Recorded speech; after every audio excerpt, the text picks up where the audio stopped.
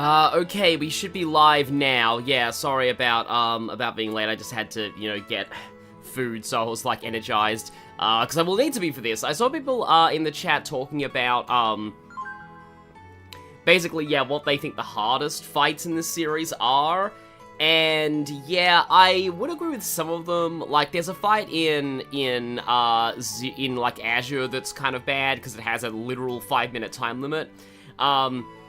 And yeah, we are live. I still think the prologue boss of Sky 2nd Chapter is probably the worst, especially on, like, Nightmare, because you have such limited resources in that, like, segment of the game, basically. That's all I can really say without, like, spoiling anything. It's funny, I actually beat Azure's final boss on my first try, but I've heard it can be really bad. Now, the reason why I'm on, like, the title screen here is I want to point out that Zin is here. In fact, I have my mouse cursor. He's right there. I thought for a moment that he wasn't there, but yeah, the whole party's on this title screen. It's just that Zin's obviously kind of hard to notice because they had to make Zin hard to notice because Zin. Speaking of which, he's actually in our party now.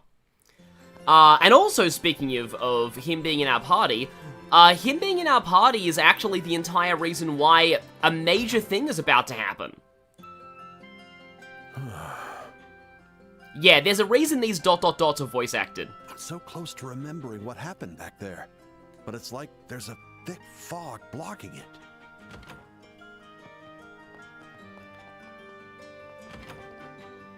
Yeah, Kurt has literal brain fog. So yeah, I've heard that, yeah, Azure's final boss, if you get unlucky, it can do really bad things to you. And then also, there's, the fact that there's a more powerful version of it as a super boss in Reverie, which I'm looking forward to. Oh, Estelle and Joshua. And Zin's here too? What brings you all here? Is there only that much playable character? Ian Ho, there are, as you go further into the Trails series, there's gonna be way more. Like, final boss of Cold Steel 4, there's like 39 playable characters, I think. And yeah, I hope my voice isn't, like, thrown out from yesterday's stream, which is really fun, actually. But I wanted to keep up the pace with Sky, because we're almost at the end. An unbelievable request. Yes, the unbelievable request of stopping our country being taken over by a coup. This request comes from Queen Amy Rose herself. Is that really true? No, not that part. I mean, the Queen's request certainly is surprising, but the black orbment the Colonel has, it really exists?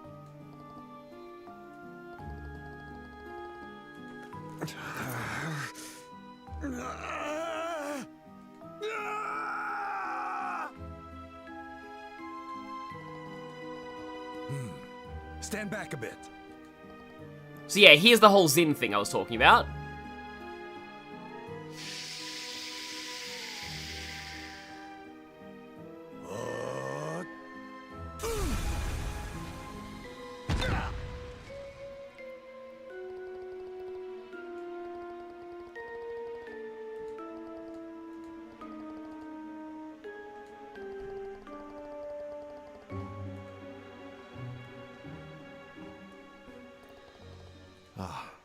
Sorry, I'm fine now.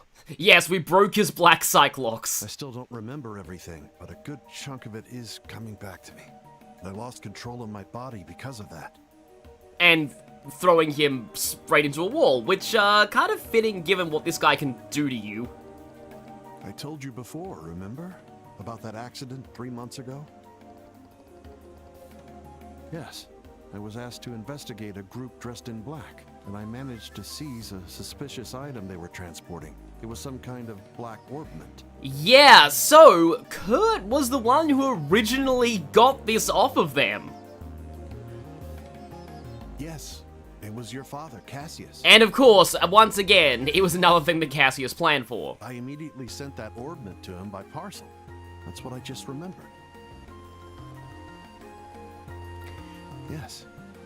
That was me. So Kurt was the K in that. For some reason, when I first played this game, like as in for the very, very, very first time, not even before I did my playthrough, very first time, I never would have suspected that K was Kurt on that note. Like, this came as a complete surprise to me. I recall including a note suggesting that Professor Russell analyze it. And yeah, he's the one who suggested Professor Russell too. So, you two were the ones who received that package? Yes, I was told Hilda has the same VA as, you know, Tiki and Sharon from Cold Steel. Well, after leaving the landing port, someone called out to me. And then... No, it's like there's a fog over it. I can't remember anything else. Okay, so still that part is stuck, but like, yeah. The fact that he delivered that orbment and then immediately he met someone and oops, there goes his memory.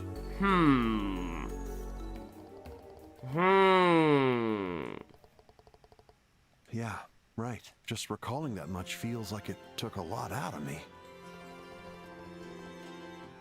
Yeah, the thing is, yeah, if you knows things, it actually does say a lot that Kurt was able to actually escape from that alive. He's lucky that he just lost his memory.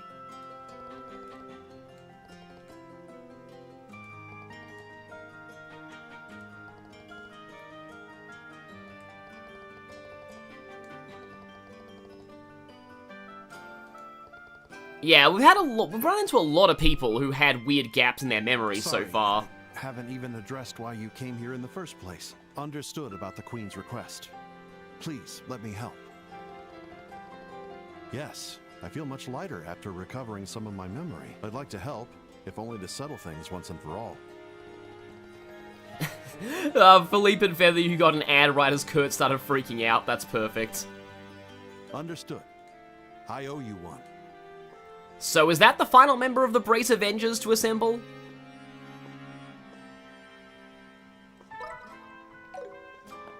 It might be. Okay, it's that button, because Reverie... In Reverie, L1 is swap team member and R1 is run, and in this one it's L1 is run, R1 is swap the menu. And this is swap team members. So, yeah, we have assembled everyone. So now we just need to go back to the Bracer Guilds. Because this is what I like to call the start of the real final chapter. Everything before with the tournaments, that was all just like the pre-final chapter. This is the actual final chapter to me, like the real end game.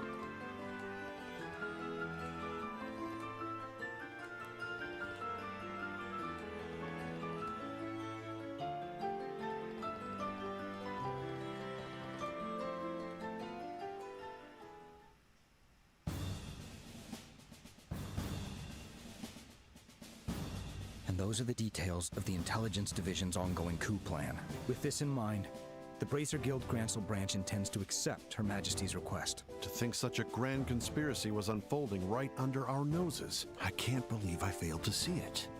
How infuriating. I mean, to be fair, you were focused on some other pretty major things at the time. Sure, those special ops guys always looked shady, but Colonel Richard's a pretty cool guy, so I totally believed him. Okay, I'm sorry, weird thing, I just edited a metaphor video that involved me using a Cassandra Lee Morris voice clip from somewhere else, and so hearing her voice here is very weird given the clip that I used. And I can't believe they were pulling the strings with the Sky Pirates and Mayor Dalmore incidents. Guess they really underestimated us bracers, huh? That's right. No way we're letting them get away with this. Then, may I take it that everyone is willing to lend their support? Of course. Feel free to put us to work. I'll be paying them back.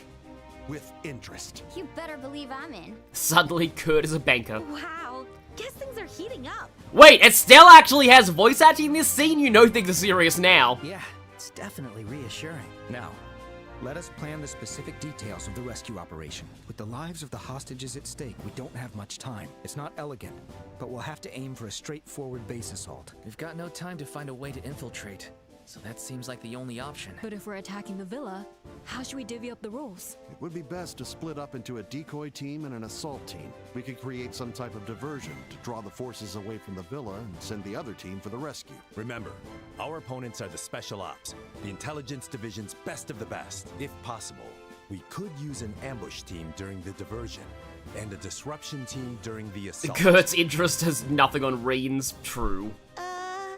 Yeah. IBK, the International Bank of Kurt.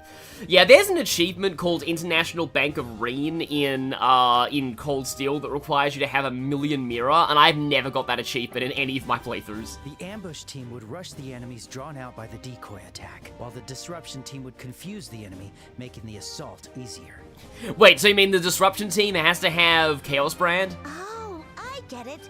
That is really funny because in the original, like, a lot of the bosses, including, like, Lorence and Amalfia, were susceptible to confusion. But we can't split into that many teams, can we? Unfortunately, we contacted the other branches, but with the landing ports and checkpoints closed, other bracers can't make it. No, Heaven's Kiss!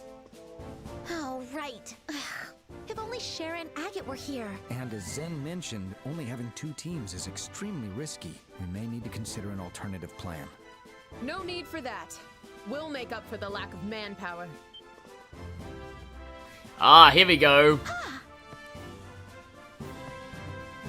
Lieutenant Schwartz. It's the Lieutenant Nun! Oh, you're the sister from the scenic route. Oh, you're the one I hit on! It's an honor to formally meet you.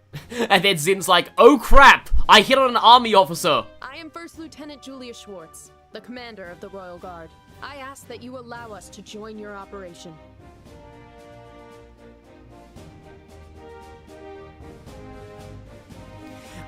Super Speed, I wouldn't be surprised if the achievements picture was Elliot, but I played on the PS3 version which didn't have pictures for the achievements. So, yeah. All those pictures are a bonus for the PC versions, and they're all really good.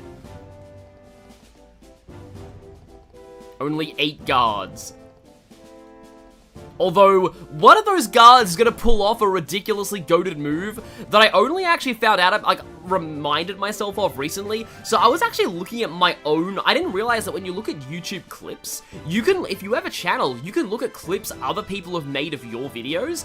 And I found some clips from my old Sky videos, and I forgot about a certain thing that happens during this sequence. And I really I'm looking forward to how they handle that in these graphics.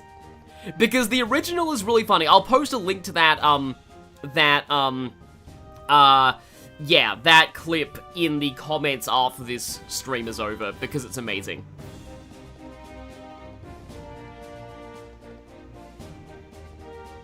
A special way to communicate that the intelligence division don't know about. I wouldn't happen to, you know... Maybe a little bird told them literally, is what I'm thinking.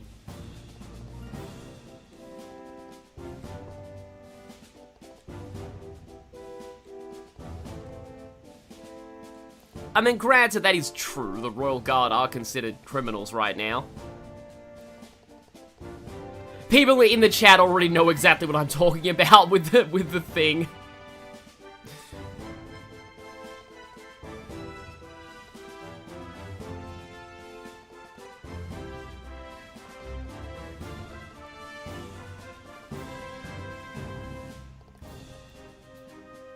And, you know, Kurt's also disgustingly overpowered. Plus, we've got a gunner. Okay, yeah, then we can use Mania Bullet and Master Tsukasa. Yeah, the next few videos of my Metaphor playthrough, I do feel like I probably should have been using Tsukasa more often, because there are a few enemies coming up that lower your evasion, and I really could have handled it better, but, it's fine.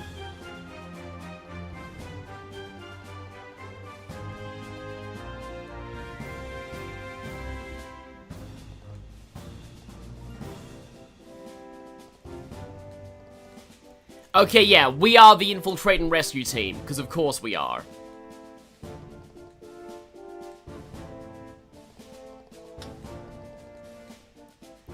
So yes, still technically junior bracers, and we're infiltrating a base of armed assailants who have hostages and are trying to take over a country.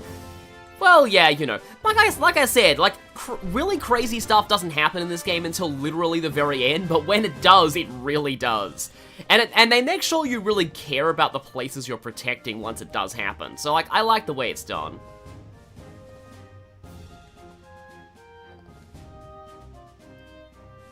I hope those subordinates weren't the ones who, you know, are the other braces up here? I want to check. I hope those subordinates weren't the ones who caught us in that failed timeline of the stealth mission. So yeah, they're basically saying, make sure that you have all your best equipment, whatever. This is not your last chance to get, to get items, though, and to get quartz, because right before the final dungeon, you do also get, like, an augment factory. So you don't need to, like, go crazy with that right now, but I have my ultimate weapon, so I think I'm pretty good. I do also have the completely disgusting accessory as well, the Gladiator Belt Plus, which is just insane. Oh look, I have access to Olivier's equipment right now. I'm sure that's not going to mean anything. A lot of achievements under the belt for junior braces, exactly. So yeah, I think I'm pretty much good. Because most of the things I'd like to cook, I'm missing monster ingredients. I know that in a lot of other games, those are under, like, curios in shops that you can buy. Because I'm almost done with, like... Oh, I have 28 and 28 the standard menu, and then I'm missing one of the special menu and one customized dish. Okay. Interesting. There's nowhere in town that I haven't... Oh, maybe there's a thing that's only available at the very end. Oh, no, wait, there is a...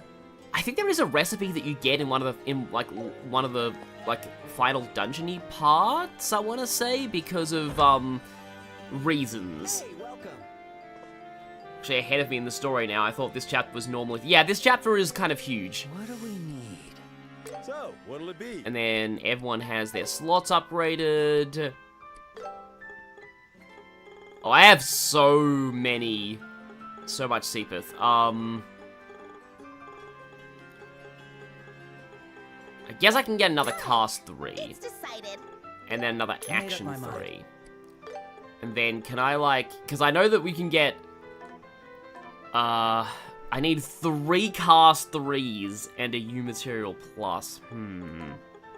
Okay. And then there's also that, but I don't know if I want to do that right now. I can't decide. So, what'll it be? So where's the... I just want to get the red off of this shop. Monster boat and monster shell. I kind of want to save those for, you know, stuff. For recipes. Okay, we can exchange that. See you later. Can't buy monster units, but you can get them randomly from breakable boxes in the final dungeon. Okay, that's good to know. That would make sense. Okay, may as well keep a save file from just before the operation, because once you do begin the operation, again, stuff happens. Cold-hearted frappes in Reverie. I have not got that recipe yet. And that sounds interesting. And then I believe technically you do get to return to the city, but only in the epilogue.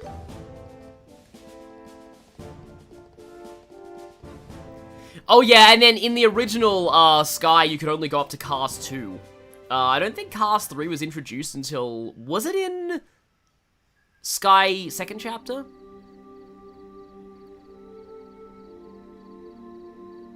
So, this is the spot, right?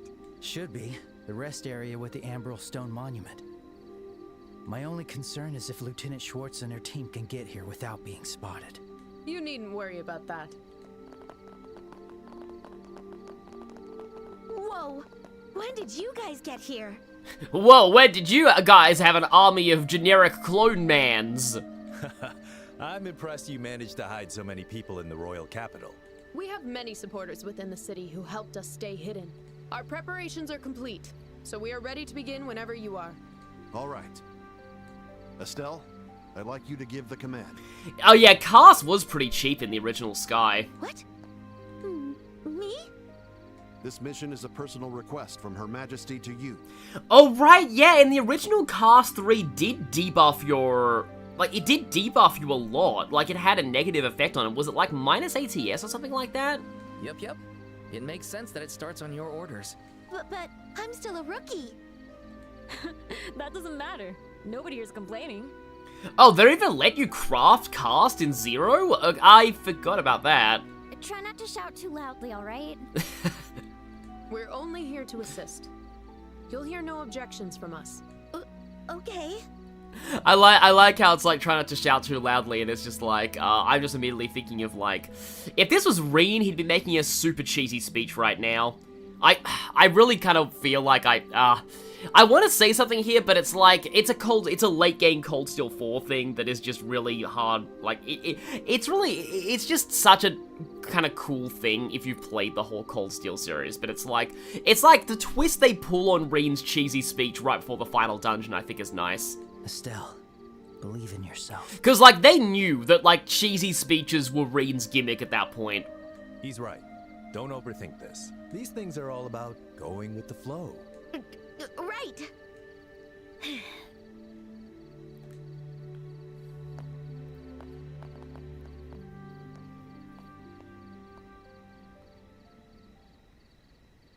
To all mission personnel, the Airbay Royal Villa hostage rescue operation will now begin. Okay, that actually sounded surprisingly awesome. Oh, I'm starving. Our shift should be over soon, right? Please give me some tomato sandwiches to give me more CP. Hey, don't slack off now. The Royal Guard's still hiding somewhere out there. They could show up anytime. Like in about 5 seconds. Oh, come on. There aren't even 10 of them left, right? Colonel could hunt them down in no time if he wanted to. I'd like to see him try. Ah, we have this music again, yay! Royal Guard Commander Julia Schwartz. How's referee going? I'm still on, Listen up. We've received a report from the Special Ops frigate. I'm at the very end of the first forced referee corridor visit, so I'm not that much progress since last time. I've been kind of, and lately I've had to play the Pac-Man Festival in Crossworlds. The remaining Royal Guard members are there taking a final stand. Also, when my internet went down, I was afraid to play Reverie because, like, Steam Cloud wouldn't sync and I was worried that I might lose my save files. Head to the scene immediately and wipe what's left of them out. Head to the Wave Ocean immediately! Roger! I mean, head to Wave Ocean immediately! Have you broken the game with Risha yet? Risha's been kind of meh for me so far.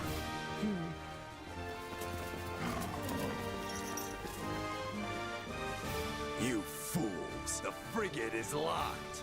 You won't be able to use it so easily. If you had simply obeyed the Colonel, you might have kept your lives. Feel free to curse your own stubbornness as you die. Attack!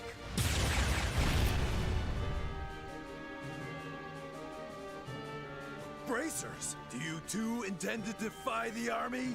I hate to break it to you, but you're the one defying the kingdom. On behalf of Her Majesty, we won't hold back.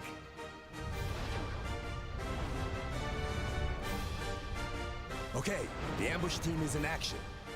We'll go in first and distract the remaining forces at the front yard. While they're occupied, you must make your way inside the villa. Got it. May Adios watch over you. So it's nighttime here, but like, I want to say this was during the day in the original. Was this during the day? I seem to remember this being daytime before? I know that the scene in the courtyard was daytime, so maybe they've changed it to nighttime in the remake?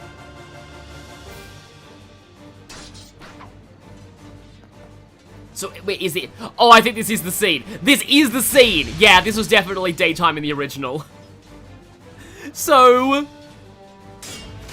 yeah! It still did that! He still did the Ono reverse! That's way funnier with sprites, though. I'll put that in the comments after the stream's over. Good. Looks like they're keeping them busy. Now's our chance to break in. Oh, it was also at night, okay. I don't know why I mistook it for daytime. Okay. Understood. Yes, since when have races cared about defying the army? You know, General Morgan, cough cough.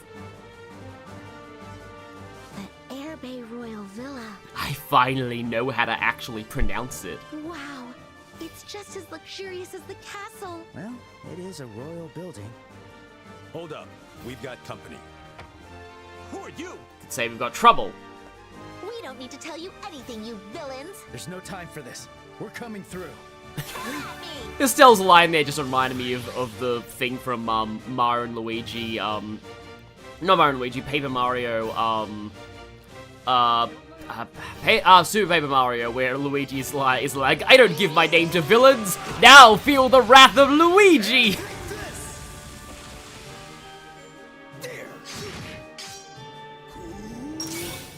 Okay, not bad. I don't know what, you know what, I feel like I haven't used morale in forever. So let's set that up.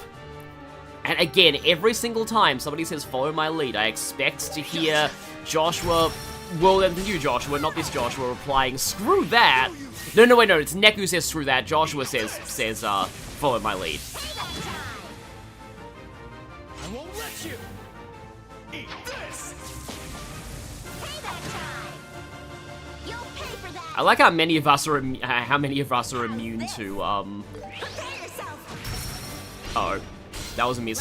How many of us are immune to like stun at this point?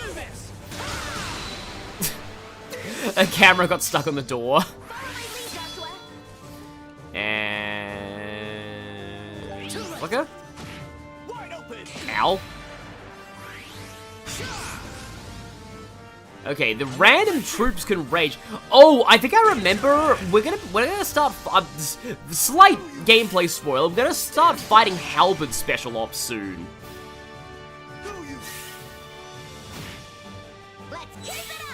Okay. Let's aerosol. I really should be using my ATS buff, but maybe save that for later in the sequence. Here we go. This isn't like. Okay, again, this is like the pre-true end game. You know, I forget exactly how like craft like power is counted in this game, because I know that it's just always interesting to me that like I know there are some RPGs where oh, there is a third guy. I know there are some RPGs where, like, skill, like, attack power is always calculated as, like, a fraction, or, not a fraction, but, like, a percentage buff to, like, base attack. So certain skills are, like, this does, like, 250% of the damage of a normal attack. And I want to say that's, like, vaguely true for how crafts worked in the original. It might not be right, but, yeah. I think that's how it works in Yakuza Like a Dragon. Also, I did not realize that Joshua was that low. However, you are like almost done. This section was a nightmare when you play New Game Plus. Oh yeah, because you can ridiculously buff the levels of everything in New Game Plus. So Joshua took a big hit from that. Now, where do you think they're holding the princess? The building's not very big. We'll just have to search it room by room.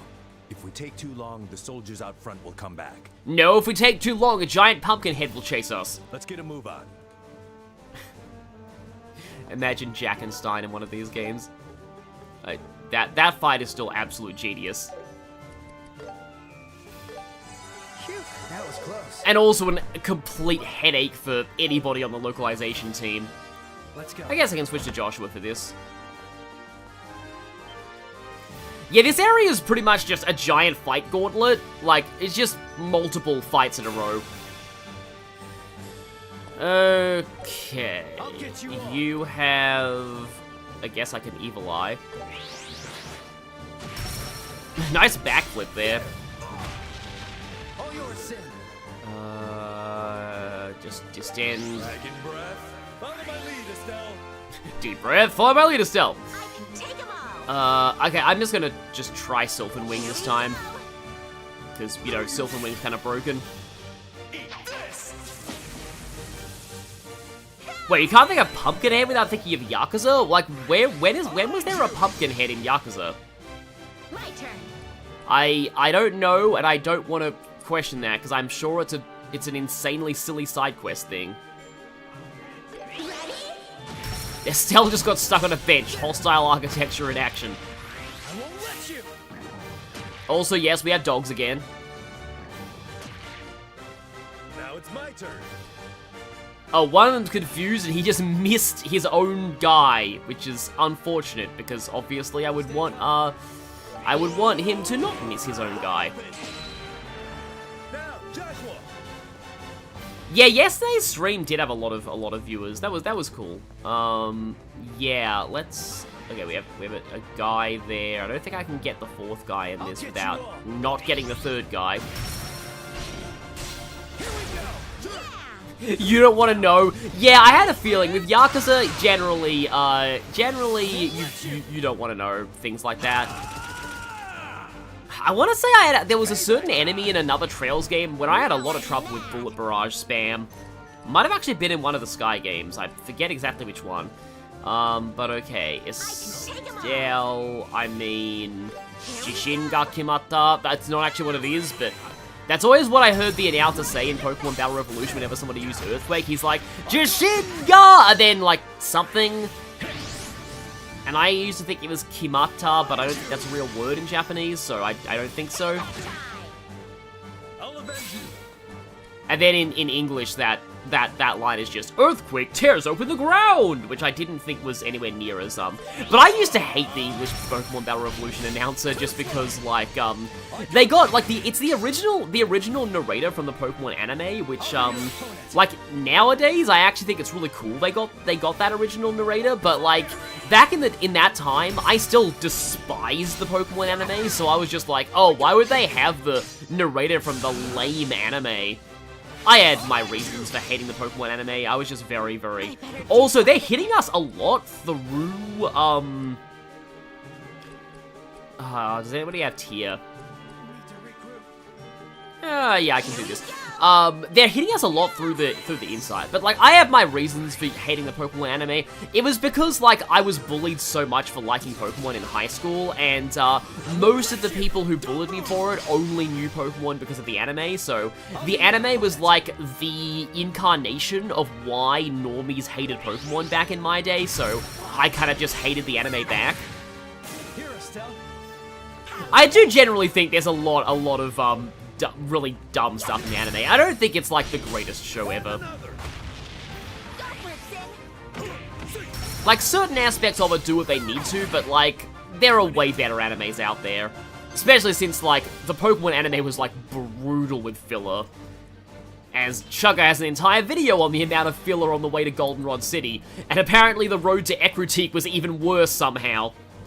And then apparently, there were 52 episodes between Gyms 7 and 8 and Sinnoh, but granted the main Team Galactic plotline happens during that time as well, and the anime also did the Team Galactic plotline then, so I can kind of believe that. Because, like, people say that, like, the, So many doors. Do we really have to check them all? Oh, right, this bit. But we've got no choice.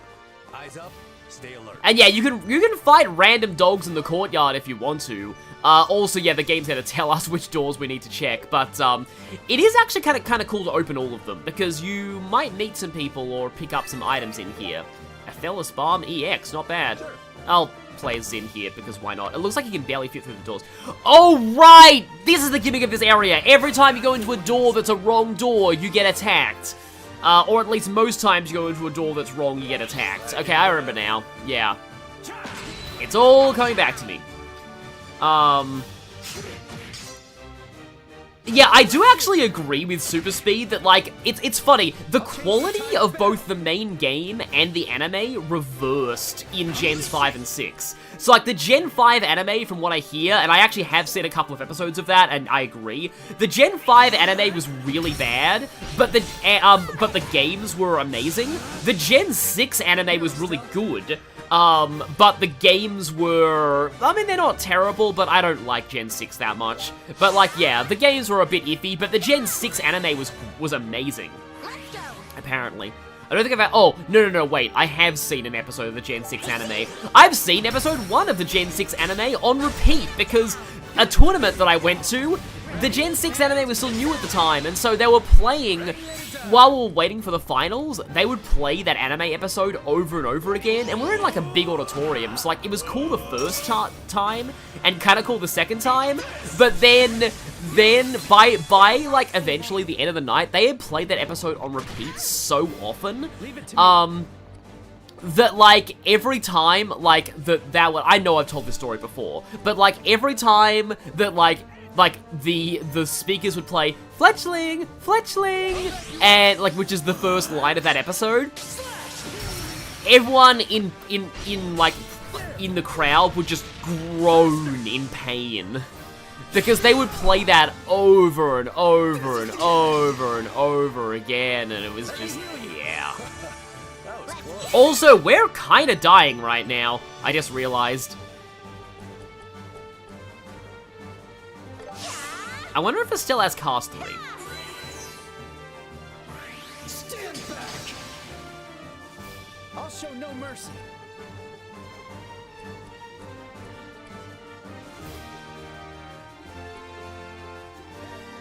I mean, maybe I can Hellgate them.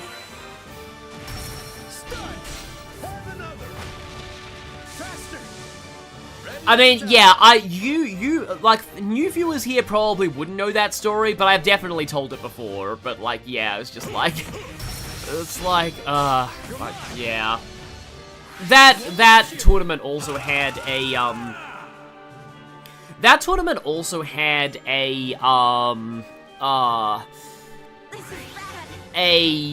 like a booth where you could watch episodes of the Gen 5 anime. That's where I watched my only Gen 5 anime episodes, and that's where I realized that the internet wasn't wrong about how bad that anime was, because it was the Elisa Gym episode, the one where Ash forgets to bring 3 Pokemon to a explicitly 3v3 battle. That was just, I'm like, yeah, because, like, they made Ash way dumber in Gen 5, this anime. Oh, hi, thank you, Minato Kurusu, for the $5 US. What's your favorite, Atlas special attacks? Oh, Metaphor, Persona 3 Real. Oh, definitely Synthesis and Metaphor. Theurgy's fine, but I do think that, actually, now I think about it, though, Showtime in Strikers might be my favorite. I like the way they handle Showtime in Strikers. It's a good balance of, like, limiting it while also making it feel impactful, but I love Synthesis and Metaphor. Like, Synthesis and Metaphor is a great mechanic, except for Peerless Stonecleaver. That's a little bit too broken. But other than Peerless Stonecleaver, it's pretty good. It's like, Dynast Formation is also insanely broken, but you don't get that until, like, literally the last arc of the game, because you can't get Commander, like, get the final Commander archetype until very late.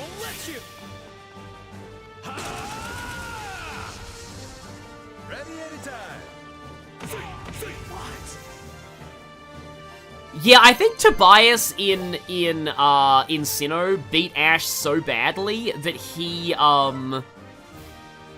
do I really go for all these rooms? I don't want to miss out on any items, but, like, maybe I should just go for the hostages, because, I want to say I think we rescue a certain important person here.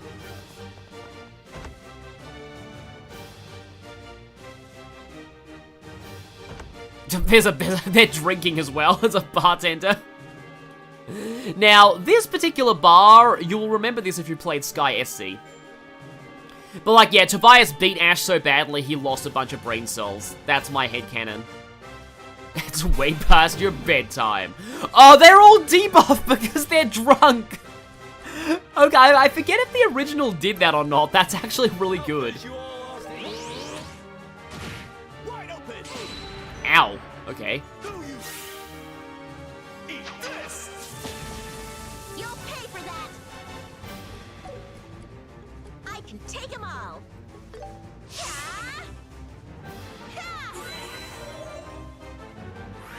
I mean, I've heard that some of the Gen 5 episodes are, like, okay. I was watching, like, a few of them on, the official Pokemon Twitch channel did a whole thing on, like, when they sometimes just show random anime episodes over and over. I saw one with Rock and Roller, and, the chat's always very fun about, like, memeing on certain moments. Like, whenever Team Rocket shows up in obvious disguises, they're like, I wonder who that is! and like other things. But I do remember, and I normally, like, I don't want to, like, get into this too much because, you know, I don't like being, like, you know, like, political on, like, streams, but, like, I just do want to say this was kind of funny.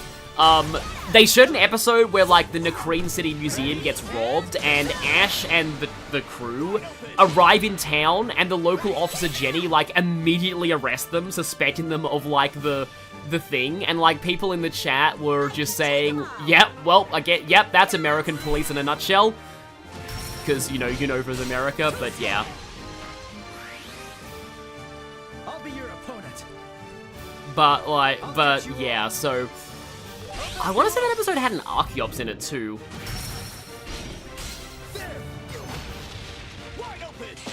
The writers didn't want Ash to win a league until they found out he deserved... they thought he deserved it. But, like, it took, like, over 20 years, though. Clearly, he deserved it at some point.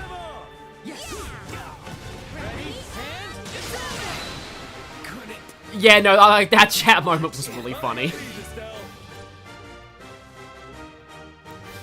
Oh, there's only one guy left.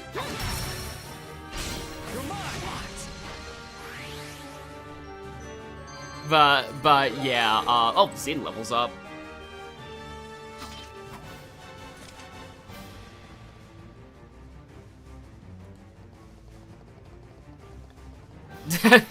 Unsatisfying. Zin's the kind of guy who'd probably get drunk himself on purpose just to give fights a challenge.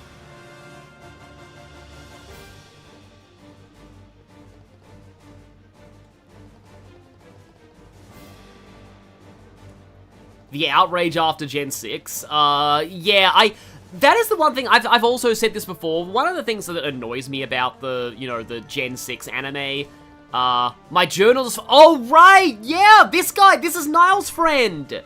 Yeah, this is the guy this is Niall's contact within the villa that he was talking about, so that's why we had to visit this room. Yeah, he was the one who called Niall out.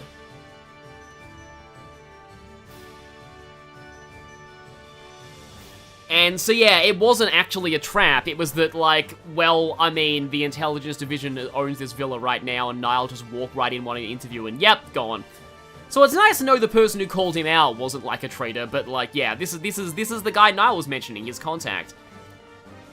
But anyway, the thing about, like, Gen 6's anime is, like, everyone loved that, and the moment that Ash lost in the Pokemon League, suddenly everyone said, oh, no, all the X and Y anime was bad all along. It's just like... Well, I know that, like, that sucks, but, like... And now I'm thinking that, like, okay, I'm guilty of that too with Clair Obscure, but Clair Obscure is different. Like, the way Clair Obscure's ending invalidates everything else up until that point is different to the Pokemon Gen 6 anime. Because, like, you know, things still, like, really happened in Gen 6's anime story. Like, so much happened. Like, Serena's whole development, a bunch of new catches for Ash. Ash has a huge amount of development and becomes, like, a way more mature person. Like, none of that is invalidated by him losing the league. Will you be staying? Okay, and you can heal here. All right, rested and ready. Please be careful. Oh, it's funny. They say shop, but it's just because it's an inn. Do we get an ambush coming out of here? Yes, we don't. Okay.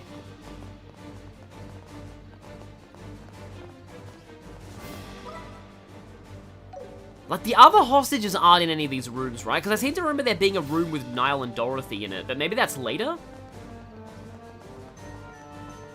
Like, the other thing is, though, like, the League wasn't even the ending of that anime. That was the big Team Flare arc that was the closest thing we got to a Pokemon Z, because they never made one. I'm gonna have a save file here, just because.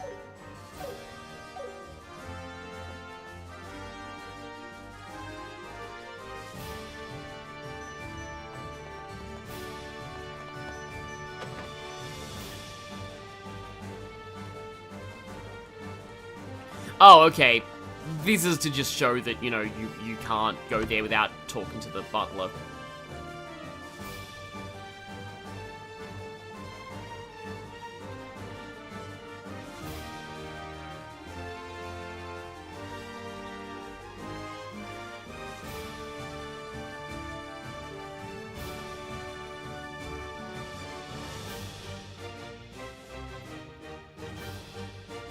Oh, I remember this now. Yeah, there's like a... Yeah, there's a...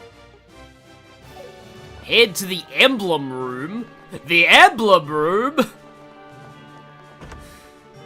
That means we have to find, like... have to find, like, the powerful things and wow, my brain is like mush right now. The... You know, rings that will let us move ridiculously far, and... have broken staves. It's funny that, like, Mikaya's emblems are arguably more broken than Sigurd's. I'm like, it's like, there's so many really good emblems in Engage, and they're all good for different reasons. We use the spare key. Hold on tight, princess. 2 more to go. We're almost there. Here we go, the halberd guys. Yep, finally. I remember these guys having a big attack that inflicts faint. I feel like I've seen you before. Oh, you're the winners of the Royal Tournament. Wait, you're those bracers? You better believe it. Also,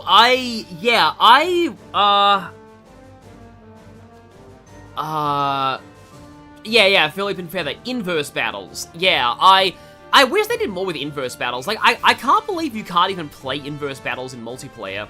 Even though in, like, Gen 7, there's a quiz game you can do multiplayer that's about type matchups and inverse battles, and it was, like, the most commonly used one because it's an easy way to grind points because, like, you can just say, like, normal, and, like, so many things beat normal in inverse battles. If you let us through, we'll go easy on you. Sound good? Like, inverse battles are, like, literally, like, insanely broken as a competitive format because of how insanely powerful normal is there. Don't underestimate us. Just try breaking through our iron defenses if you think you can. I'm not going easy. Speaking of Pokemon Iron Defense, yeah, armored special ops. They don't really have any more armor than any of the others, but they do have a gigantic halberd.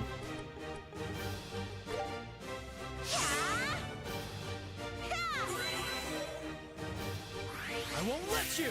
You're mine. Yeah, there we go. There's that. That's kind of like Agate's thing. Oh, that's a speed down as well. Let me heal you.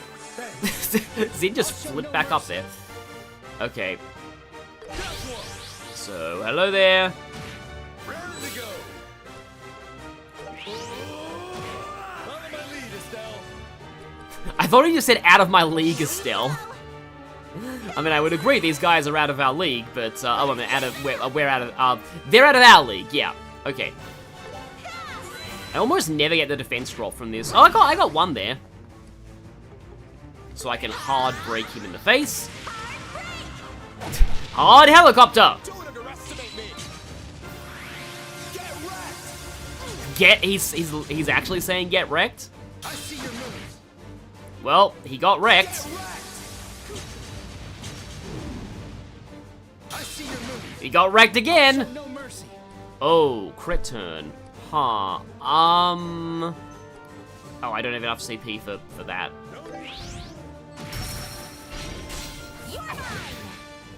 Two halberds is what we had to. I mean, they are like axe users. It was always weird to me that like a halberd is like an axe slash. Actually, I'm gonna just regular bulk you, do this, and then S break with my 200.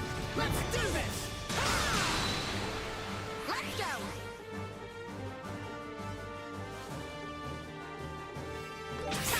I don't think I've actually shown this animation in a while. But yeah, like a halberd is like an axe spear, and then in Fire Emblem the class is just purely like a lance class, which makes it weak to axes.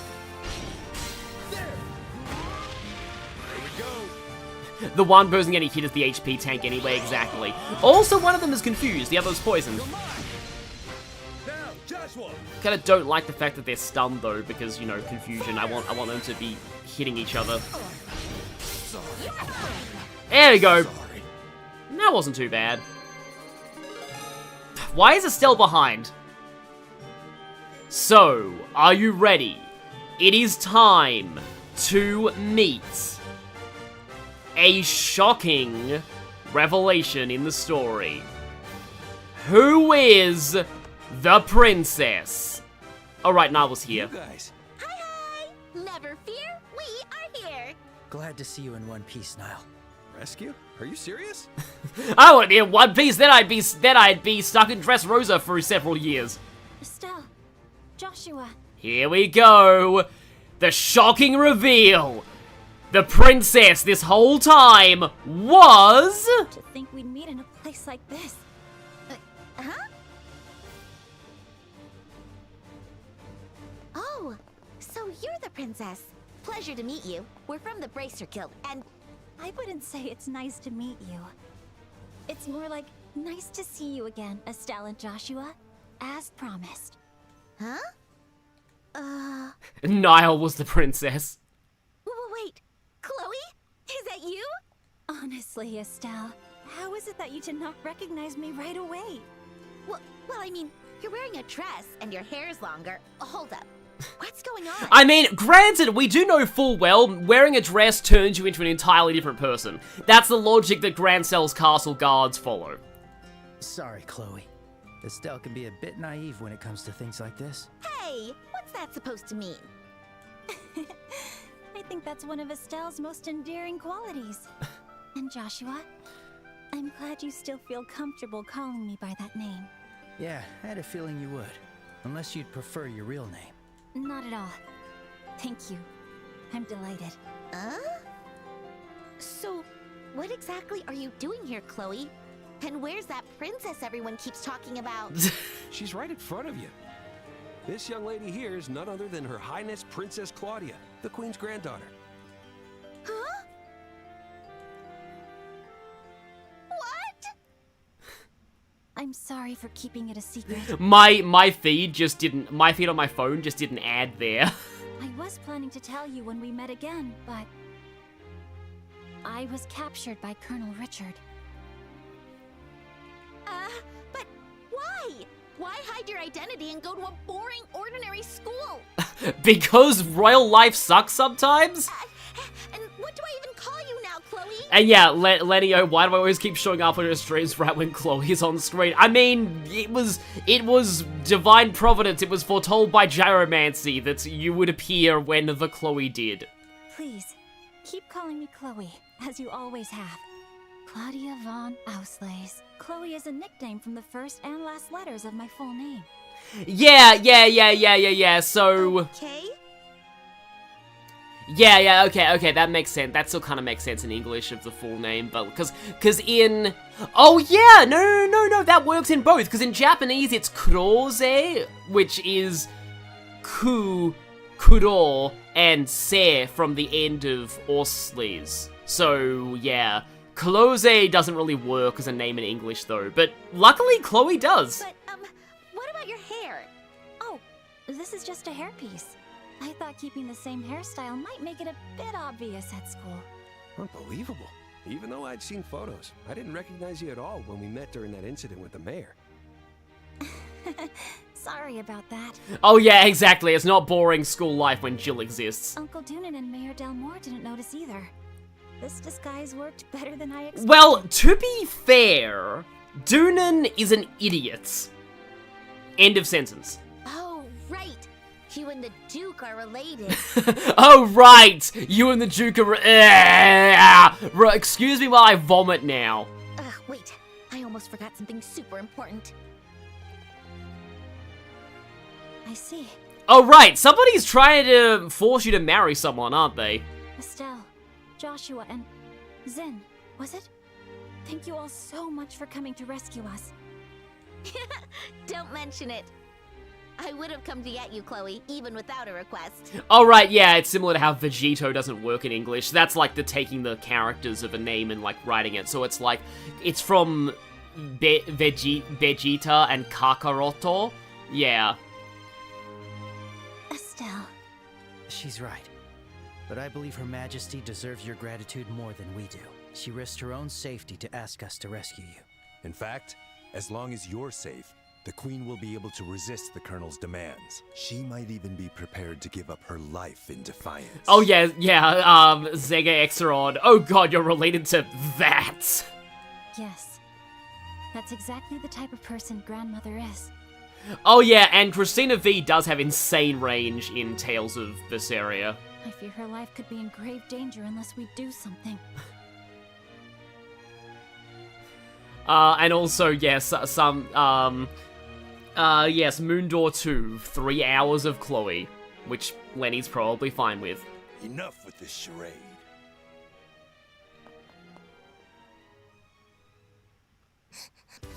Princess! Brienne? Why is this little girl here? She's General Morgan's granddaughter. Oh, wow. They must have brought her here to control the general. He's being held at Hawken Gate. Just like how they were using you to control Her Majesty. Do not mistake this as some empty threat. We of the Intelligence Division will do whatever it takes to achieve our goals. Even if we have to smoke 50 packs of cigarettes and make our voices really gravelly. That's not something you should brag about. Commander, let's make a deal. Take me as a hostage in her stead. Please, I'm not falling for that. Even we aren't foolish enough to lay a finger on a royal. Also, yeah, again, war crime.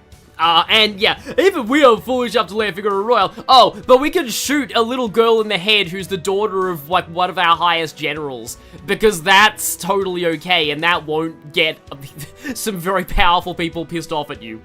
A general's granddaughter, however, will do just fine. She's a valuable hostage, and harming her wouldn't ruffle any feathers. Wouldn't ruffle any feathers. Have you seen the Sky the Third and seen how big a halberd General Morgan carries? You people are trash. Man, you're rotten to the core. Say whatever you want. The patrol unit from Kirsch Avenue should be returning soon. We'll capture all of you, the Royal Guard and Bracers, in one fell swoop. Oh, I didn't know that Crusader Thee was in Blaze Blue and that she also plays 3 characters. I wouldn't put faith in that. Oh. We took care of them on our way here.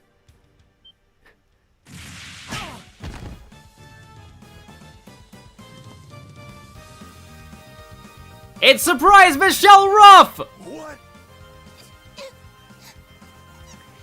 Now, I will say that this surprise is a little ruined by the fact that we never had a chance to open all of Shera's Orpiment slots, and there's no way they'd end the game without letting you do that. Oh, there. You're all right now. Hey, Estelle. Hi, Joshua. Been a while, hasn't it? It has been way too long without Heaven's Kiss. Shera? You came to help us? This isn't the time for a reunion! This isn't the time for a reunion. I'm about to shoot you in the face now. My, how unrefined you are. Oh, I forgot he was here too.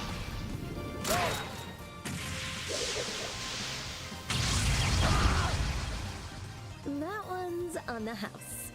Things are about to get rough. That was intense. Wait, that shot. Olivier? Ding, ding, ding.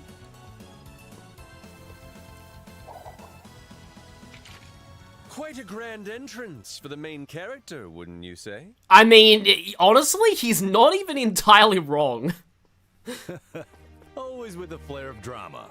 And Sherazard, it's been a long time, hasn't it? Zin, if you hit on her, I swear. It sure has. It's good to see you, Zin. I can't believe you're in Liberal. When I heard you were watching over these two, I knew I had nothing to worry about. You put a little too much faith in me. And you've blossomed into a stunning young woman. He is. I know him too well. I almost didn't recognize you. Oh, you think so? My heart is consumed by the green flame of jealousy. Carelessly, you toyed with my affection, only to toss me aside like nothing more than garbage. Oh, Olivier, Ina said she wanted to see you. Something about getting another drink. My deepest apologies. Forget I said anything on this matter. Good grief. Some things never change. But Shera, how did you make it into the capital? I thought the Royal Army closed the borders. Oh, wow, Olivier and Balthier from Final Fantasy XII would get along very well. They did. That's why I crossed Valeria Lake in a boat and docked at the pier in the capital. I guess they weren't watching the seas for tiny boats. Ah, how very clever. But how'd you end up with that flaky musician?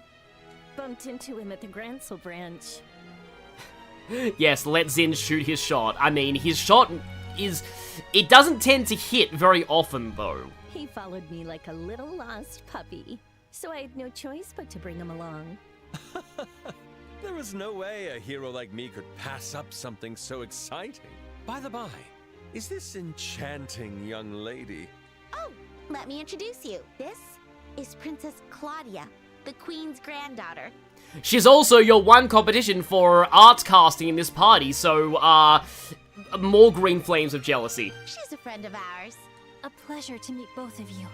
Thank you ever so much for coming to our aid. Yeah, the choice of, like, Olivier versus Chloe in terms of, like, late-game caster is always a tough one. Please think nothing of it. It's our duty as bracers. And then it gets even tougher of a choice in the second game when you have Kevin in the mix. It is the pleasure of any gentleman to rescue a princess so fair as you. It's an honor to meet you, Prince. Chloe, are you all right? I'm sorry, I interrupted his line, which is actually very fitting. Julia! Sieg! Oh, rip Scree again.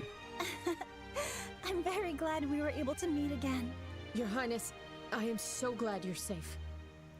No, she didn't have long hair. The long hair is a hair extension, apparently. Truly, I am very, very It's relieved. part of a disguise. And you too, Julia. It's so good to see you safe as well.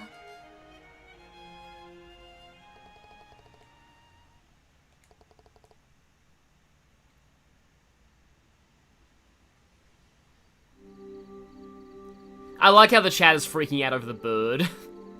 It's like, yay, Burb is back! Honestly, yes, Sieg is one of the greatest characters in Trails. Mostly in the original, where the debuff was insane. Truly, I beg your forgiveness. It was my own incompetence that put you through all of this. If I could, I would tear apart my unworthy self with my bare hands. Okay, that's a little dramatic. Please don't say that. I'm so happy to see you again, and that both of us are safe. Oh, they foreshadowed the hair extension because Hilda mentions it during the maid disguise segment. Right, she says they have those hair pieces. Oh, I didn't notice that, but that's actually really cool. Thank you so much for coming to help us. I mean, there's a lot of way more obvious hints that Chloe is the princess, so, like, yeah. Like, the fact that she was able to call the Arcee in the end of Chapter 2, and she had personal connections to Julia, and that whole conversation they had at the end of the chapter, like, it's kind of obvious back then. It's more of a matter of, oh, when will Estelle and Joshua find out? And then Joshua probably figured it out the moment that he even saw her, because Joshua's overpowered at analysis. Your Highness. Sorry to interrupt this touching moment, but why is Sieg here? Sieg is Her Highness's guardian, and the Royal Guard's messenger. He even delivered a letter to your hotel, remember? Oh, that night? So it was him. Yeah, I remember. Yeah, I had a feeling that was definitely Sieg. And that's how you knew about the Queen's request. Yes. Her Majesty informed me directly through Sieg.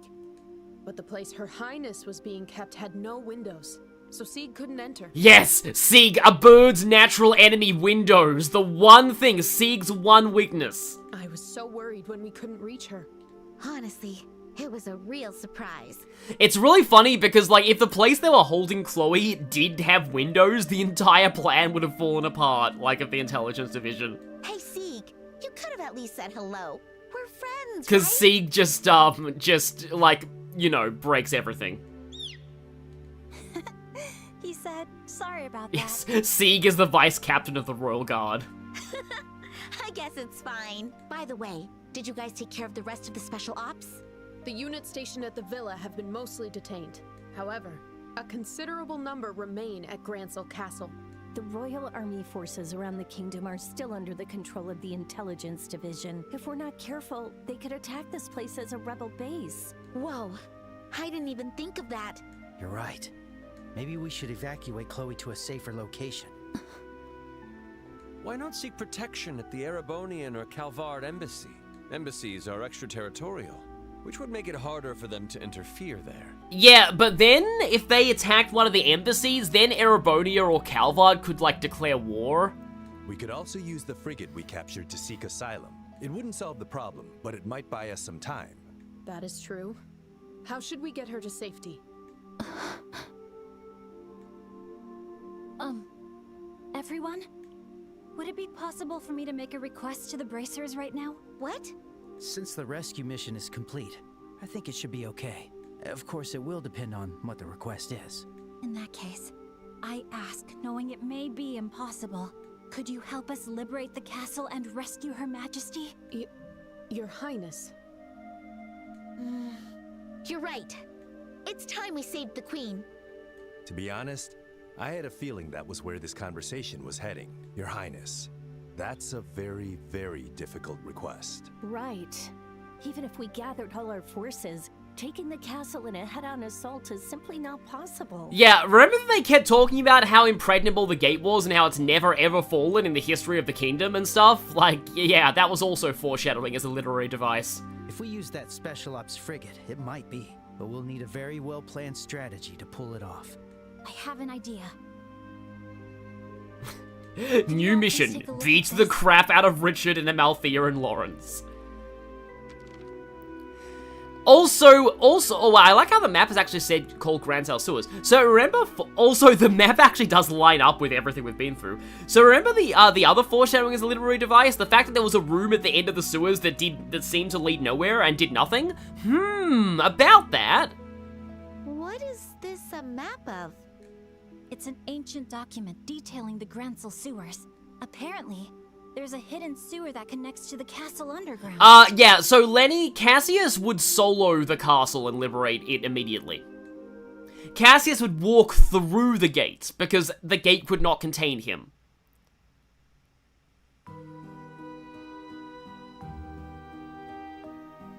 What is the meaning of this? How could we have lost contact with the Air Bay Royal Villa?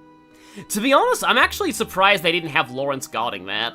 The Royal Guard or the Bracer Guild? Because if they did, we kind of would have been screwed. One or both of them may have taken it over. How dare you speak so calmly? You, Lieutenant, were the one in charge of them. My sincerest apologies. However, dwelling on the past will do nothing for us now. We should focus on strengthening the castle's defenses to ensure Her Majesty isn't taken as well. You do not have to remind me. Close the gates. No one in or out. I don't care who they are. Direct all personnel to prepare to defend against an aerial assault. Understood. Contact the other units and send them to the villa. If anyone asks, say it's a mission to suppress a terrorist group impersonating the royal family. Yes, ma'am. Oh yes, they gotta brush off Chloe as an imposter now. What an impressive response. Of course. Unlike you, I have experience. I will defend my post in the Colonel's absence, no matter what. So yeah, we kind of have our opponent here, but also the Colonel's not there. I wonder why he's not there. I mean, of course, the big bad guy wouldn't be, you know, fought until the very end, but yeah. Where is he right now? I will now explain the operation to liberate Gransel. So yeah, this entire part is like basically, yeah, we're going straight into the castle assault. I told you that we're in the end game now, but yeah, like they kind of were like kind of establishing that Amalfia is gonna be our next, well, kind of next big boss. We'll see. First, a 3-person team led by Joshua will infiltrate Gransel Castle's underground through the... So basically right now we're splitting into the boys and the girls, and I want to say the girls get literally all the boss fights. They will then head straight to the Royal Guard room and activate the gate control systems. Got it.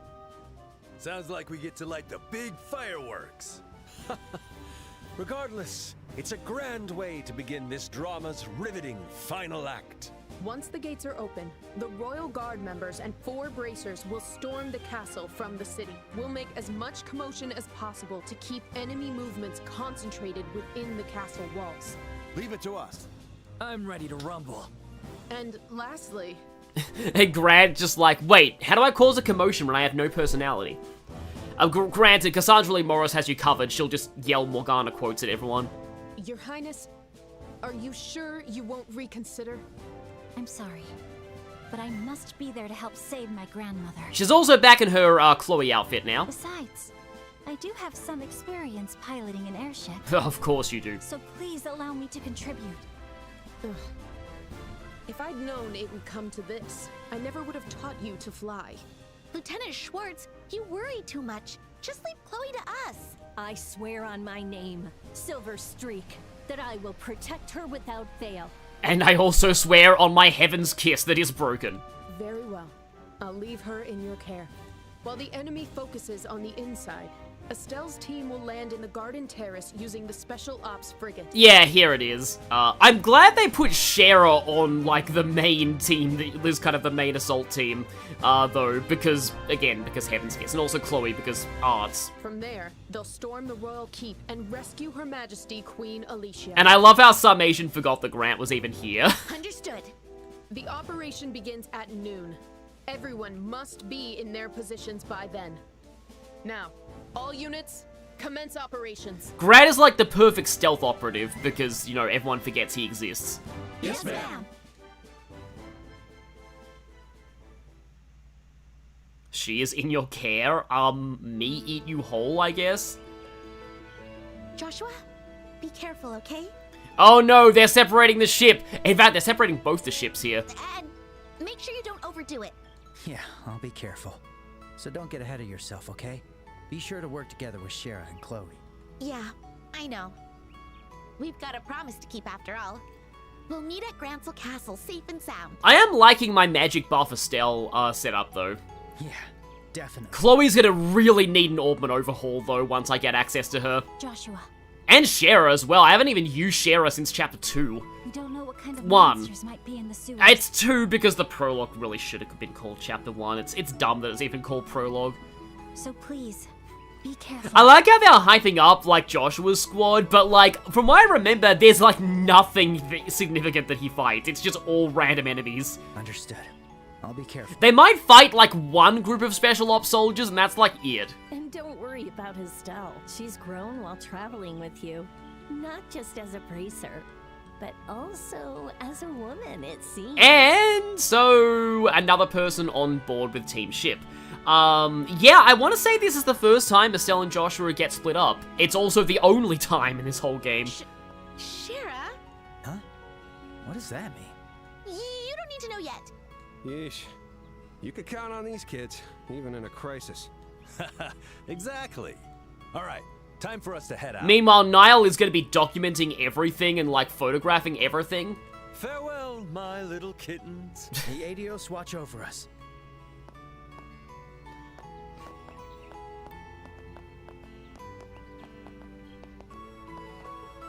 Joshua. Yes, they sawed the boat in half.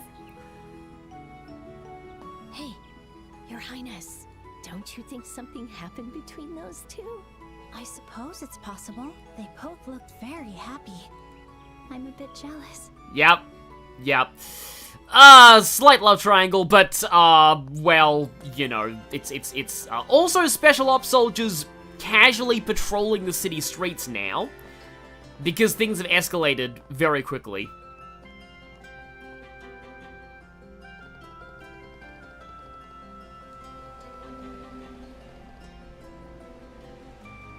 Niall preparing to dox Richard on Twitter.com.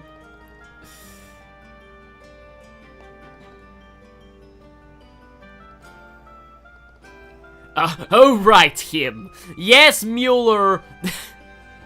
Mueller, yeah, watch out for that guy.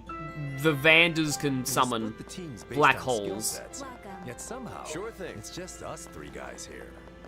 Nevertheless, we are hardly lacking in beauty ourselves.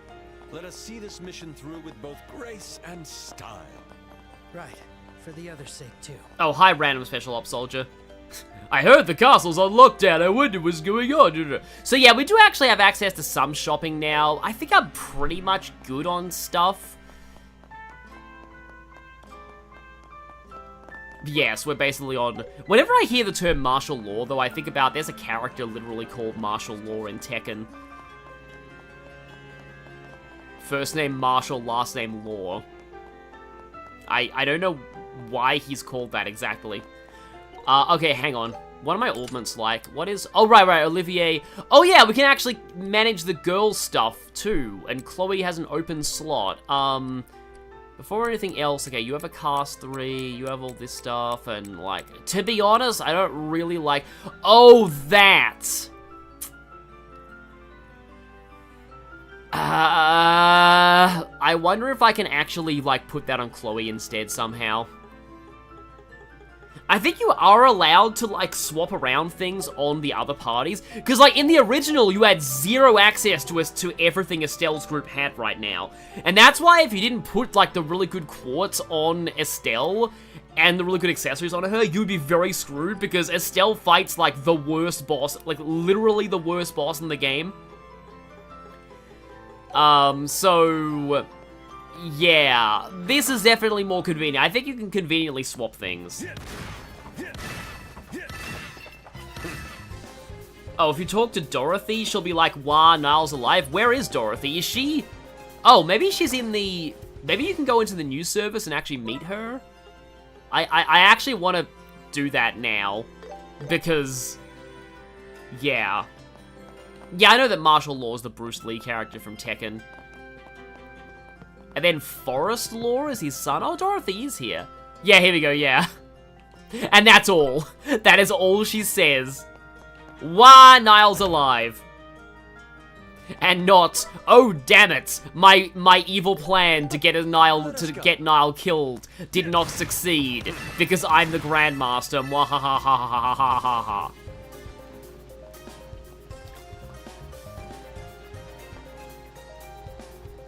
There was a martial law in Korea in late 2024 that only lasted a few hours. That I can believe.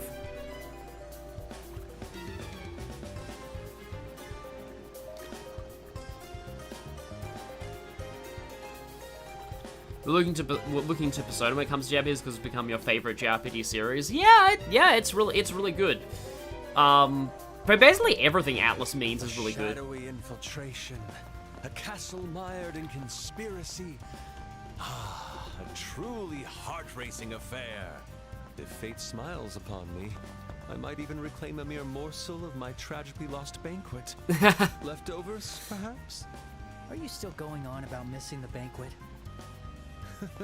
You've got guts worrying about that now.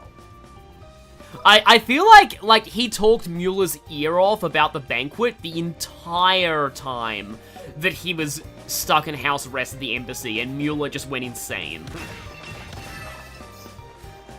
It's like, yes, I get it! Fancy banquet food, please shut up!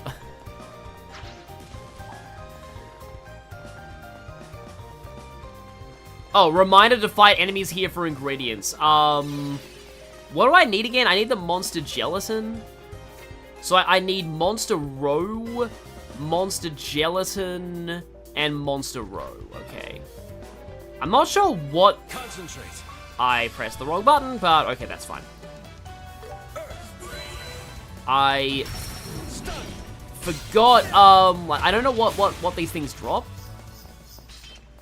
Let's see. What an intoxicating well, that didn't drop anything. Wonderful moves, Olivier. The only reason Olivier got to leave is because Mueller was tired about hearing him rant about the banquet. Yeah, that sounds about right. Oh, look, there's a chest there that we couldn't get to. Actually, hang on.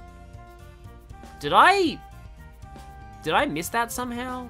Because that's... huh. Maybe I actually forgot about that somehow. And I actually need to go down those stairs. Bring it on. Yeah. I mean, I guess I have some time to fight the enemies because this part actually has gone a lot quicker than I thought it would. I mean, we might even, well, I don't want to be speaking too soon, but like, we might even get to the final dungeon today. We'll see. It's over. The trick is down. Concentrate. Let us dance. Leave it to me. You have money, go buy your own fancy dinner, moron. Oh, that's actually kind of cool. We have a different animation for the burst because Estelle's not here. Have another. Gotcha. I leave it to you, Zin. Zin shall punch sheep in face. Now, Joshua. Martial law has apparently become broke and is desperate with money in the newer Tekken game. Yeah, Tekken lore is very weird. There's a lot of weird stuff that happens with a lot of the characters. Oh no, not the mystical sheeps.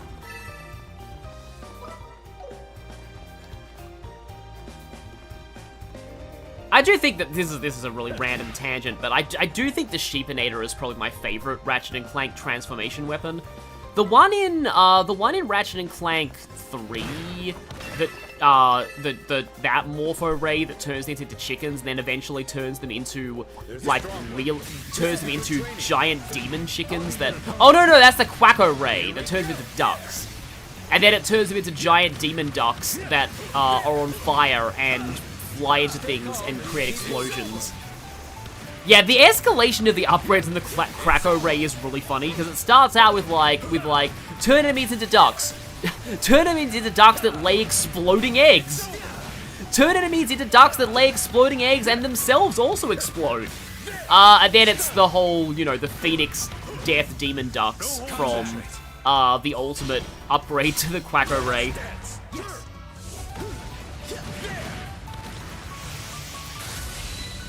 The Mishima storyline being the main focus makes you forget that, Tekken has stuff like fighting die. Yeah, characters like Roger and Kuma they have very weird lore.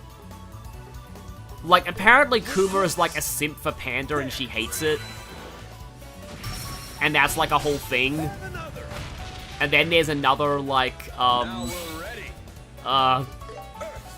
then, Lee has weird stuff. Again, Tekken is weird. A lot of fighting games of that era just went completely insane with endings. So, for the random tangent, I do actually kind of like the fact that, was it Mortal Kombat 11 that had the time travel / multiverse gimmick, which I get that, multiverse fatigue, it's kind of been very, very overused, but, to justify multiple endings in a fighting game, I do like that. Same like we were talking about Blaze Blue earlier. The fact that the original Blaze Blue was a time loop story, that helped, because it's oh hey, everyone's ending can be canon if it's a time loop. Impressive defense. Let's see what you're It's yeah, if it's a time loop, anyone's ending can be canon. So yeah, that's cool. But one of my favorite arcade endings in, I don't even know if it might be 11, but I think one of my favorite endings in Mortal Kombat, I haven't even seen it because I don't like the gore in Mortal Kombat, but from what I've read about it is the Terminator's ending, because yeah, they put the literal Arnold Schwarzenegger, well not literally Arnold Schwarzenegger, but they put the Terminator in as a guest character, and his arcade ending is that, basically he looks through time and realizes that the war between humans and machines always is destined to, end in mutually assured destruction in every single timeline. So he instead, destroys himself and ensures a future where humans and machines live in harmony. And, I'm like, that's cool. Then, somebody observing is wow, that Terminator actually did a good thing. Huh. But yeah, that's definitely, yeah. Terry Bogard almost dies in either KOF 99 or 2000. I know that, Siegfried getting corrupted and turning into Nightmare is one of the endings in Soul Calibur 1. And then, that leads into him being Nightmare in Soul Calibur 2. Which I may have mentioned in the last GameCube stream. Yeah, Mortal Kombat 11's guests are all movie people. Yeah, Terminator, RoboCop, and Rambo. I do still think it's very weird that, Rambo is in, an ultra-violent, fighting game crossover, because I'm pretty sure the original Rambo was meant to be really, really anti-war, and a lot of the sequels and spin-offs kind of forget that. Let's see what you're made of. It's over. I want to say Rambo is a lot like Godzilla in that it's one of those franchises where the first game was the first movie was a completely different franchise to the rest of the movies. With grace. There. Wasn't anything in Soul Edge. Yeah, there was that weird thing of Soul Calibur is actually the second game in the series, and Soul Edge, also Joshua's Dead. Can I? Yeah, they have very powerful explosions. The climax rises. The climax rises because Joshua is dead. Do I get him back up? I have these, yeah.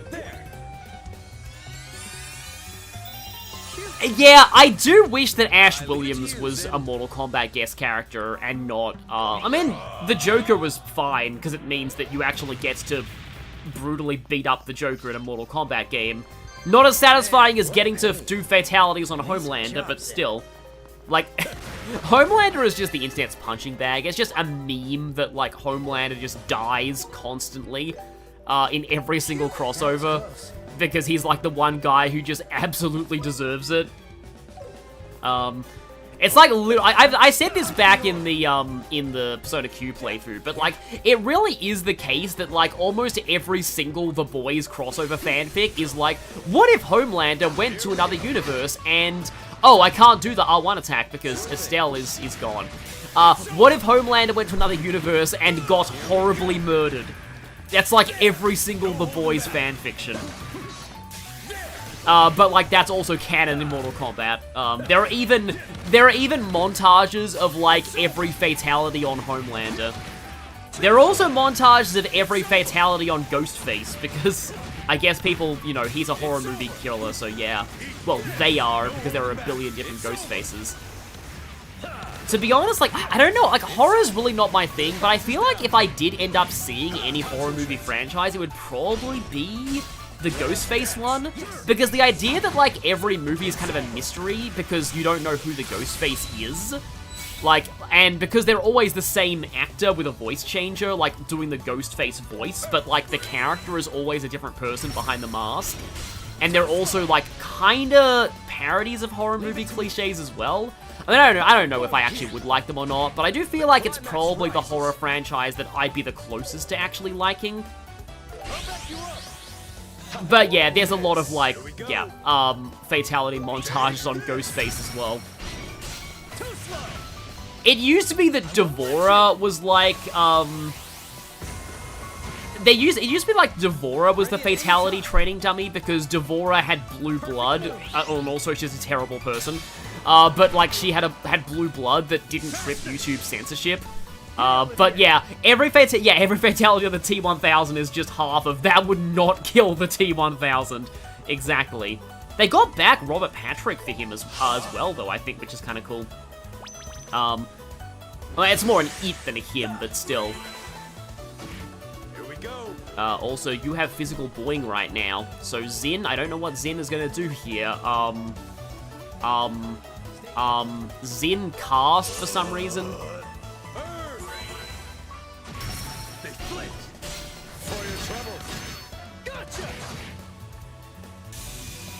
Yeah, I've heard that people were disappointed by the last series of Stranger Things, but I'm not. But I didn't follow that show, and I'm almost positive the reason why is a huge spoiler that people are disappointed. So don't talk about it, please. But I've heard people are very disappointed about Stranger Things right now. But anyway, yeah, T-1000 is, like, made of, like, liquid metal that you would have to, like, melt down and then, like, disintegrate, like, yeah. That's the whole horror of that character, is that, like, it's nearly, like, possible to kill.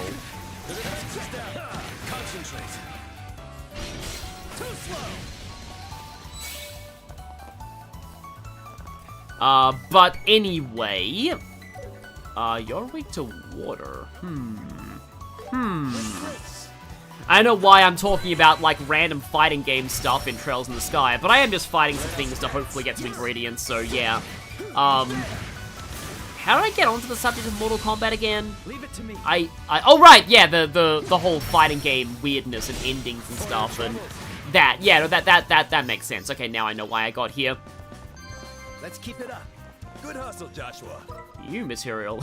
Good hustle, Joshua. And Olivier, you were there too, I guess. Oh no, people are hoping the finale of Stranger Things is a fake. That's what happened to Sherlock. Yeah, I don't want to go through, yeah, that again. I mean, I never even was around the Sherlock finale discourse at the time, but, like, it's so funny that people actually thought that, like, the finale of, like, Season 4 of Sherlock, it was 4, right?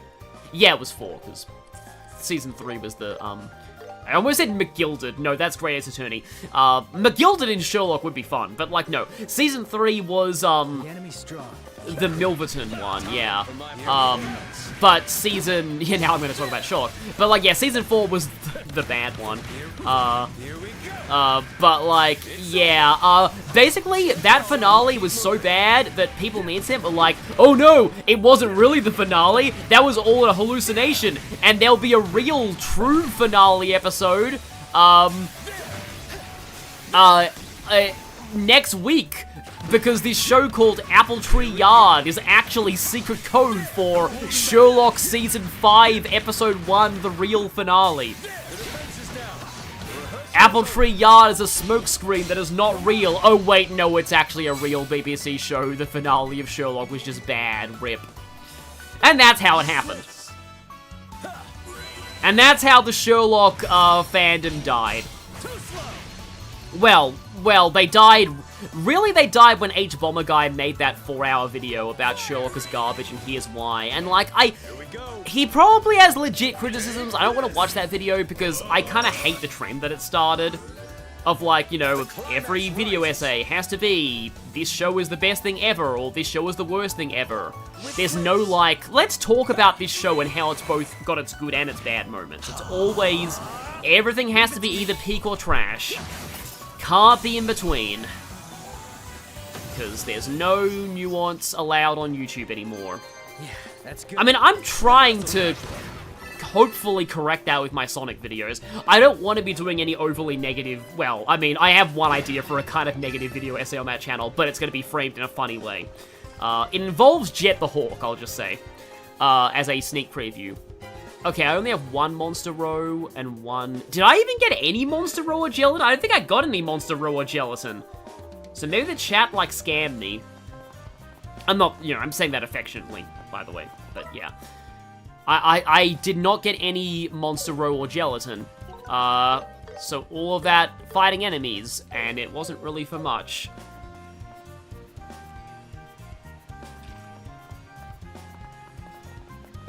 Anyway...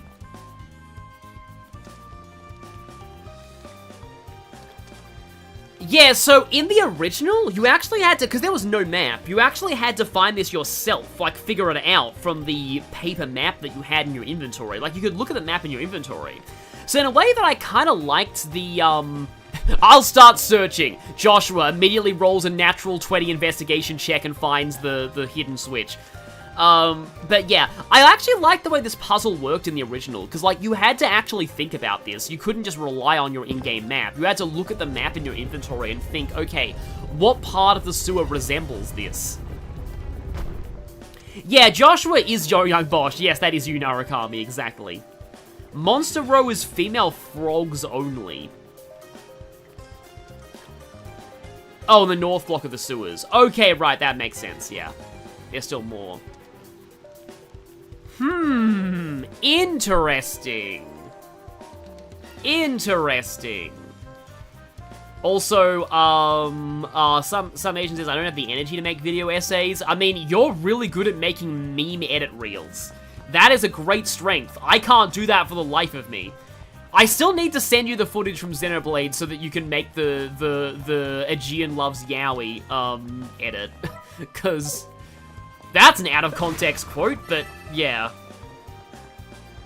Dirty Carrot is century-old liquor. Well, I mean, I can understand why there'd be centuries-old liquor here, but I don't trust a dirty carrot that you find in a sewer to be an edible dish. I mean, it'd be edible, it'd just give you horrible food poisoning. Oh, yeah, the ingredients are just everywhere now. They really want you to finish the cooking notebook. Because I want to say in the original, this is where you found the last recipe. Oh, here's the frog. It's Biggie McFrog! Froggy. Eve recently did a sketch of Big and Froggy that was really good. I think I've ever seen her do Big and Froggy in her art style, and it's really good. Eve is a Tumblr artist who is one of the Sonami queens, because there are 3 Sonami queens. Actually, no, there's more, because there's The Extraordinary as well, but I don't really read what was stolen. But to me, the 3 Sonami queens are Eve, Molina Skies, and Callie McCann. I respect Callie McCann's commitment to the bit of making all of her stream titles. What if Sonic and Amy kissed while insert something here? Whale Frog Man. With grace. Yeah, I used to pronounce, to get off the subject of Sonic Brain Rot for a moment, desperately, I used to think the male and female symbols, like, male and female were kind of too technical for me as a kid. So I used to call, like, Nidoran male and female. I used to pronounce the names as Nidoran boy and Nidoran girl. I don't know if anyone else did that as a kid, but, like, I did.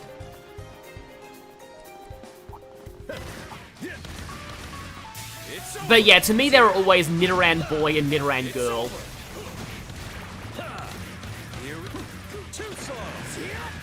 Shumi drawing crappy Aegean class generic male blade making out art like you did with Alcrest and Lapis. I mean, anything to give Aegean more personality, I guess. Aegean.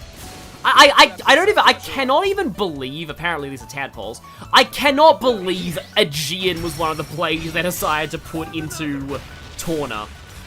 And he doesn't even get any character focus in Torna either. That's good. It's like he had another chance to be relevant in DLC, and somehow he still isn't. Like, somehow I think he's even more boring in Torna.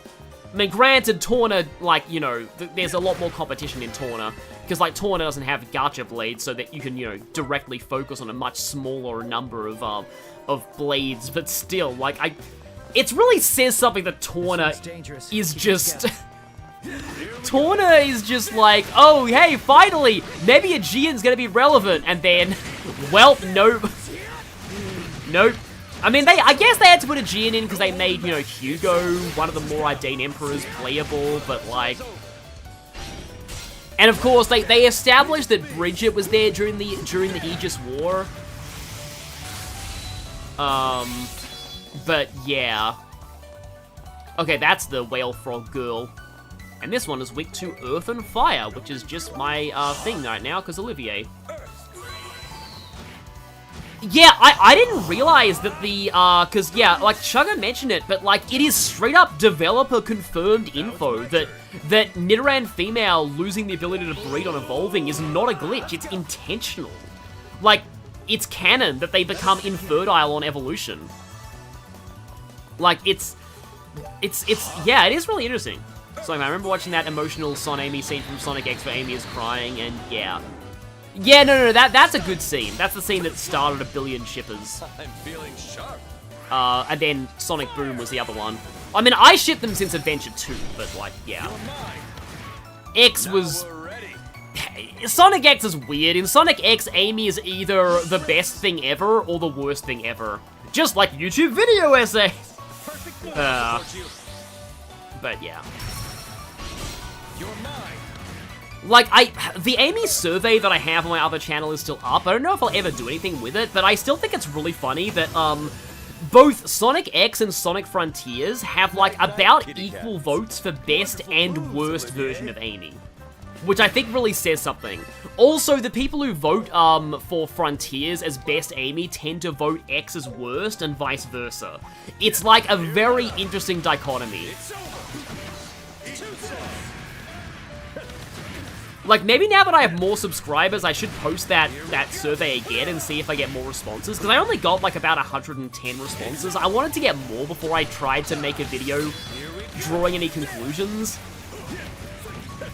But I did think that was kind of funny, that, like, X and Frontiers were so polarizing.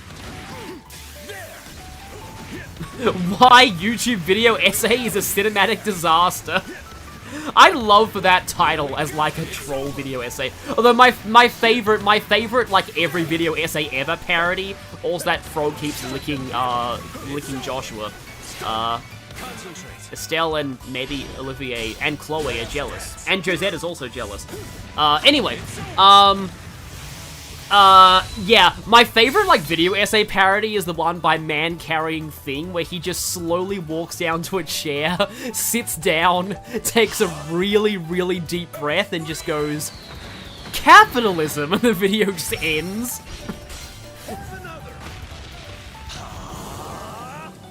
Oh, I think he also did the one that's like, why SpongeBob is the perfect cinematic masterpiece. Part 1, The History of Cinema. That one's pretty great. Yes, boy meets frogs. The frogs licking also remind... That's a weird thing to say. The frogs licking also reminded me that they're licking Zin right now. But yeah, the frogs licking also reminded me of, like, I was watching Sean Chiplock stream, Etrian Odyssey, called Children. I don't know why, that attack sounds very horrifying. Did Joshua just get He got nommed. Okay, he's out now. That's fine. Let's go. Anyway. Yeah, no, Olivier never runs out of bullets. His gun is powered by love, and therefore it is eternal. It will never die. Yeah, what I was saying was that,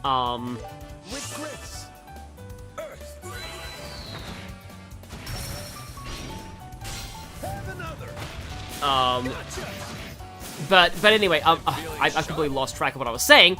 Oh yeah, speaking of frogs licking things. So, Sean Chiplock was streaming Etrian Odyssey, and, like, the chat made his characters.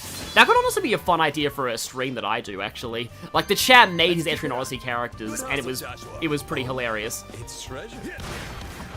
I was there for, like, the last character they made, but, like, it was, like, I think the class is called Rover, the thing is, I don't really want to, like, one of the reasons why I'm kind of terrified as well of potentially doing Etrian Odyssey and letting the chat make my characters is, I know they would make me make a beast person and call her Yuko. There is no way I would avoid that happening, because Yuko is a furry, jokes are eternal, I guess. I say that, and, like, legitimately, I do think Yuko was a lot better in the remake because of her voice acting, but, like, yeah. I'm sure the chat would force that on me.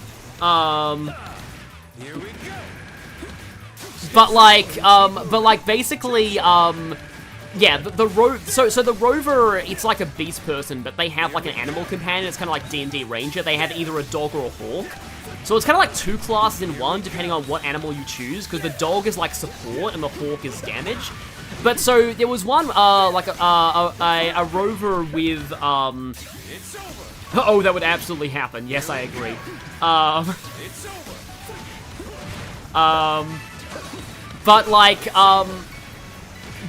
yeah, so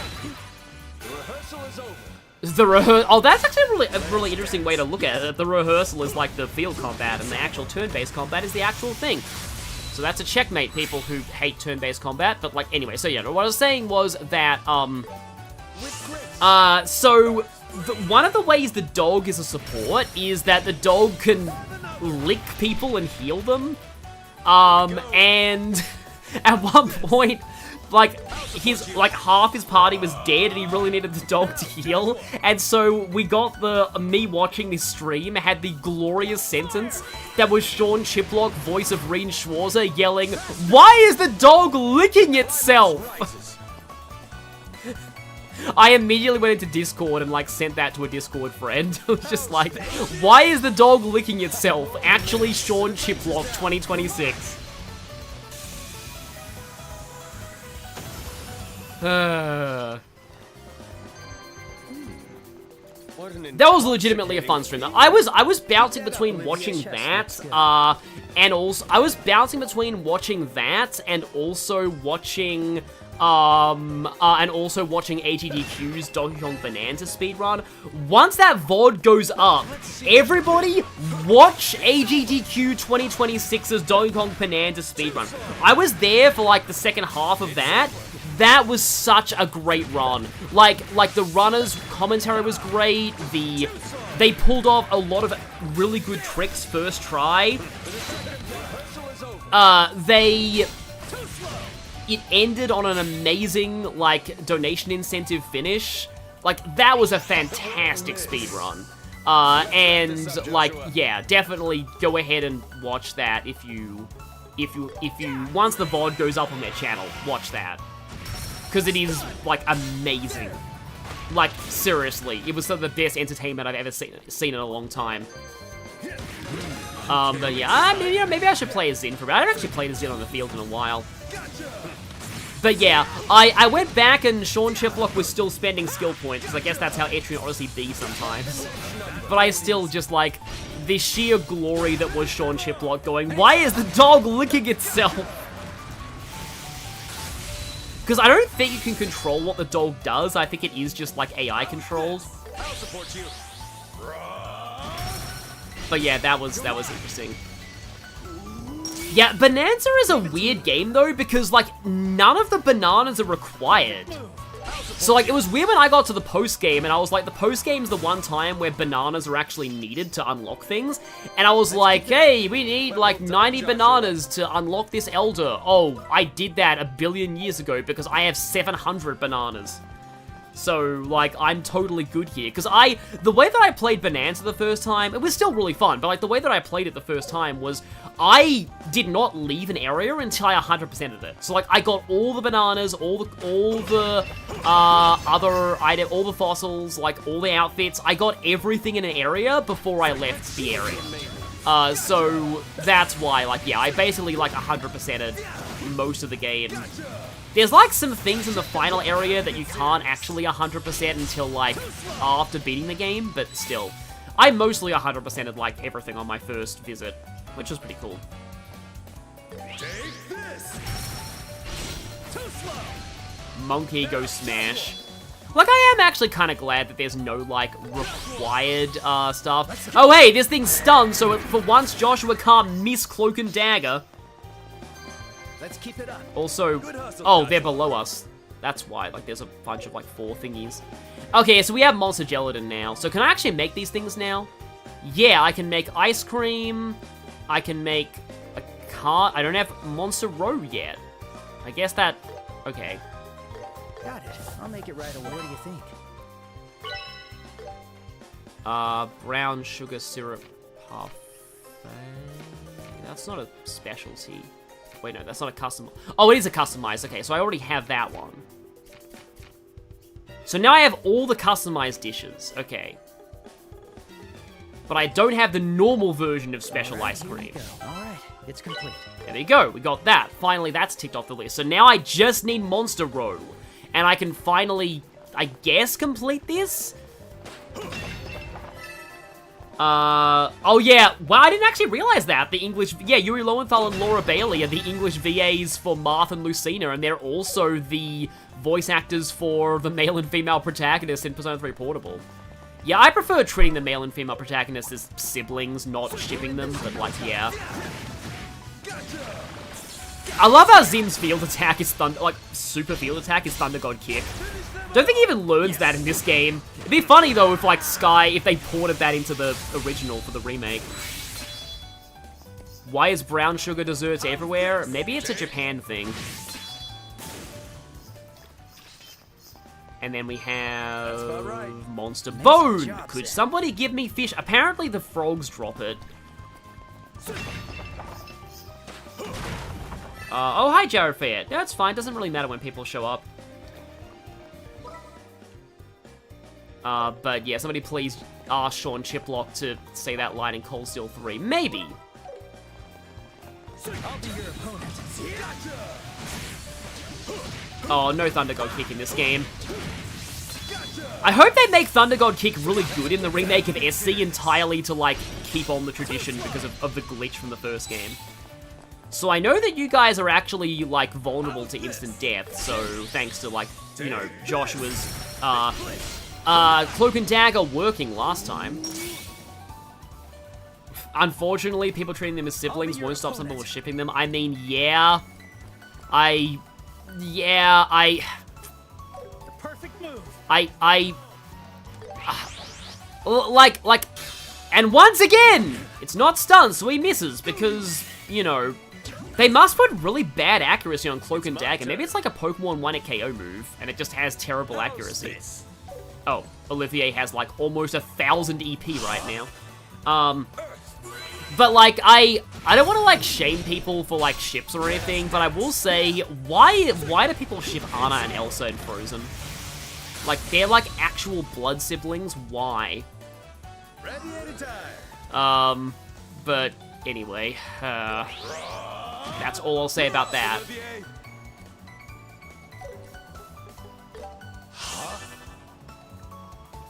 Japan likes kuromitsu or kuroame, and those are sugar desserts. I know kuro means black, but I'm actually not sure what those are. Yeah, canonizing the Thunder God kick glitch in the Sky the Second remake would be really good. I know it's not called Sky the Second, but oh well. Now it's my turn. Oh, right, it was only a bug in the English version. Well, to be fair, Azure Destiny was only a thing in the English version and past Japanese versions of CS4, and that got carried over with Reverie. As skilled as ever. Oh, I can see that thing rumbling. It's just like, Oh, wait, Elixir of Strength 2. There was a broken space there. I'll just give Joshua a couple of those. And then once again, Zin is my healing arts dummy because, like, who uses Zin's EP? I mean, I think I used to use Zin's EP for Earthguard sometimes. Keep cool.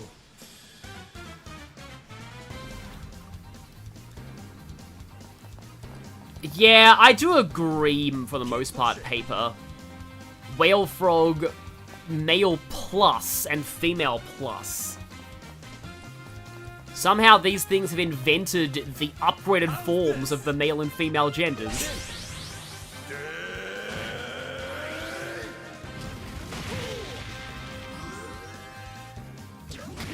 This one is a crit turn. Please don't let that crit turn be a... that's not good. I'll change the tide of battle. I still forget who it is who says payback time, kid. As, like, one of their, like, major quotes, and... Keep calm. Oh, that's a 200 weakness, so let's just do that. Here we go. Anytime. Extra female. Advanced gender. Gender 2 just dropped. The sequel to Gender. Let's Black Fang.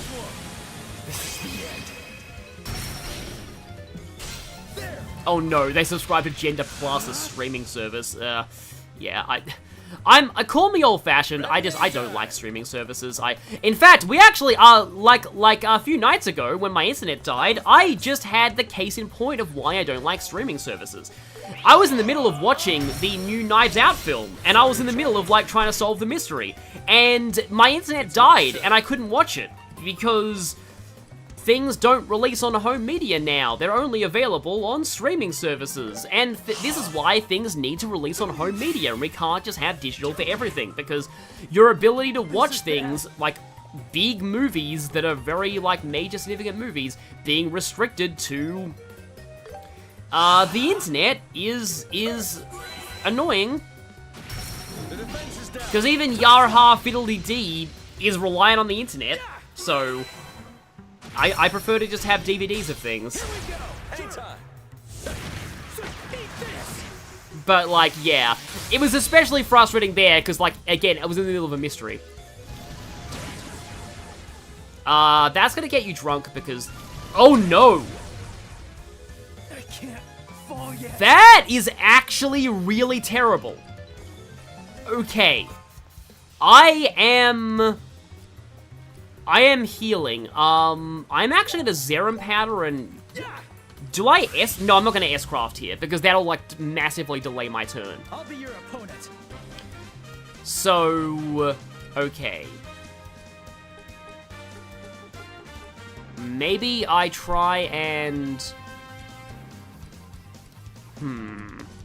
Spiral Flare? Yeah, definitely watch Knives Out at some point if you can, so to say. Chat, please don't spoil anything about those movies, because they are murder mysteries. But, like, they are solvable on your first viewing with the clues. I actually mostly solved Wake Up Dead Man. Like, I was right about a lot of the plot points, including one that was pretty obscure, I felt. But yeah, I was right about a lot of that film's plot points. I also believe that I solved... Well, I didn't entirely solve Glass Onion, but I got one major thing in Glass Onion right. And I didn't fully solve Knives Out, but I did figure out one of the foreshadowings in Knives Out. So yeah, this is me being like ultra Ace Attorney brain, by the way. Me having played every Ace Attorney game and fan translating one of them. I like trying to solve plots and murder mysteries ahead of time. And I'm currently, like, again, please for the love of everything, don't spoil me on this game. I am currently playing, like, a certain other mystery visual novel right now that is really great for, Monster Eye. What, not a row. That, like, I like how everyone's just spamming, like, frog, but, like, yeah. That, like, a certain mystery visual novel that's very good about, like, meta stuff. And I'm really hoping that I get to that I do end up figuring out some plot points in that, because I am, like, pretty good at guessing the plots of mystery stories. Again, I have practice because of Ace Attorney, but, like, yeah. Did you know? Frog.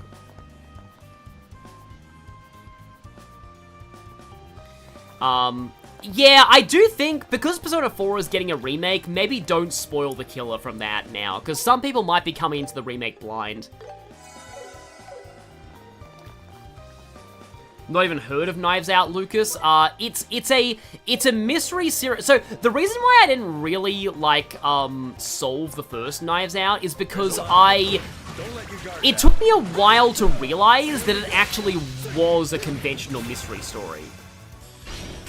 And that it actually played by the genre's rules. Like, it's one of those things that seems like, it's kind of like the kind of work that I like. Like with Metaphor Refantasio, it seems like a deconstruction at first, but it's actually a really loving tribute. And it's actually like a really, really good example of the genre played straight. I'll be your opponent. Yeah, Ultimax was kind of silly, the way that it's like, oh hey, Ultimax, we're gonna just like, you know, casually have the killer as a playable character, and give them a moveset that makes it very clear that they are insane, and like murder, Like, you know, it's, yeah.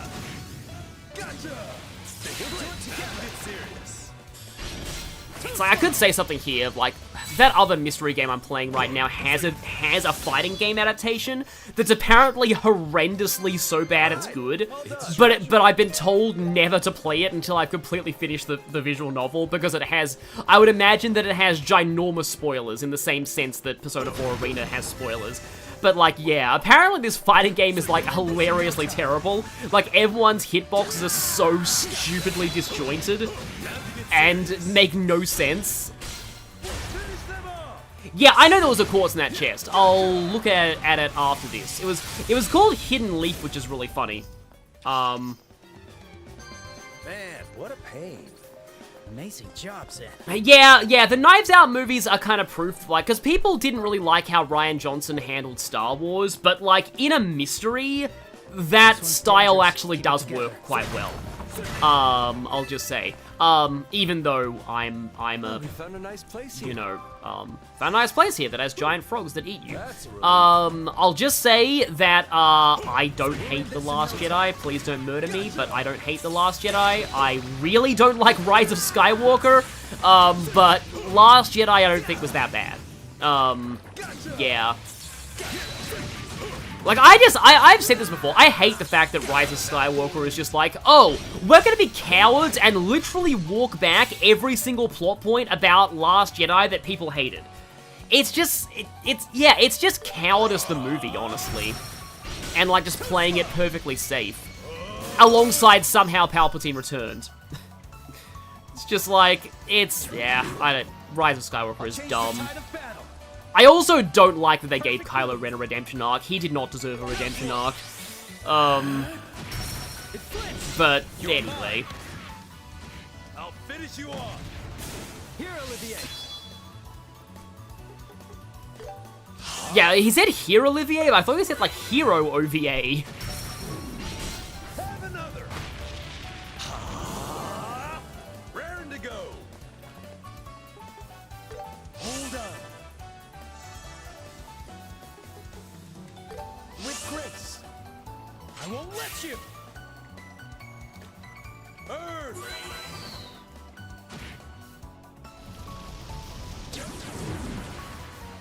This is dangerous. Advanced! You're mine! Clearing out your old photos, and you saw the old fan art of the Awakening Tactician. Oh yeah, that was cool. I can't believe somebody actually made fan art of Blilda though.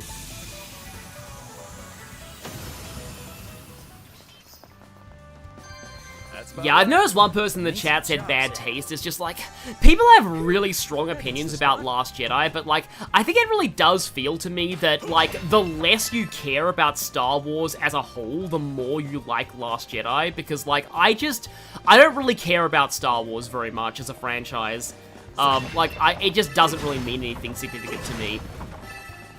Like, I gave this whole tangent back in Persona 5 at one point in almost called it Tartarus, in Mementos. Like, that I'm just like, it wasn't until I saw Chrono Cross that I realized, oh, that's like Chrono Cross, but for Star Wars, isn't it? I still don't have any Monster Row. Huh. Do I have to keep fighting big frogs until I get it? Because I want to get all the cooking dishes. Yeah, Team Estelle struggling upstairs while Olivier is getting his banquet of lots and lots of frog legs.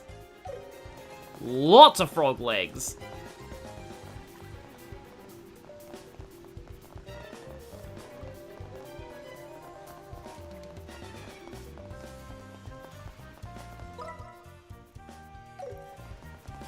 I guess while I'm sort of like trash taste hot takes, I guess I can just say one thing, that I really do not like Reylo as a ship, and I don't get why it's so popular. I think it's like one of the most popular heterosexual ships on AO3, and I really don't understand why. But yeah, that's just me. Like, I'm not gonna, like, you know, like, it's not like it's not like, you know, incest or anything, so it's fine if people do ship it, but like, I don't really get why it's like so big in some circles of the internet, because to me, I don't really see it at all.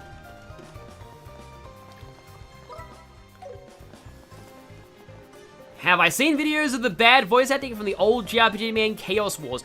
I finally saw, like, somebody did a video essay explaining, like, all of Chaos Wars, like, how the actual game works.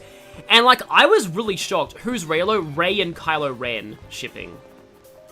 Because people can't get over Katara/Zuko, I guess. I don't like that either, so, yeah. But that's because I'm a canon simp, so Katara and Aang is mine. Because canon, I just, any canon pairing except for, like, Hawkeye and, not Hawkeye, Black Widow and Hulk, because that came out of nowhere, but any other canon pairing I just simp for.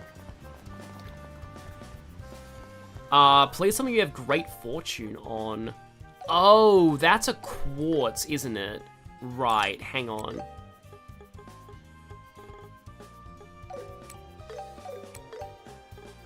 Heavenly Inside. Oh yeah, here's Hidden Leaf. Accuracy plus 100, crit plus 10, evade, and art evade plus 25%. Okay, that sounds hilarious in combination with a dodge tank build. But like, yeah, so like, I didn't even realize, so the thing about Chaos Wars that most people don't know is, it's a crossover.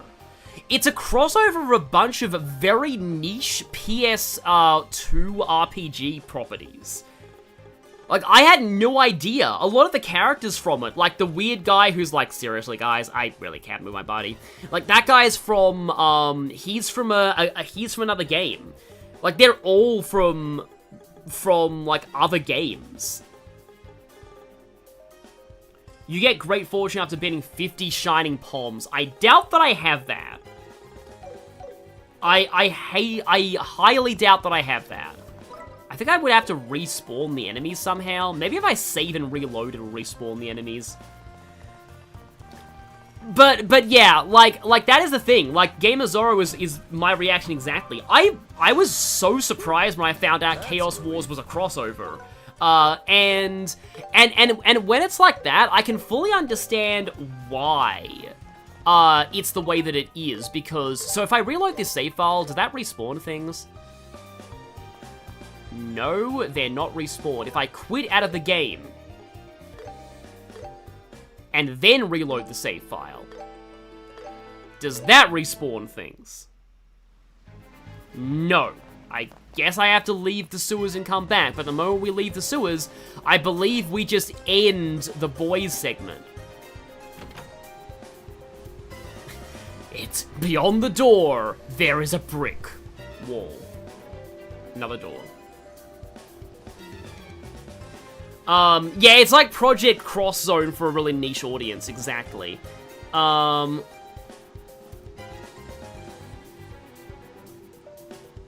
Yeah, wait until noon ends this segment, and I legitimately don't know how to reset the area. Oh, from the North Sewers entrance. Can I, like, warp back there? Oh, yeah, we can, yeah.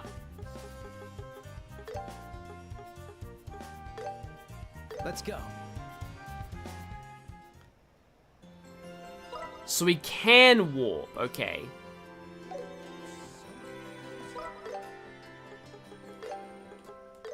And then do this, yeah. Trails beyond the door, exactly. So I need female frogs. Which I think that's one? Yes, just give us the eggs. You will give me an egg. We have become Albert Wesker. That's the female frog, right? Nope. Well, okay, I'm gone. Sorry about that. Goodbye.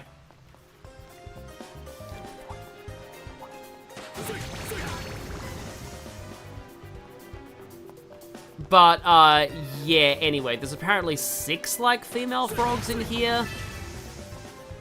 Let me just check the monster book to just see. Oh, well, this is, like, the very beginning. And I think I missed an enemy in Roland. That sucks. Enemies Grand Cell. Also, look at all these enemies we still haven't fought yet. Here we go, yeah, Whale Frog female. Yeah, it says they drop Monster Row. So they're the green one. The green looking one, okay. They kind of all look the same to me inside these sewers, but I think that's the female one, yeah.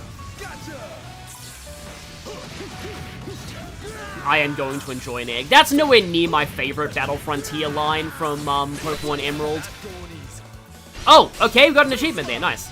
But yeah, my favorite one is Pound the Thick Fat on My Belly Drum, which I think actually, like, somebody makes t-shirts of that. Like, I've seen, like, there's someone who makes t-shirts of, like, funny Battle Frontier lines, and one of them is Pound the Thick Fat on My Belly Drum. Another one is, if I win, you can have a sweet kiss. And then when you beat them, they say, you want a swift mega kick instead? Because they all, like, it's always made up of, like, Pokemon Mad Libs, so it's, like, a bunch of, like, random nouns and verbs, and also the names of Pokemon and moves. Like, our Pokedex is like a little radio, or come here for some tasty water. You're mine. Let's begin. Kneel before me? That was what my parents were saying? Sword and Shield Battle Tower Trainer? What? Aim for the eyes. Those were my brother's last words. Actual dialogue from Pokemon Legends ZA. Actual dialogue.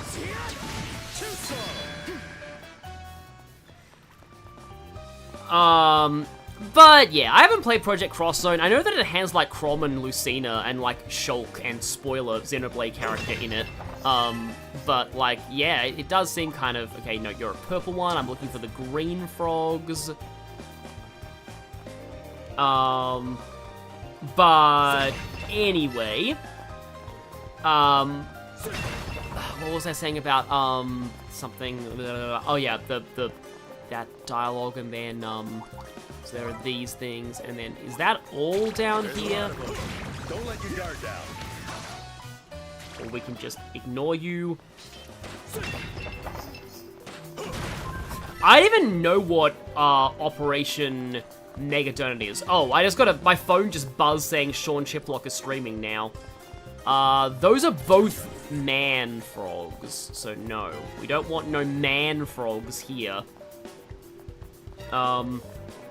But that is funny that I just got that notification after I, after, you know, I saw him doing, I talked about him on the stream, but yeah, I don't leave my, I mean, Sean Chiplock's great, but like, you know, now people might leave my stream to go and see his, yeah, unfortunately. Now that I've said that, okay, there's a whole lot, like, honestly, these things should drop row. Why don't they drop the row? Like, they should drop it. Oh yeah, and Majima's also in that, in one of the Cross Zone games, and Phoenix Wright and Maya. But yeah, I was talking about Chaos Wars, and yeah, it's a crossover and stuff, and like, yeah, that's what I was saying. I was saying that, like, so, it doesn't surprise me, like, why Chaos Wars English dub is the way that it is. Because clearly they knew, they were like, okay, this is a crossover of a bunch of ridiculously niche games that, like, they're like, okay, the entire audience of this game is gonna be playing with Japanese dub anyway, because, like, there's no way they won't. However, our publisher demands that we have an English dub. So, let's just do the cheapest, most minimal effort English dub possible, because we know that nobody's ever gonna actually listen to it. So that was why they did that. Like, that makes sense why, like, 90% of the English dub is voiced by one guy and his family. And also the translation was, like, outsourced to a random person who doesn't even do video game translation most of the time. And he's like, yeah, I got the entire script with zero context and was told to translate the whole thing in, like, 3 days. And I'm like, that explains a lot, too. Because, like, yeah, it's a crossover, and the translator was given zero context on the home franchises of all those characters. So that's why, like, the characters are, like, say the word, like, somebody, like, on a forum who was, like, in a forum asked with the translator was just like, so what the heck is a Tengayo, and why does the voice acting make it sound like something sexual? And the translator was like, honestly, I have no idea. Like, the way they talk about Tengayo, it sounds like it's a summon spirit that the guy has access to, but that's all I can, that's my best guess.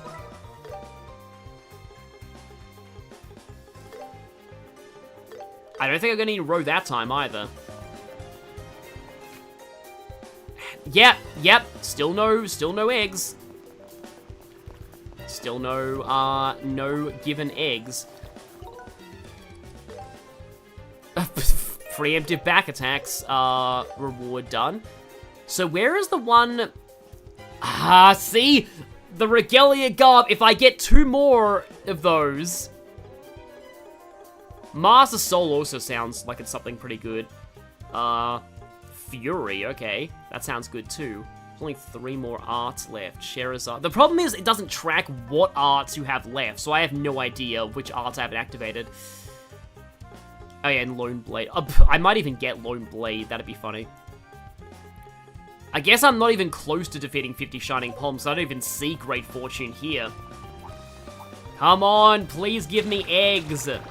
How do I like the gameplay of the remake? It's good. It's definitely, I mean, the original wasn't hard, but I will say the remake is definitely, like, easier than the original is. Like, it's easier to break than the original game. It's quite easy to break now. Like, there's a lot more broken stuff, and, like, art is definitely very overpowered now, when it wasn't really in the, well, I mean, it was in the original, but not to this extent. Craft is still okay, but, like, Sylphan Wing is kind of way too good, and Clock Up EX is also kind of ridiculous. Oh, I think I had the frogs mixed up. I think I passed by a female one earlier, because the females are the green and brown ones. Yeah, I'll probably be getting Lone Blade in the final dungeon at some point. No, that is the wrong frog. I was right. Okay. It took me 3 hours with Great Fortune for 6 row. Oh no. That is not... That sounds horrifying. I don't want to, like... Yeah, I've heard that activate all arts is different to, like, what you would expect it is. That it's actually, like, have all arts active between your party. Oh, that didn't even respawn. Oh, maybe the female ones didn't respawn. Maybe I have to leave Grand Cell Sewers. And then walk back in. Grand Cell Sewers, there we go. Yeah, Earthguard and Earthwall, I mean, Earthguard's decent, but, like, Earthwall still only applies to 1 hit, and I feel like it's just not exactly that worth it. Also, Zin has 720 EP, which feels like way too much for him to have. Favorite version of the Trails battle system? I have said this before, Sky the Third. Absolutely, definitely Sky the Third is my favorite gameplay in the Trails game. Because, like, it's the one game where I think physical and arts are, like, equally broken. And, like, every party member except Josette, but Josette has her field skill, is good in that game. So, like, yeah, in general, I love Sky the Third's battle system a lot. This game's battle system is good too, I think. And Zero is good. I would say Azure is good for combining the augment system of Sky with the Master Quartz system of Cold Steel. I know Cold Steel came in the future, but, you know, still. But arts are very broken in that game. It's like physical attackers are nearly worthless by the end of Azure, when they weren't in Zero. Zero, they were fine. Fire! Here we go.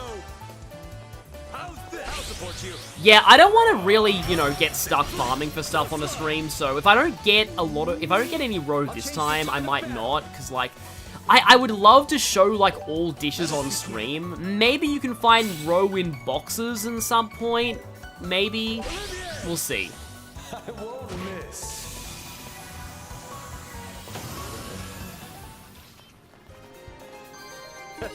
Just as I See, again, monster eye, not roe. It's always the eyes. Roe must be a really rare drop from them. Which is very annoying. Less arts are broken and more the enemies have... Yeah, sometimes they put the physical defense on enemies too high.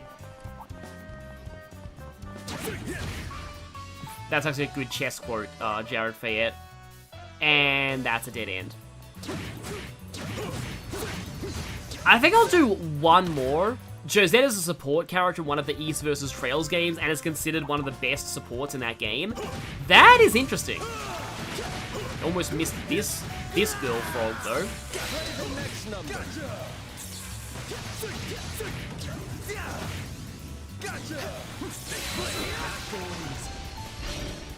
There isn't really build variety or flexibility due to how the core system works. I mean, I guess, but, like, in my opinion, Trails never has build variety. Like, you're usually stuck doing the same. Once you find the optimal builds for each character, you won't really do anything else. That's kind of part of why I feel like it often attracts less engaged comment sections than Persona or like Fire Emblem does, because there's really not much variety. It's like, I feel like if you've seen one playthrough of a lot of the Trails games, you've kind of seen it all. Whereas, like, you have a lot of variety in, like, fusions you can do in Persona or SMT. Be funny if you died to poison right after doing that. Nope, you didn't, okay. Makes sense the frog needs to be pregnant. That's disturbing, but kind of accurate. Let's keep it up. Monster Eye, again! I am going to have 11 jillion monster eyes, and no monster rows at all.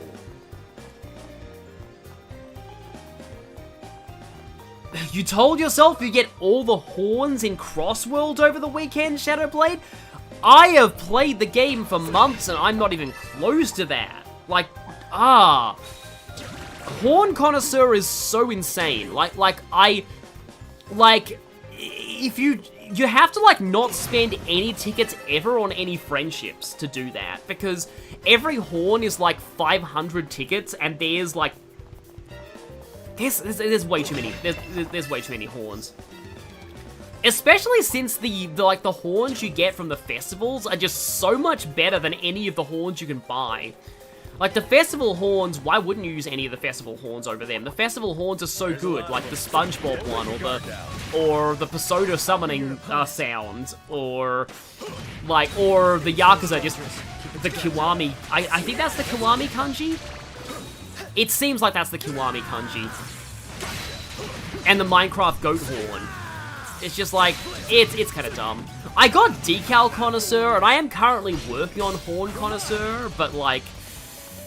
Oh boy. Apparently the best way to grind Dodonpa tickets outside of festivals is, Race Park. If you do a lot of loops of the AI opponents, eventually you get 70 tickets from them every time, but like, even then it's a really tedious grind. Joshua, too late. Here we go. Anytime.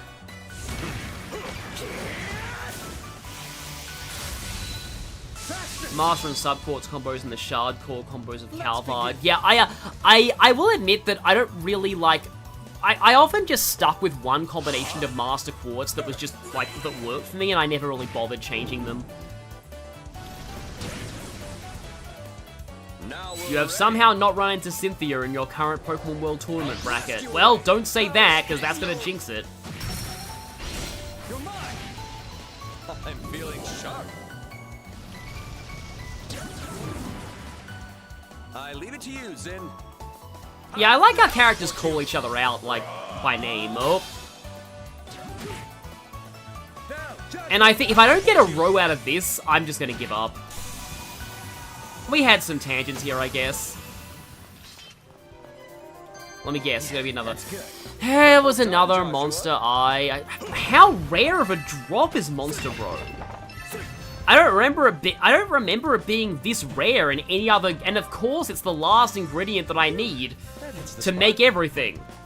It's just, maybe it's in Final Dungeon stuff? Like, maybe, I don't know, I just have to hope that it is. Use support abilities 1,000 times. Okay, yeah, I'm just gonna move on.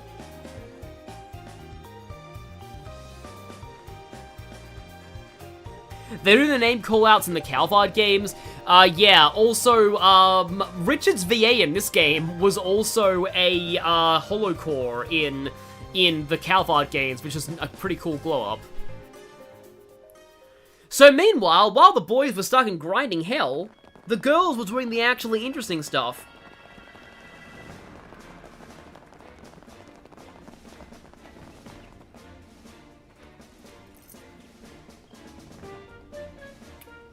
Without voice acting for some reason.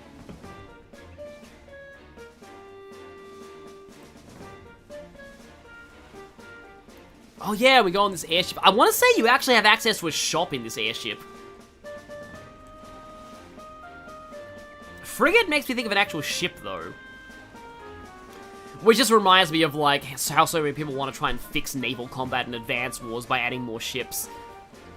Like, I do not think the ships they added in Days of Ruin are very good. Like, that cheap transport ship that has 1 ammo missiles that can shoot other ships. Like, I don't get what the point is of that existing. Yeah, Peyton, we'll get to know Peyton very, very well over the course of the whole Sky arc, I think. But I don't think he's in the 3rd.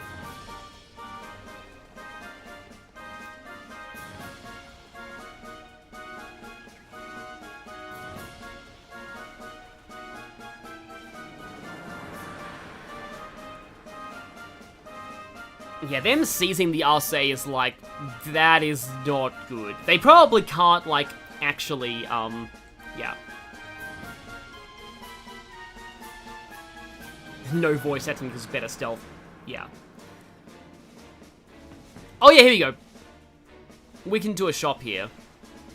Yeah, we can do this, and that's why we can open Shera's slot and finally get her alternate costume. I might not have enough time quartz. What will it be? I can't decide. Do I have enough? Which one are you going Come to on. pick? Oh, no, I can, I think, yeah. There we go.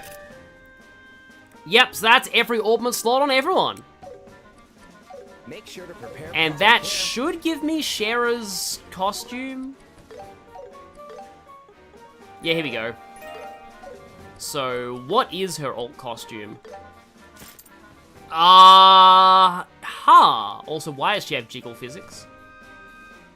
I guess because, you know... I want to say that's, like, vaguely... Like, it looks like a sort of a desert outfit, but I forget. Like, I'm not sure if that's a reference to anything, but it is kind of cool. It actually looks okay with the gold hair, but, like, I don't like changing people's hairs in this. Okay, so... Oh, you only have cast 2. Well, I mean, obviously Chloe has to take one of my cast 3s.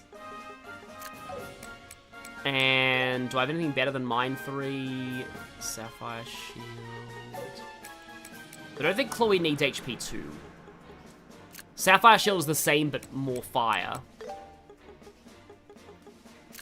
EP cut 3. Olivier won't be needing that for a while.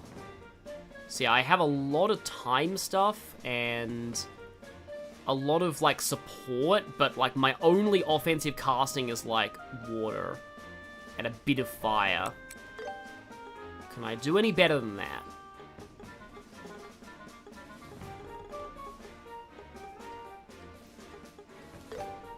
Okay, Estelle has Septium Vein. Yeah, Firebolt EX.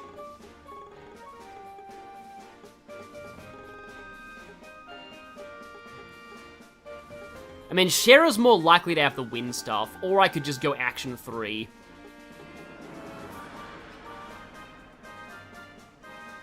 Like, maybe Action 3 and just focus on, like, water art spam? I guess? Sweet Aroma Fury can never go wrong. I don't have Fury yet, though, because I haven't activated all the arts in the game on everyone. I mean, it is Shera. Okay, and then speaking of Shera, okay, right then. Evade 3. I'm sure I have better than that. Emerald Shield. I mean, I'm probably not, actually. Mind 2. I do have Mind 3. And obviously, you take my other cast. Who has my other cast 3? Yeah, yeah, I have... I need to put all of my like, you could not do this in the original game, by the way. In the original game, you had to make sure that, like, Estelle had all of the cast 2s and all of the action 2s. Like, basically everything you needed to make sure.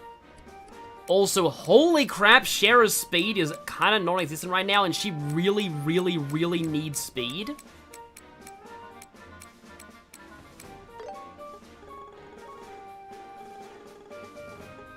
I guess because she doesn't really have a lot of accessories, though.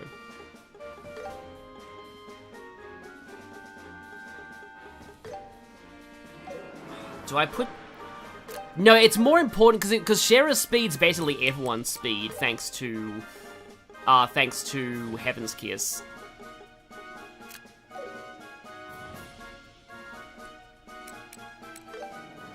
Shera's speed, everyone's speed is a weird version of that, Sonic X, because I believe the finale of the Sonic Adventure 2 arc okay, she does have Aerostorm at least. And she has Sylvan Wing. Right, yeah. People not having Earthguard, though, is, potentially not good, but I suppose we'll see. Because, yeah, oh, right, okay, so the Gladiator Belt, the reason why I gave this to Estelle is because... Ha ha ha ha ha! To accidentally quote Titus. Yes, this on Shera is gonna be hilarious, and then do I have any other really good speed boost?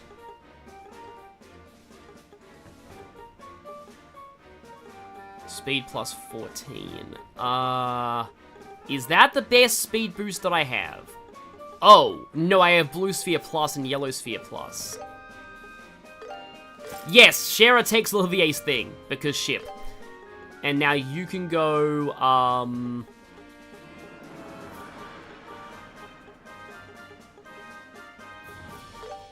I guess you take the Yellow Sphere Plus.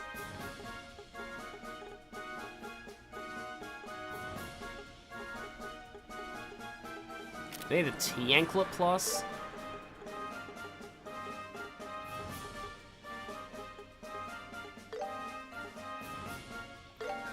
Guess you can take the Tiger Heart.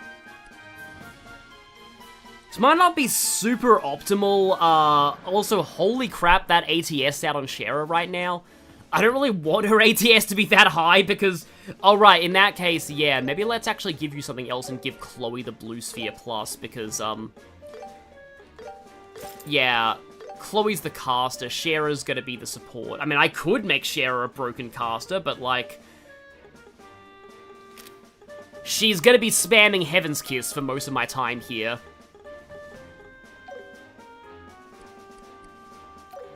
I think that's kind of alright. Will it be? Time for some shopping. And then we can do time for some shopping.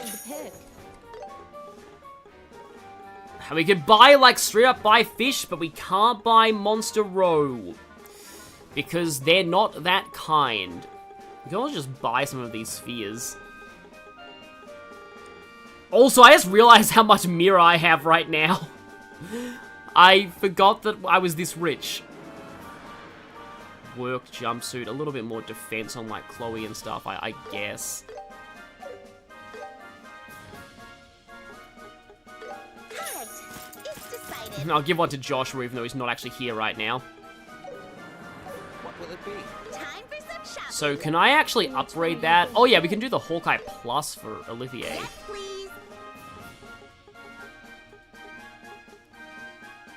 That's a lot of U material pluses.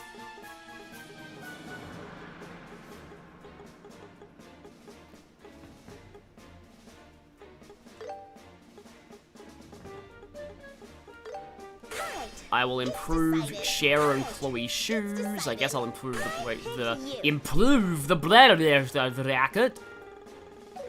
Apologies for spending a lot of time preparing, but seriously, we need to prepare because this team is about to encounter a ridiculous gauntlet of ridiculous bosses. So yes, here we go. Let's start our engines.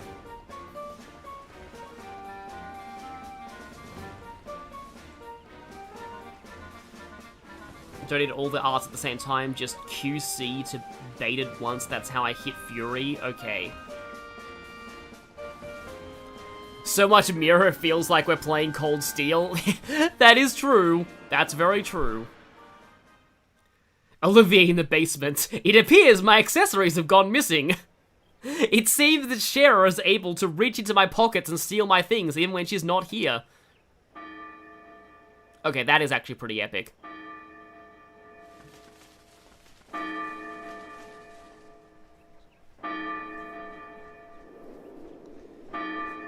Oh, you even see the bell swinging. It's starting.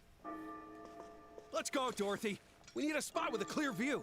Wait for me! I still need to set up the exposure quartz. Hey, what's going on here? Where have you been the last 3 days? I was held hostage. I've sniffed out a scoop. Biggest scoop in liberal news history. Yeah, they are absolutely winning the full Witzer Prize for this one. I hope they keep the full Witzer Prize terminology. They probably didn't, but like, the full Witzer Prize is legitimately lore. Is in the Royal Guard room. Because Nielsen has received that prize. Let's head up the south staircase. Got it. Let's fly. Prepare your butts. Exactly. And now, yeah, we're basically permanently in the Intelligence Division battle theme right now. I completely forgot that, like, the boys actually had to do something in this segment, though. I feel so sick of fighting as these guys. Also, they have, like, Every soldier says no when they've been equipment. infiltrated. Can you blame them? Here we go.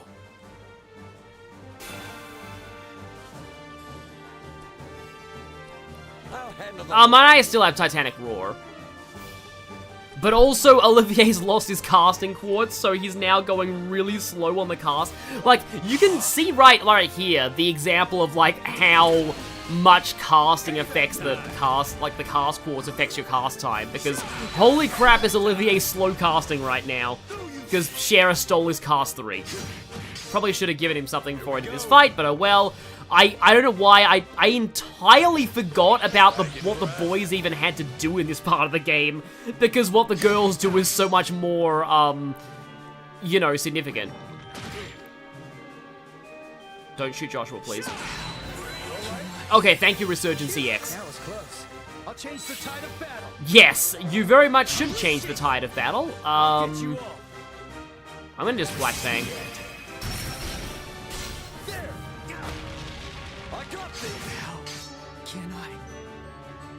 Okay, well, I mean, Joshua went down there, but, like, it was a sacrifice I was willing to make, I guess. Shinku Hadouken? Oh, right, because Joshua's down, I can't do Burst. Okay, that's stunned. That is big Earth Death thing. And now Olivier has a billion years before he gets his next turn. Because I don't have cast on him. Oh wait, no! It's not a billion years before he gets his next turn. I'll show you the essence of beauty. Reverberate, howling bullet. It's just like, I may be out of magic, but I'm not out of options, loads gun. This could actually be legitimately really bad, though. Like, I may actually be dead here. I mean, unless Zin tanks everything.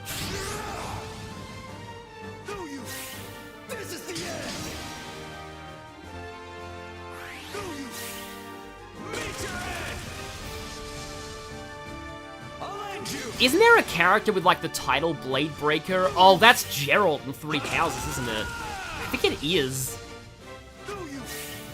And he, like, doesn't get to do anything. Zin is definitely showing his stuff as, like, being the main tank. Yeah, this is why, like, having, like, no cast quartz is terrible, because not only do you have, like, massive delay when casting, you also have massive delay in recovering from casting. Have a lot of Zerum capsules, though. That was close. Here we go. Can I actually get that? Yeah, seriously, Zin is actually really goated. Like honestly, his tankiness is definitely useful sometimes when you forget your optimal quartz setups. Why did I do Sever instead of Black Fang? I am kind of panicking. Yes, fast, so don't get like 50 turns on us before we get to do anything.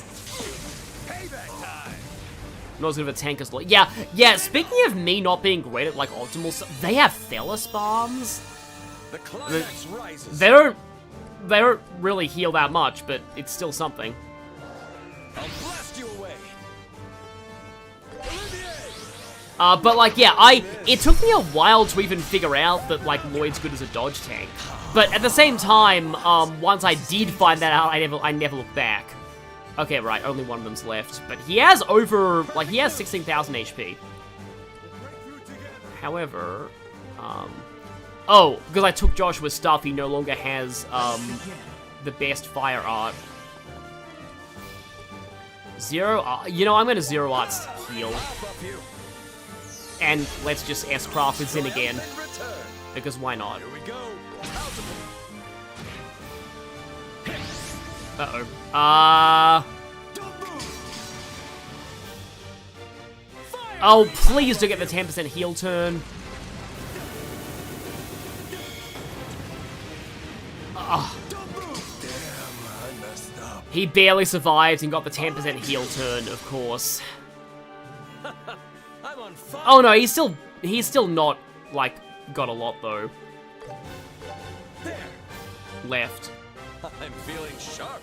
This is dangerous. Don't think cast affects the post-casting delay. Maybe it's because I took, Olivier's, action quartz then. Fire. Or in Reverie when you can have Lloyd take 0 damage on Abyss? Okay. How does that happen? Step 1, buy Kagemaru Haori. Lloyd will now have that equipped for the rest of Azure. Yeah, I'm trying to go for, like, the Kagemaru stuff. I like how he throws the rose there. In Reverie when I can.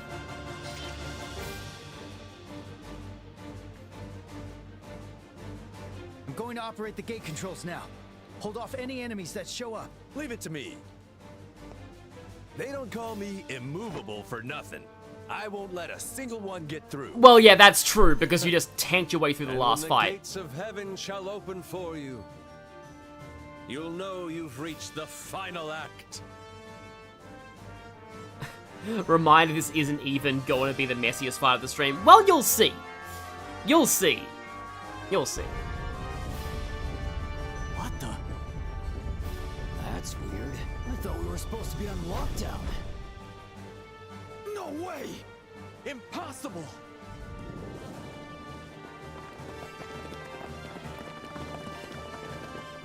They are running really fast there. No! This can't be happening! Why are the gates opening? You had, like, barely any defenses on the gate switch, to be fair. Granted, they probably didn't know about that secret passageway, but still. Captain! What should we do? At this rate, the enemy will breach the castle! Lloyd in Reverie can keep his self buff up as long as he has pretty much any CP support. Oh yeah, that boosts his defense. Okay, that's understandable when you stack all the defense boosts. Yeah, I can see that being really good. Because I remember that, like, Burning Heart used to inflict Faint when it wore off, unless you reapplied it. It doesn't seem to have that drawback in Reverie. First platoon, stay here. The rest of you, head to the foyer immediately. Do not let the enemy enter. Yes, ma'am!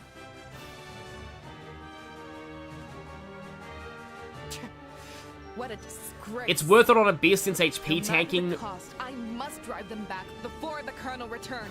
Oh, what's that on the horizon? Captain! It's the Special Ops frigate! My antivirus, that's a weird time to want to make you renew yourself.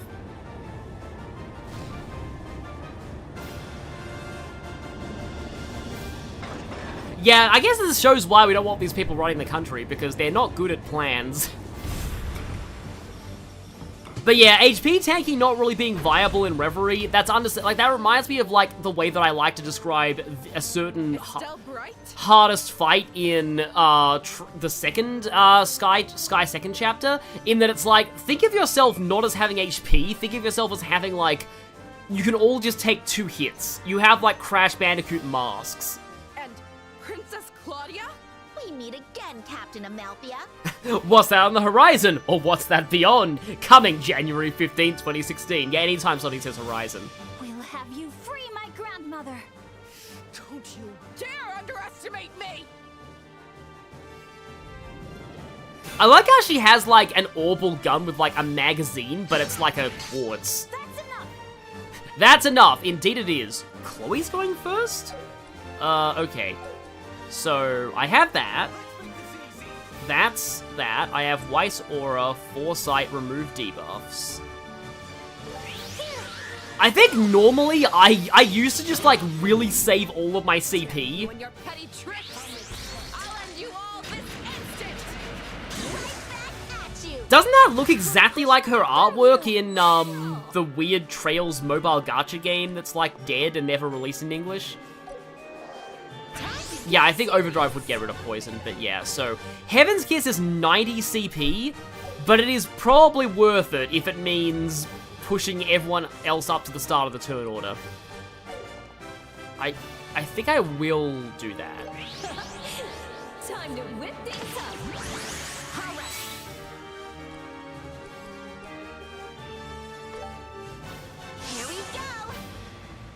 Okay, set that up. I can neutralize your poison with your overdrive. And then, do I comfort again, or do I... I'm gonna aim the Diamond Dust for after... the problem is Diamond Dust is not a set AoE, it's a... It's a, it's a set, no, it is a set AoE, but, like, the enemy, it's not locked onto an enemy, so if they walk out of it before she casts, then rip. However, Arts Boost 2, Diamond Dust Freeze with an Arts buff, this should be fun.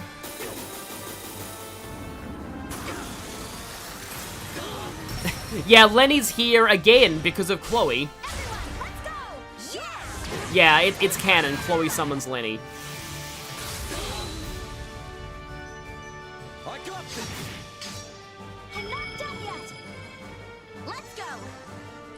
And okay then, let's go for, yep, Self Wing again. Speaking of Trails Mobile Gacha, is Northern War still active? Probably not.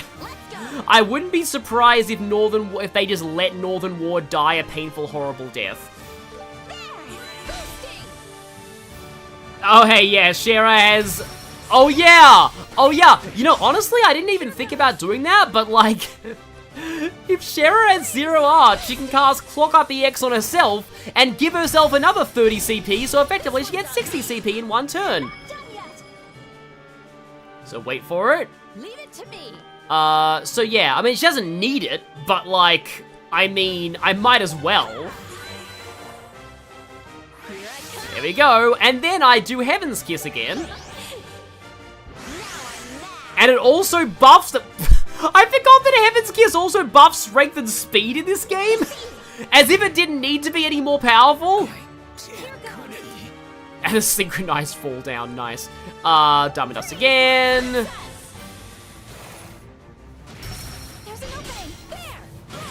Oh, I can't... One step further for the Colonel. I can't take... She's got. Oh, Drain Bullet. Honestly, her animations are pretty cool. But that, like, I don't know how much that actually drained. But anyway, I can't take, like, there's an opening seriously because Muse says that in, as one of, like, her... Here I come. Let us admire our handiwork, the Amalfia Fallen Down Ice Sculpture. Look upon it, everyone, and despair, at the Amalfia Fallen Down Ice Sculpture. It is truly the most beautiful work of art the Liberl Kingdom has ever produced in all of its years.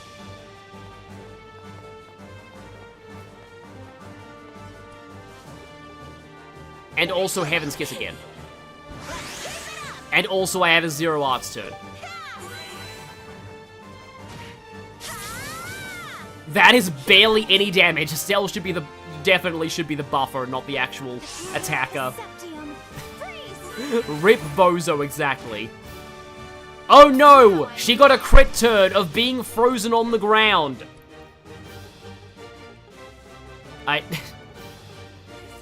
Oh, I have Plasma Wave! That is cool. Plasma Wave! Yeah, we just Plasma Wave. That is some serious, like, epilepsy warning. That is what, see, I told you this would come back to bite me sooner or later. Yeah, they can just walk out of the AoE sometimes, and yeah. However, I want to say, yeah, wait, no, which one is it? Impede, there we go. Or bad girls in this case. Whip. Okay, is she done? Is this over? No, she is just barely still holding on because her Richard Simp power is keeping her alive. But nope, she's done now. Impossible. Okay, that was really fun. The only character in the series with an AT advanced craft that isn't amazing is, like, Anea. I forgot that Anea even had one of those, and that really says something. But, like, Ellie having one is hilarious. She should have been frozen there. That's one scary lady. Intense doesn't feel intense enough. Who is she exactly? For degeneracy, when other characters get 0 arts, you can class copy X on Shara to get an infinite turn chain going. Yep. She's Colonel Richard's adjutant. And by adjutant, we mean simp. A real sly fox, if you ask me. Yeah, I can see that. Alright then, to the Royal Keep. Yes, let's hurry. And of course, we play as Shara on the field. Because Shara... Oh, no, we need to control Chloe. I should have healed. The problem is, I am probably going to be using a bunch of, like, EP items for this. But, like, that's totally fine. I do wish there was a way to, like, track which arts you still hadn't activated, because, like, for activate all arts, because Fury legitimately does sound like a really good thing to have. I cannot believe Fury is also a buff. I can take them all. Or I can just hurricane you. For some reason, having a gun in this series gives you the power of time, except for, like, Dudley and Muse. Oh, right, I forgot to say what I was saying about Muse, right, because I got distracted by everyone being broken. So, the Muse thing is that I actually think I need to heal, honestly. The Muse thing is that, when she says, hee, there's an opening, it's, like, one of her, like, unbalanced quotes, and, like, I'm just, like... With the way Muse just has such a penchant for, like, innuendos, I wouldn't be surprised if that was, like, intended, because I can just picture her going, Instructorine, there's an opening, hee. So yeah, I can't take that line seriously anymore.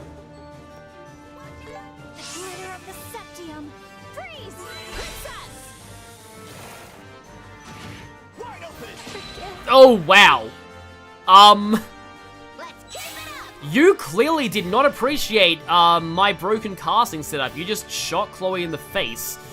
You do realize that that's the princess, right? And you're gonna get tried for, like, war crimes and... Oh, Shara has a 0 arts turn.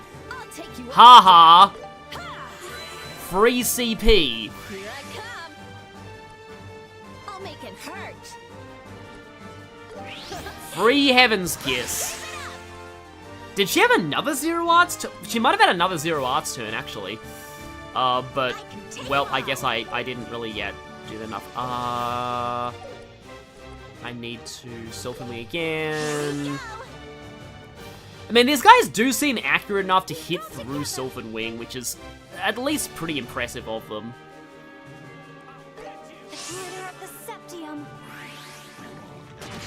I am glad you went for Estelle.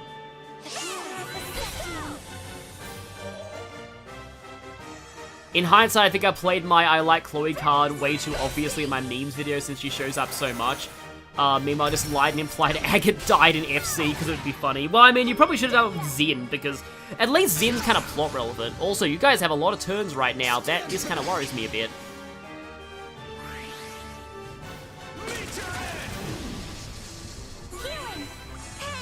Sarah and Claire have Brave Order advances.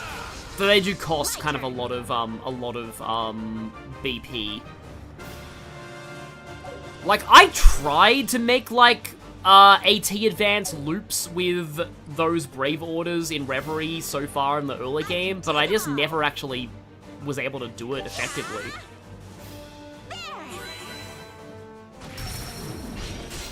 Probably should have bursted there, but oh well.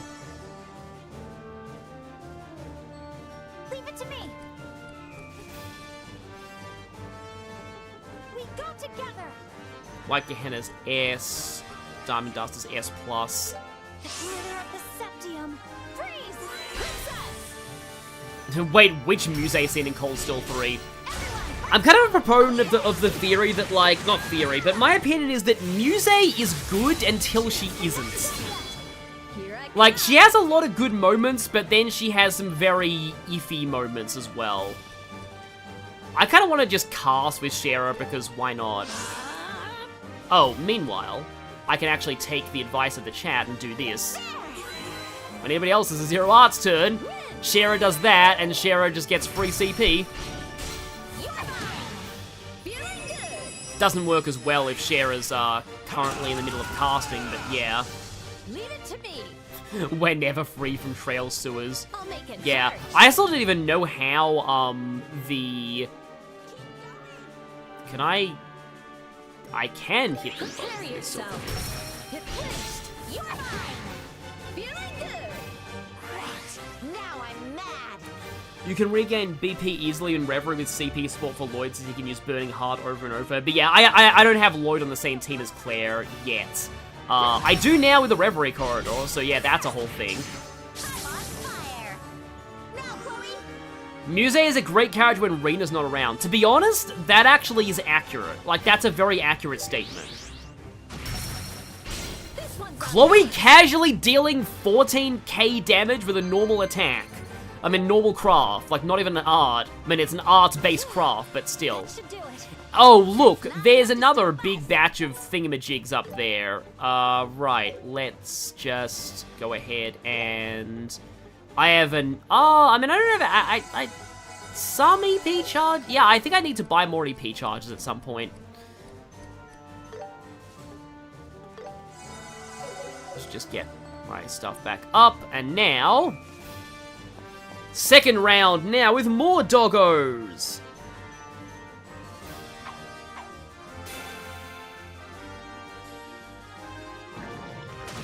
Even the old schoolhouse is a sewer, exactly. Pathfire, you like CS4 Act 1? Why exactly? Because there's no sewer? Oh, you know, honestly, while you're here, I guess you can Sylvan Wing.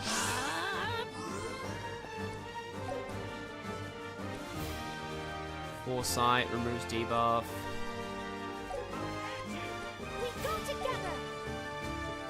I guess I can start with the Diamond Dust here. Now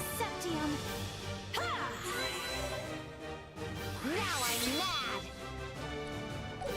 I can take them all.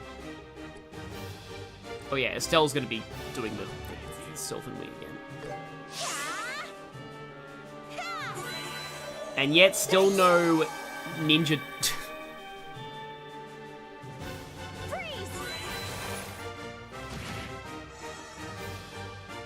Chloe hit for like 600 damage in one random battle for the rapier reveal. Yeah, the rapier reveal was a thing. I'll take you all down. Oh right, she has 200 CP, so she might as well Heaven's Kiss. And now, Zero Arts turn, which means that Shara gets to go again. This is dangerous. And it doesn't actually, like, push her up to the start of the turn order. Interesting, okay.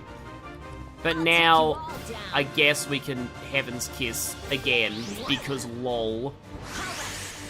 That card is gonna get... I'm sorry, this sounds kind of disgusting, but that card is gonna get very soggy by the end of this fight. With how much Shara's been kissing that card. Yeah. I really... Like, Chloe doesn't like taking counters, at least. Like, her HP is legitimately... I get why they put the HP 3/4 on her by default, because her HP is kind of low.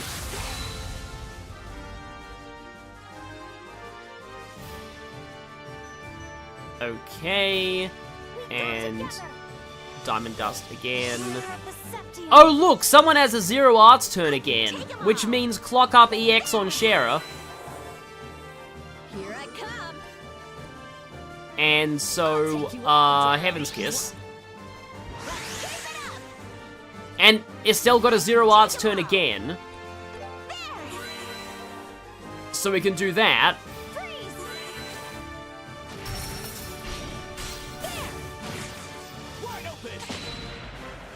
Here I come. Yeah, the counters do seem to not be able to miss. Okay, Shara doesn't have enough for Heaven's Kiss, for once.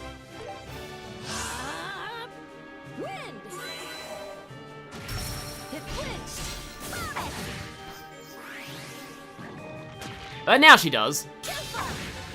Because I think the CP gain comes at the end of the turn, not at the start. There seems to be like an anti, you know, infinite measure here. Why do you keep giving Estelle those turns? And now I Heaven's Kiss again. Olivier, God, I wish that card was me.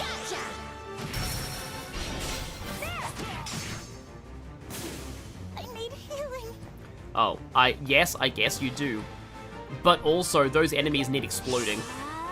And you're the only one who can provide that right now.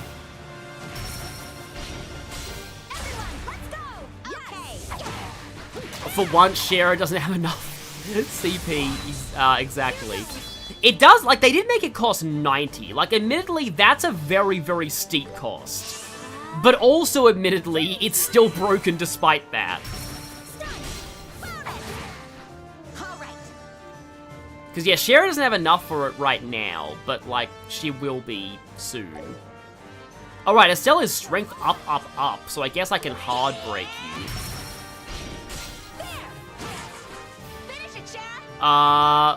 Yes, she will finish it.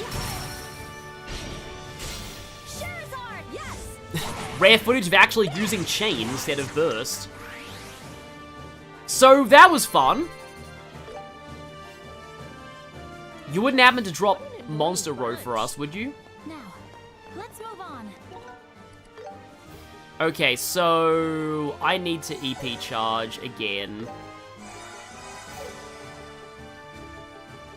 Oh yeah, I have food too. Some of the food also buffs, oh yeah, non-combat, okay. Yeah, some of the food also heals EP, so I should be using that.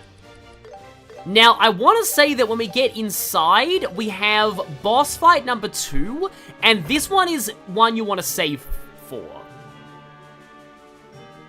Traitors! How dare you waltz in here?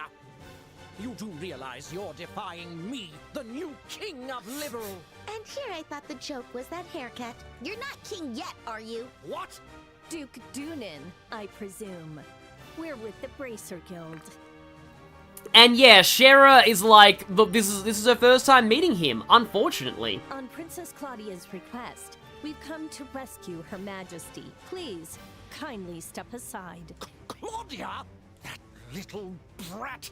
Always meddling in my affairs. Uncle Dunin, please stop all this. Can't you see that Colonel Richard has been using you? What are you saying? Chloe, I'm sorry, you're really overestimating his intelligence if you think he's smart enough to figure that out.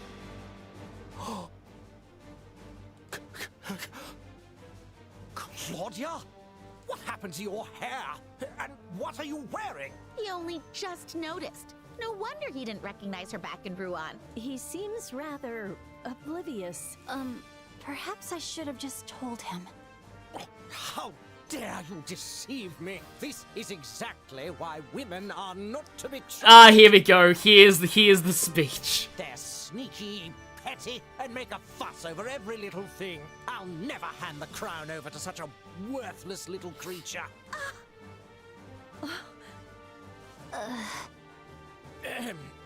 Well, Your Grace, that may have been unwise.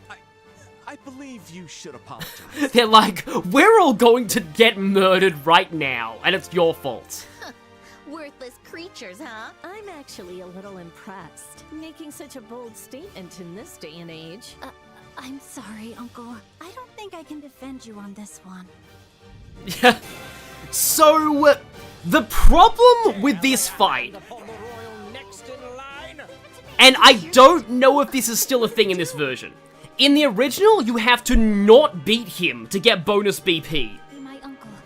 So, the restraint of not smacking him in the face, like, as tempting as it is, he gets really majorly owned, like, after the fight, though, as just a thing, so don't worry about that. He's still gonna get owned, but, like, I want to say, I'm gonna try and do this the way that it was in the original, and that is that you actually don't beat him, because that actually does give you more CP, BP. It's still a thing. Okay, yeah, that's unfortunate. But yeah, for maximum BP, you have to not actually beat him in this fight. Here we go. Yeah, it's... I'm surprised they don't tell you. They usually tell you about bonus BP conditions now.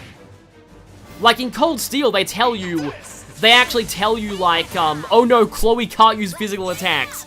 That is so horrifying. But yeah, like, usually they tell you about, like, if there's a bonus BP condition. Like, if they're like, you have to win the fight in a certain number of turns, they will tell you that. But the fact they didn't tell you here, I'm kind of surprised. And this means I can't go nuts with AoE attacks right now, as much as I would like to. So, yeah, S plus... I guess we try and focus things down single-handedly. I mean, you can still hit him, he just has to not go down. But, like, I'm gonna try and avoid things if I can help it. That actually did quite a lot of damage. Because, yeah, this team they are kind of glass cannons the way they are right now. So don't use Titanic Roar right now. I can get these to an Arrow Storm, though.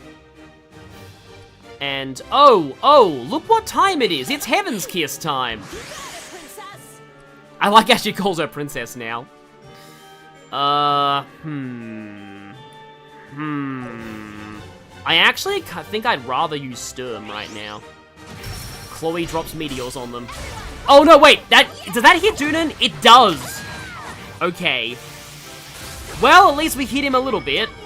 And get to see the glory of him falling over on his face. But, yeah. Let's be careful about that from now on. I just realized that a little too late.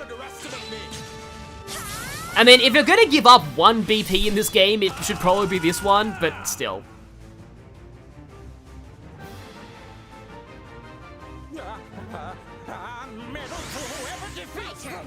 Yeah, a medal to... he said that in the original, I think. But yeah, let's not do that.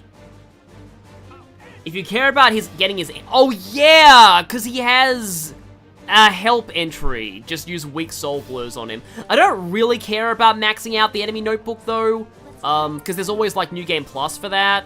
Also, 0 arts turn. So, yeah.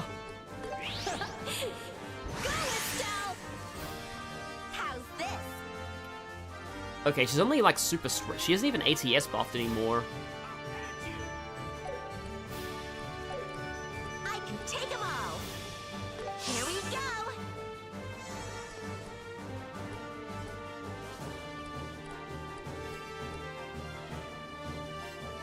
Don't let your guard down. I sort of just want to, like, try and take them out. Yeah, and yeah, one of the guys is just using the Duke as a shield because he knows he can get away with it. I mean, we do eventually have...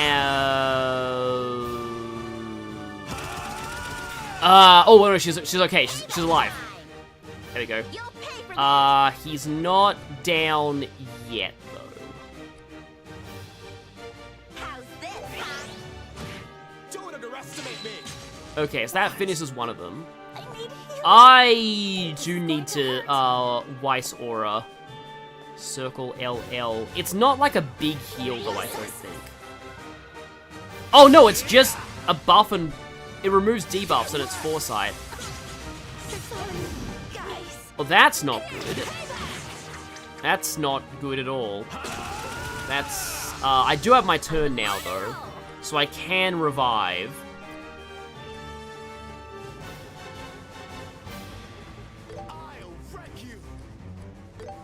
They like to say they wreck people. Oh no, that's like nothing.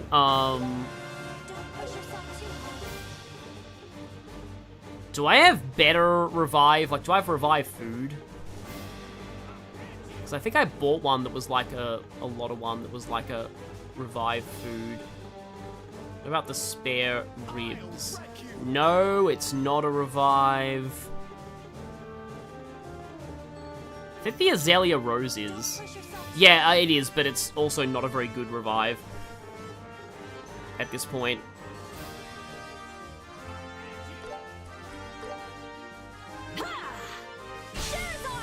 Yeah, Weiss Aura is just regen, it's not an actual heal. Yeah, it's her S-Craft that's the heal.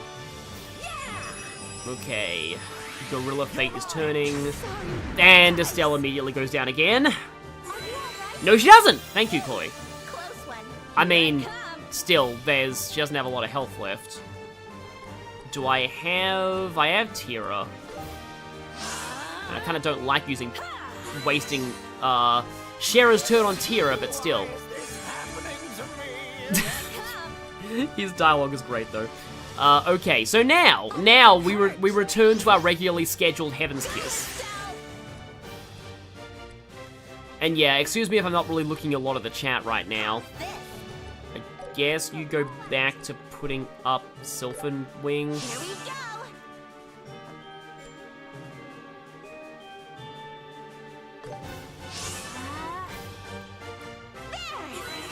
Yeah, they counter, like enemies counter quite a lot in this game. And they often counter and hit through Insight. Which I suppose is a bit of a counter to Insight, because Insight is broken in a lot of games. I guess this one included. Okay. Bonk. Yeah, don't use Burst this time. I don't even want to use Rush either, I think. Which kind of means that my CP is effectively useless right now. So I have to not do my Burst muscle memory. And once again, Heaven's Kiss. You should be down soon. No, got a counter. This is going to hurt, but I can't hurt Doonan as much as I want to. Okay, there we go. So second guy's down. Sorry. Oh right, that's what you've been doing. You're the guy who's been sitting there in the back throwing stun grenades. Okay, so now I use Sylphin Wing again. Why is this happening to me? Considering your brain, I'm not surprised you still haven't figured it out. So yeah, now we just go for like single target things, maybe. I like how Soul Blur is heavy stun. It used to be faint, I think.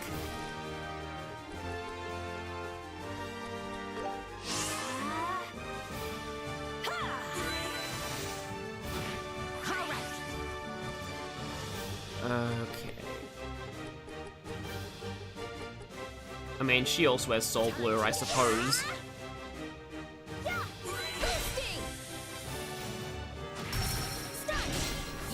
Is Dung Dust damage not that different to Chloe's Sturm? Yeah, it's pretty strong. I need to look at what the like damage class on Sturm is. It's probably pretty high.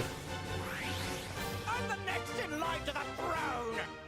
You ready for this? His VA had so much fun here. Also, thank you for moving away from this guy so that like we can actually use like Diamond Dust on him now. Thank you for that.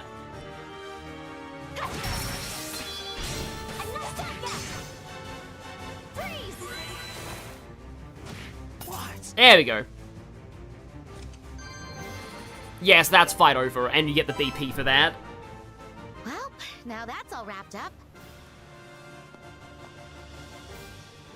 I like how they knew this guy was just so punchable that, like, they made a bonus reward require not, like, beating him in the battle. Would you like to taste the sting of a whip wielded by a woman? Stay back! Stay away! Maybe that's enough. In that case, I'll just have to use Her Majesty as a shield. Here goes nothing. Yep, he takes himself out anyway. Yikes!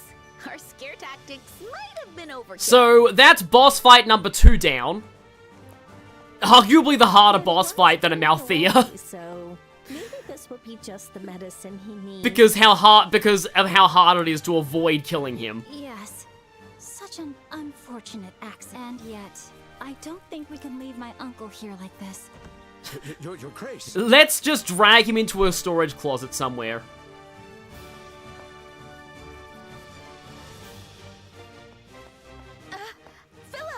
Miss Estelle and Princess Klaudia, I am so terribly sorry for all the trouble my master has caused you. The fault lies entirely with me for my failure to raise him properly. I beg of you, please, punish me in his stead. Wait a second! Philip, please raise your head. We're only here to help my grandmother, Her Majesty the Queen. We never intended to harm Uncle Doonan. Please take him to my room and tend to his wounds. Your Highness. His wounds aren't that bad. Mostly his pride, which will never ever recover, and that's good. He just bumped his head and passed out. He'll be fine. Everyone, thank you very much. I will not forget your kindness. Philip is truly not paid enough to deal with Doonan. Did it to himself. But I feel better. Well, lesson learned, I guess. He got what he deserved for underestimating women. Let's hurry. Grandmother's room is right there. Oh, yeah, you can see him here. I think I must have forgotten to do that in the... he doesn't have swirl eyes anymore. Must have forgotten to do that in my first one, or the Let's Play, I think, because I was probably more focused on this. Oh boy! What's coming up? So first we need to eat food to make sure that we're fully healed. The fact that they don't put a heal point in front of this is kind of insane. That was satisfying. This was fulfilling. But yeah, I think I remember in the original, I spammed stuff to get my CP up to full for this. Because having full CP on everyone is just, like, super important for this fight. So I might as well use some of this stuff that is, like, out of battle only. Like that. There we go. Okay, everyone's fully recovered now. Okay, I'm vaguely confident in this setup. I don't like Chloe's HP's been not good. I'm gonna make a save here. Oh, the heal point's on the ship. Ah.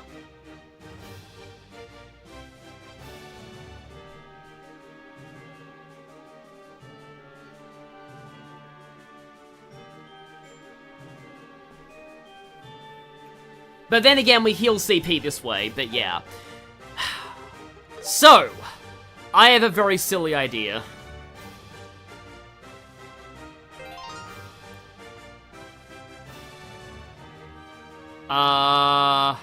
Wait.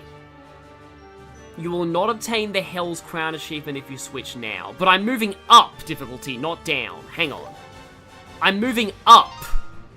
Why is it locking me out of an achievement for moving up in difficulty? Oh, right, Hell's Crown is for just doing Nightmare. But, like, I'm like, yeah, I don't care. I don't want to beat the whole game on Nightmare. I want to just try this fight specifically on Nightmare just to see what it's like. Because... And I can turn it down if it gets too hard. Here we go!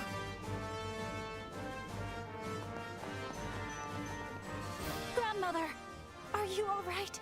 We're here to rescue you, Your Majesty. Klaudia and Estelle. So, you finally arrived. I was getting tired of waiting. I mean, I guess it's kind of obvious, but, like, there's sort of no real indication that this fight is coming. And, like, honestly, it is a little weird that, like, Team Girls gets all the bosses, because it does mean that, like, every resource you put on the boys' team is kind of useless, because you need literally all your best resources for this fight that's about to happen. So, for context, if you haven't played this game before, you don't have to win this fight. This fight is entirely for bonus BP. It's the hardest fight in the game. It's effectively a super boss. Like, it's one of those fights you're expected to lose in a cutscene, but winning is possible, but very hard, but optional. In the original game, this was really it wasn't exactly super difficult, but it was very luck-based, because it was mostly down to how often he spammed Earth Wall and how often he healed. But we'll see how it happens this time. Lieutenant Lorence, what are you doing here? Wait, this fight also auto-saves if you die? Well, I guess I'll have to just reset and reload my save then. In the newer Trails games, you always get the option to, like, retry the bonus BP fights, so it kind of sucks they didn't add that here in that case. It is my duty to guard Her Majesty the Queen, so my presence here is hardly that surprising.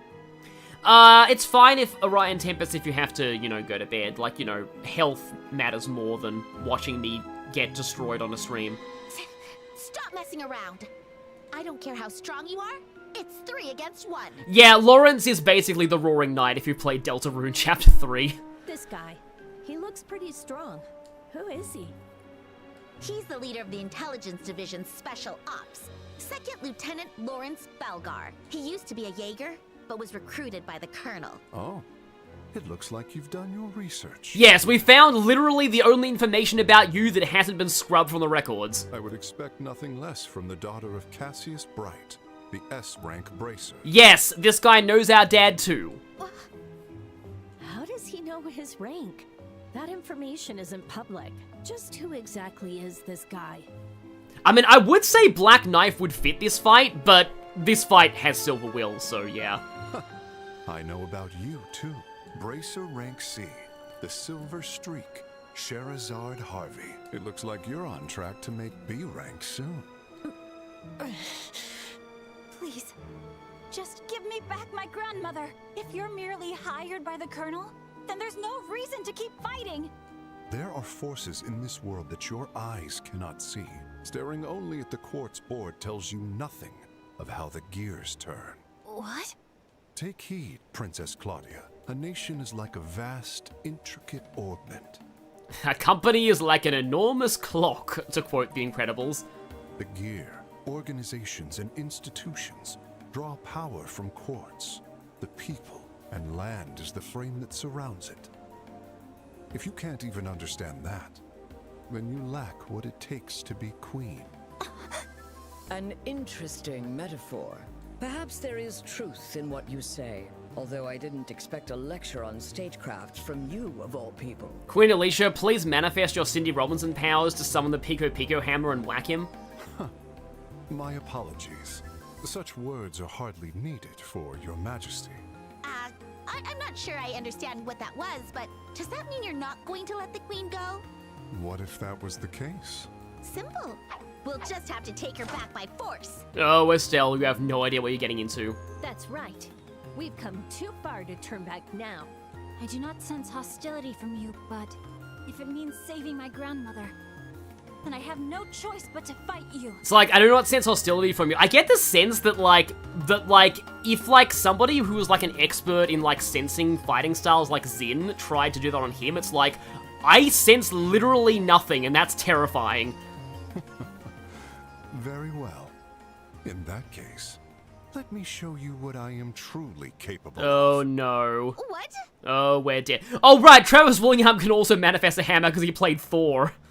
So that wouldn't work. Oh, he takes the helmet off! I forgot about that. Silver hair? No, it's more of an ash blonde. Judging from his looks, he's probably from the north. You're right. I am from the north. Not far from here at all. What? Cyberspace, oh no, he's Female hot. or not, I won't be holding back.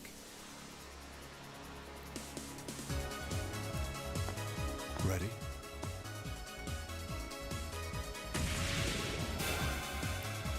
Oh no. The powerless have no say in the path of fate. He's testing us. We shall show him our conviction. Yeah, if you want to get in our way, then shove off. Shove off, huh? I'd like to shove this guy off this balcony, but oh boy, that's gonna be a hard ask. So, something that I want to try and do here is, I want to have at least one character, move out of the way. I do not want to bunch up in one big line. Because I know... Okay, that's an everyone. Okay, good. Because from the original, I know that being, all bunched up in a straight line is a terrible idea, because of a thing that he does. This is what he looks like. He had a surprisingly kind-looking face, but a former Jaeger, huh?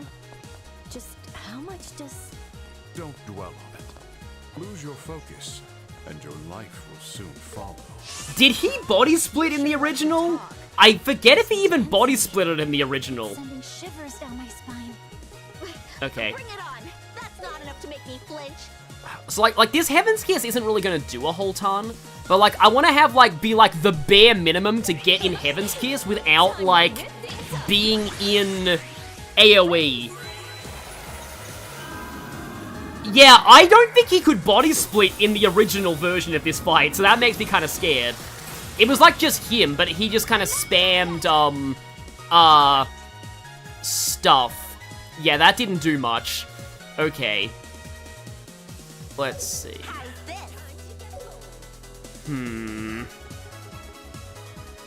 Alright, let me just check. Yeah, I think debuffs can work on him, like, maybe, but it's really, really low odds. I don't know if Titanic Roar is a good idea right now, but I'll just try. Yeah, he didn't body split in the original either. Oh, I did get a defense debuff. Okay, nice miss there. Nice miss. Oh, I got the I got the defense debuff from the original. Unfortunately, it's not an art defense debuff, and that's what I really want here. Do I have anything with, like, an art defense debuff? I don't know if I do. Also, Sturm is, like... It's only B+ power. Mom, pick me up, I'm scared. Exactly. Yeah, because the other thing that I remember about the original Lorence fight that was, like, a massive pain is the fact that, like, he can heal. He can also use Earth Guard, and if he gets into a loop of doing that, and, if he gets into a loop of doing that and he out-heals our damage, because, like, yeah, he has a lot of, like, defense. He's taking quite a while. However, clock up EX on myself. Yes, indeed. I am on the edge of my seat. Heaven's Kiss time. I am gonna run down my CP a little bit. It's funny that his clones can actually get stunned. This is going to hurt. Is it though? I accept your challenge. I'm very, very scared of yours. I mean, that's an unbalanced though, so I may as well. Yeah, look how much more damage the clone takes than he does. That kind of tells you something. I've taken out a bit of his health, but, like, I'm also still very, very, very scared. You know what? I'm having Estelle run all the way over to the other side, just in case.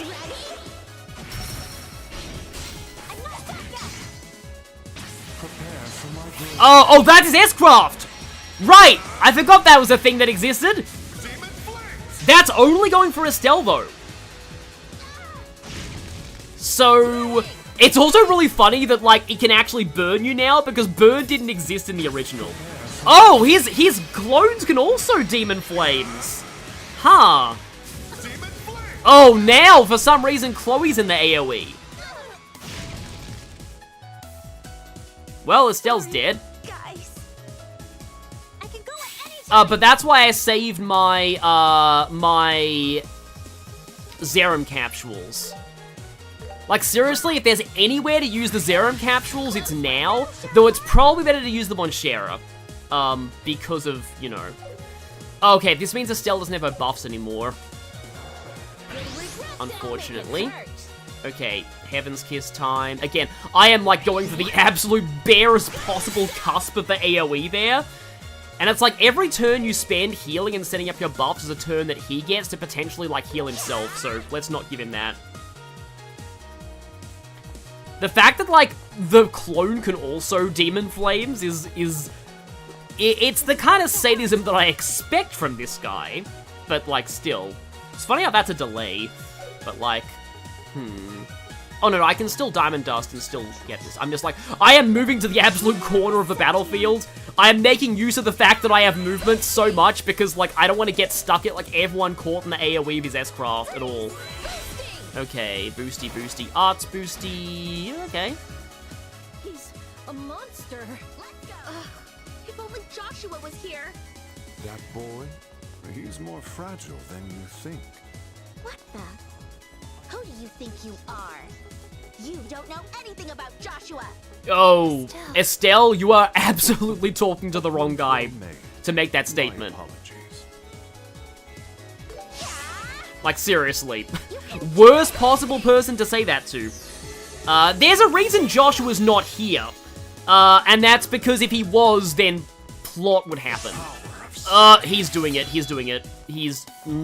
Oh, no, yeah, no, he is doing it. So... That's a delay. She has no impede attacks, doesn't... Yeah, she has no impede attacks. So he's getting that off. I'm pretty sure that is Earthguard. Like, I think that must be Earthguard.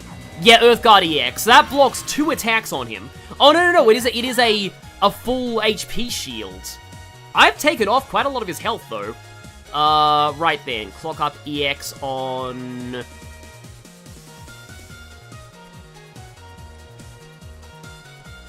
I guess on myself. Oh, now I have exactly enough for Heaven's Kiss. Although we're going again, like, anyway, so... Maybe I shouldn't Heaven's Kiss right now. I mean, I guess Shara can Sylvan Wing again. Just, like, to keep that up. Remember that Anti-Sept can get rid of shields. Okay, I know I probably, I probably shouldn't have, like... Oh yeah, because Sturm's Impede was, like, kind of the main way you dealt with Lawrence's Earthguard in the original. But, like, so... Right, I feel bad taking advice from chat, honestly. But apparently this gets rid of shields. And I am playing this fight on Nightmare, so yeah. That does get rid of his Earthguard, right. And now, I can Heaven's Kiss again. Can I get you both? Yes, I can. Heaven's Kiss again. What's Estelle gonna do right now? I kind of want to just hit him with something. Like, seriously, I just want to hit him with something. That is heavy stun, though. If I actually get a stun off on him... Okay, speed down's good. Oh, he is stunned. Okay. But he's going, like, immediately and getting out of stun. I hate it when enemies do that in Reverie. However, oh, Zero Arts Clock Up EX. And I don't have enough for Heaven's Kiss. Of all the times to not have enough for Heaven's Kiss. Okay. Of all the times to not have enough for that. Right. Can I get, like, a good... Like, Aerostorm, maybe? I guess, because that will do more damage because he's stunned. Just want to get that stun damage in. I mean, I should have bursted, but I can burst with... I can Sturm and then burst, I guess. Though I really... Oh, no, I have Sturm's long-range attack, so I can get away from Estelle here. Okay, and now burst. I don't know if that was the best idea. I think I froze him. Okay, not bad. Oh, you're rather... And he immediately gets out of the freeze. I'm starting to feel like we might win. Oh, Shara, don't say that. Please hold on to I'm starting to feel like we might win. That is definitely Silverthorn. So... Bind Nails and Impede. Does Impede actually work on him? I know that in some later games, some enemies can resist Impede. But I think that was an Impede. Oh god, I'm terrified. Well, there it is. Who's getting hit by that? Please tell me that's not everyone. Oh, that's Estelle and Shara. Right, that's not good.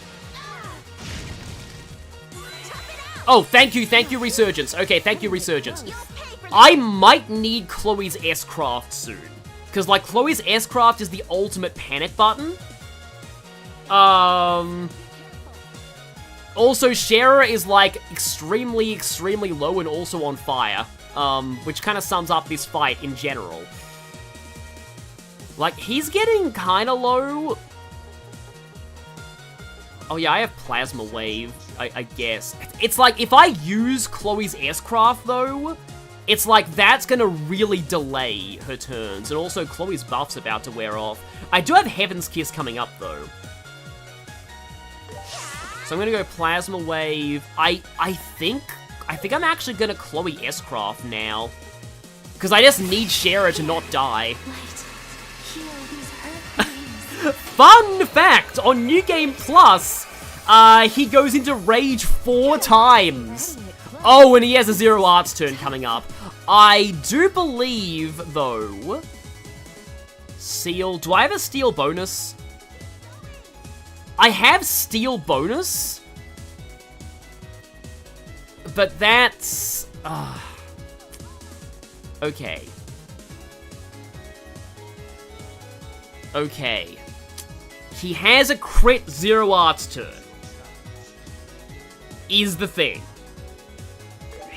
I guess I can maybe S-break with Estelle, though, after she uses the that. I forget if Estelle's is a Steel bonus or not, though. I guess I'll find out when I S-break with her. I mean, he's getting low, though. I think I am getting kind of close to getting this. Oh, Chloe now has the crit Zero Arts turn. Oh, Chloe has the crit Zero Arts turn. Right, I really, really, really don't want to risk... Because, like, I cannot underestimate him at all. I can't assume anything in this fight. But I'm going for it. I don't know if this will finish him. 10k. I am not strength buffed. This might not do it. Come on, Estelle.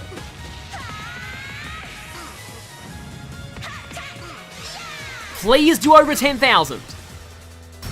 It did. Okay, good. We got this. We've won. I should have rushed. I see. You truly are good. It's more that Heaven's Kiss is broken. And there we go. And that's 3 BP. I'm surprised. I never thought you were this strong. So yeah, you don't actually have to win this. If you lose, the game just continues normally, but yeah. I mean, we have a lot more broken tools than we did in the original game in this. I don't think I've actually beaten Lorence on Nightmare in the original, though I don't think it's that hard, because, like, original Sky FC Nightmare isn't really that bad. But still. He only Earthguarded once, though. So, like, I feel kind of bad that he kind of took it easy on me. Because normally what happens is he spams it. I mean, granted, the chat did tell me that I can cancel the Earthguard with Anticept. But, yeah. Anyway. You were holding back in the tournament, weren't you? He didn't even use Zero Storm, I just realized. Apparently Zero Storm removes all your buffs in this game. And that would have been really, like, the reason why I was spreading out was because of Zero Storm. Because Zero Storm is a line AoE, and, like, that's why, like, in the original, like, one of the things that you used to... One of the things you used to, like, do with this fight is you would intentionally have somebody, like, go away from everyone else and then cast to basically bait him into spamming Zero Storm instead of Earthguarding. You just cast, like, a weak art you don't care about and then bait him into using Zero Storm to cancel it. And thank you, Kwang, for the 5,000 won donation. We can now confirm that Josette is harder than this guy? Maybe. You were nothing like this back there. To think we actually managed to defeat this monster. Also, he didn't use Silverthorn that fight, so he broke canon. Oh, right, yeah, because they mentioned that, like, in the sequel, that Silverthorn is, like, one of the new arts that, like, you've invented, because it was something we saw Lorence use, and it's like, we need to upgrade our augment so we can do that ourselves. I can't believe it. Estelle Bright, I should have never underestimated you. Perhaps one day, you truly will grow as strong as your father. What? I'm sorry, as good as Estelle is, I don't think that's happening. But you're definitely not there yet. And of course, we still lose in the cutscene, but we at least got him to respect us, so yeah. We earned a moral victory. Your Majesty, please do not move any further. Seriously, it's like literally the Roaring Knight fight. It's very similar.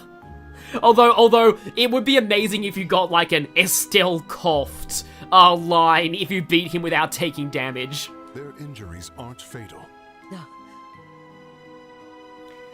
And yeah, the thing with Josette is that, like, you have way less resources back then. That's always the thing with JRPGs. It's often that, like, the earlier fights are the hardest because you have less resources, to, like, use. That's why the prologue boss of Sky's second chapter is terrible. If I stream that, I'm playing that fight on Nightmare just because. Those eyes, they possess such a deep color.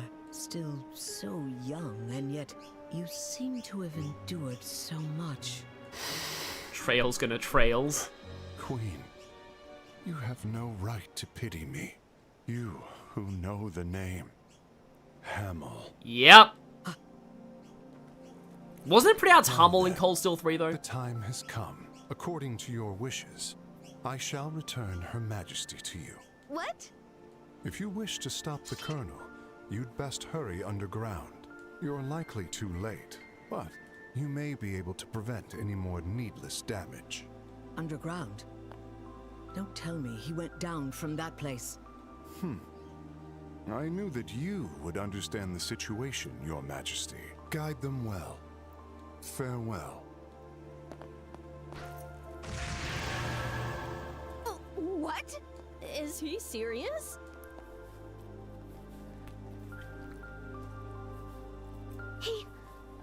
He's gone. Did he jump into the lake or something? Even if he did, the surface of the water looks awfully calm. Again, who was that man? Just one of the strongest people on this continent, canonically, alongside Cassius. Grandmother, are you hurt? I'm fine, Klaudia. He didn't harm me in any way. More importantly... Estelle! Oh, Joshua? Yeah, Joshua, if you were here a few minutes ago, you would have got a PTSD freak out again. Oh, thank goodness you're okay. Yeah, I feel like if Joshua had seen him without the helmet, that would have really triggered some stuff. I'm glad you're safe too. Colonel Richard or Lieutenant Lorence aren't anywhere in the castle, so I was worried about you. That weirdo with the red helmet was here just a minute ago. What? He leapt right over the railing and escaped. That man's truly a monster. So that's what happened. The Roaring Travis, wow. Thank goodness. I'm so glad you're all okay. Joshua. Your Majesty, I am so very grateful to see that you are safe. Lieutenant Schwartz, how glad I am to see you again. And to each and every one of you, I cannot express my gratitude enough. Your Majesty, your generous words are more than honor enough. But could I have my banquet, please? We're just glad to be of help. But it looks like things aren't over yet. The special ops in the castle have been suppressed. But we've received more troubling news. Army units from across the kingdom are reportedly heading for the capital. It seems they're all being controlled by the intelligence division. Is that so? I apologize, but we don't have time. Please, you must escape by frigate immediately. No, that isn't an option. Rather, things have taken a very serious turn. Colonel Richard must be stopped, no matter what. What do you mean? After speaking with the Colonel last night, I believe I finally understand his true objective. It seems he's trying to obtain the Oriole. The Oriole? That sounds familiar. It's one of the Septarians, said to have been granted by the goddess to the ancients. Oh, right. Would we have known this already if we looked at the museum? Maybe I should have gone to the museum before. I want to say that either Alba or the museum mentions it at some point. Among them, the Oriole is the legendary artifact with the power to control all things. Oh, Professor Alba mentioned Oh, it right. before. No, it was Alba, right, yeah. But isn't that just a fairy tale told by the church? For real? So it does exist then, and it's hiding somewhere in the Kingdom of Liberal? There's an old legend passed down through the royal family. Oh yeah, we probably should tell Morgan they have no leverage on him anymore. The Oriole, one day, shall become a calamity which binds the souls of humanity to purgatory. To live as humans, we sealed it away in the depths of the dark shadows. Okay, this is all coming back to me now, but I don't want to talk about this because this is major Sky arc. This is like the main big lore of Sky, so huge spoilers here. Binding the souls of humanity to purgatory? Well, that's very unsettling. These words were passed down through generations as a warning to each ruler. I believe that this object, the Oriole, was sealed away by our founding monarch due to the danger it posed. Yeah, the founding monarch saw some stuff, let's just say. Coupled with the immense orbital reaction recently observed beneath the capital, if one thinks of these two together... Yeah, this is Trails. All fairy tales have some base in reality. Like, I mean, this is a world where Carnelia is, like, actually a true story. The Oriole is sealed underground, below the capital. That's the only logical conclusion. Indeed, the Colonel must have reached the same conclusion. What the Oriole is, even our legends don't say for sure. But if it were to be awakened, I fear it would bring about catastrophe. Perhaps something on the scale of the ancient Great Collapse. Or something far worse. No, this is a situation. Yeah, that's an understatement. Your Majesty, Lieutenant Lorence told us to go underground, but what did he mean by that? In Gransel Castle, there is a room. In Gransel Castle, there is a room. Out of context screenshot. This is like the whole people die if they are killed, or just because you're correct doesn't mean you're right. In Gransel Castle, there is a room. A place that has been forbidden to enter since ancient times, though nothing of merit is said to be kept there. Are you referring to the treasury? Watch my Sky second chapter Let's Play, also, the third, because there's a bit of the royal family stuff in the third, too. There's no mistake about it.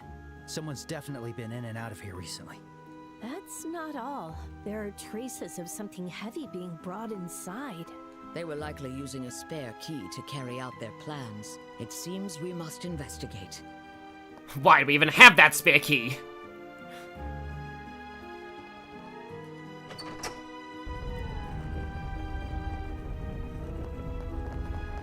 So, we have an elevator. Just an elevator. An elevator? In a place like this? Also, we're about to hear absolute banger music that I have been looking forward to hearing the remix of since this remake was announced. There shouldn't be anything like that here. So the Colonel must have had this constructed here of all places. That means this elevator leads to where the Oriole is. Yes. Perhaps this was in fact the true purpose behind his coup. Constructing something like this would have been impossible without first seizing the castle. No way. It's quite possible. In any nation, the areas controlled by royal authority are tightly guarded. Yes, you would know all about that, wouldn't you, having been in Erebonia? To breach that, one would have to resort to pretty drastic measures. Like getting mechs? Either way, this seems like the best way for us to get underground. Yeah, the secrets of Erebonia's royal family are, they're a whole thing. Play Cold Steel to find out. Let's try activating it. Huh? What's wrong, Joshua? It's locked with an orbital mechanism. We need a special quartz-based key to make it work. It's double, triple, ultra, quadruple bypass protected. If only there was somebody very, very, very good with orbments that isn't here right now, but maybe could be. And after coming all this way... We'll just have to put the squeeze on those special ops soldiers until they squeal. There must be a key somewhere. Yes, that seems to be our only course of action. No need for that. Yep, Professor Russell is straight up that would be necessarying us. Huh? And Cher is the other one in her new outfit. No way. Oh my, Professor Russell? At your service, Your Majesty. It has been quite a while. And the Doot Doot music has returned! The Zemurian version of two-factor authorization. Good to see you both as well, Estelle and Joshua. Well, hold on a second. Why are you here, Professor? Weren't you on the run from the Intelligence Division? And if you're here, that must mean... Grandpa! Where'd you go? Hey, kid, quit dashing off around here, will ya? Man, both you and that old geezer don't know how to sit still. Yep, it is Tita and her babysitter. Mr. Agate? Tita? I knew it. Estelle, Joshua! Whoa! So, remember when I said very early on in this game that you don't get your full party until literally the final dungeon? Yeah, now we actually have full access to the entire party. I'm so happy to see you again. When I asked at the guild, they said you were fighting in the castle. I'm so glad you're safe. It would honestly be really cool if you could fight Lorence with Tita. Like, I wonder how that would actually go. Tita! Thank you. Sounds like we gave you quite a scare. And Agate, I'm glad to see you're safe as well. But what are you doing in the capital? Well, we just happened to find a freighter headed for the capital. Figured it might be a good chance to slip in, but what do we find? Chaos everywhere. After hearing the situation from Elnan, we came straight here. Oh, I've got something from him for you. Yeah, this. Wait, is this the point where you get the max rank in the original if you've done everything? Yeah, because this is the only way to, like, actually finish, like, reporting quests before the final dungeon, so they had to do that. Is this really okay? We haven't reported anything yet. Seems the Royal Guard's messenger filled him in on most of it. And now we can finally put Agate and Shara on the same team. Oh yeah, I wonder if the original achievements for picking either all guys or all girls for the final dungeon is still a thing. Yeah, those were weird. I don't get why though. Oh yeah, you could just pick the team once and then change your team and then pick again and then do that because yeah. Anyway, what's the deal here? Why is everyone just standing around? I want to wait and see how they handle this, if they actually do just let you swap everyone out the way that they do in future games. I thought I'd be mowing down special ops soldiers. Huh? You're... It's been a while, Agate. Oh, by the way, I'm a princess. Thank you again for your help at the lighthouse. Chloe, right? The hell's a student like you doing in a place like this? I see my granddaughter has been in your care. Please, allow me to extend my gratitude. Don't mention it. All just part of the job. Somehow it's still not as silly of an achievement as the one for talking to 3 very specific pigeons. So, Granny, you somehow connected to the castle, or what? You insolent fool. Do you realize who you're talking to? This is Her Majesty Queen Alicia, Sovereign of Liberal. Huh? Now that you mention it, I thought I'd seen her somewhere before. My.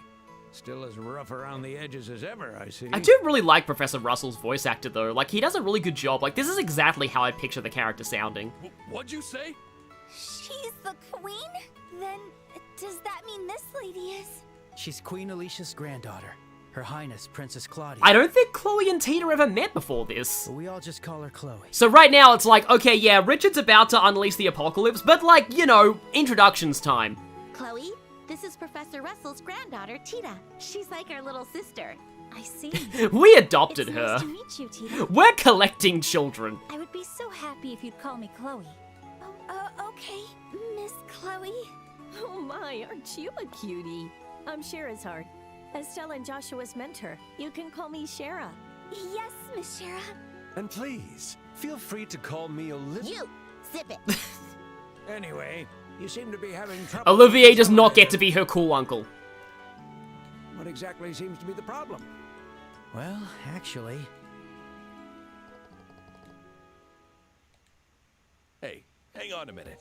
This has to be some kind of joke, right? I can't believe something like that is buried down here. It's just as I feared. If we use this elevator, we should be able to reach that place, correct? Yes, but it's locked with a special key. It looks like we need a quartz-based one. Uh-huh, it's one of those, eh? Let me take a look at it. This is a variation of the card key system I developed. You have to insert a card with an identical quartz circuit to get it to unlock.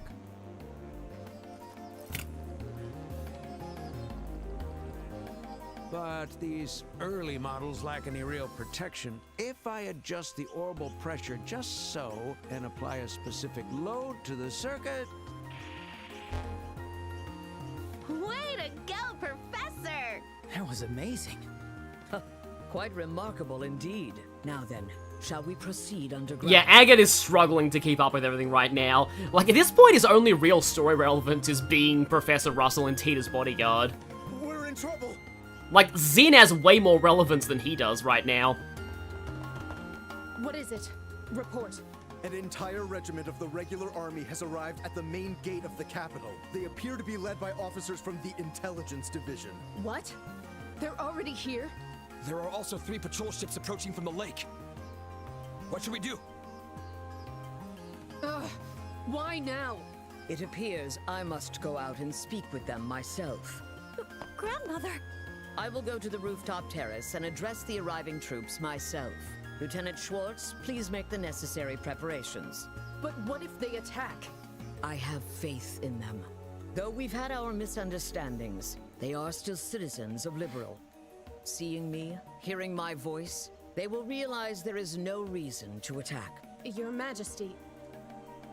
Estelle, everyone. I feel like Alicia's probably gonna be like, "Attention all soldiers! You are currently doing a dumb!" It pains me that I must ask you to do this alone.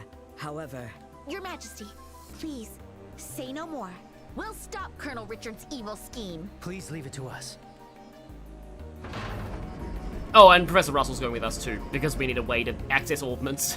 Like augment tune-ups.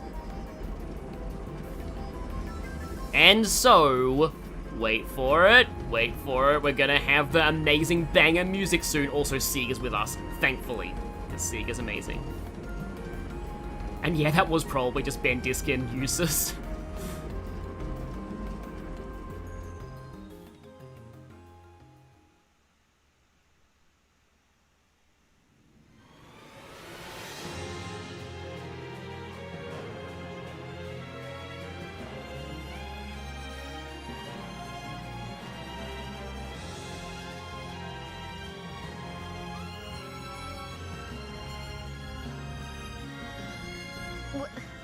What is this place?